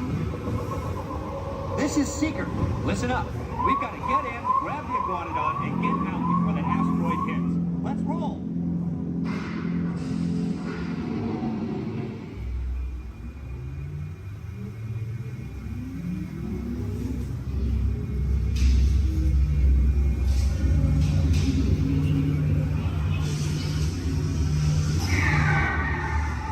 Okay, now, let's go get that dino. Computer, what are you tracking? Styracosaurus. Not our dino. Warning, meteor shower in range. Just little one. Oleoramus. Hadrosaur. Raptor. Time to get serious. Locking autopilot on homing signal now! Hang on! I'm tracking a big dino on the scope. Could be ours. Computer, full stop. Identified. Carnivores. Definitely not our dino. Go, go, go!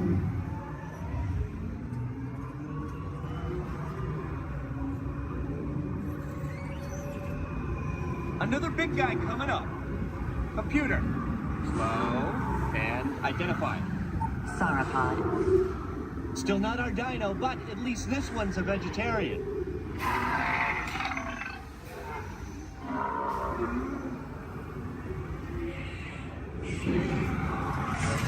Asteroid impact in 90 seconds. We better move it. Pterodactyl. Incoming! Asteroid impact in 60 seconds. We can't stop now. Keep going, keep going. Compsognathus. Computer, what's happening? Loss of traction. Four-wheel drive, move it! Warning, meteor strike. Evasive maneuver! Left! Right! Left! Right! That was close. Computer, now what? Carnotaurus. That's it! Abort mission! Abort! Abort! Iguanodon. Forget it! Get them out now! Asteroid impact.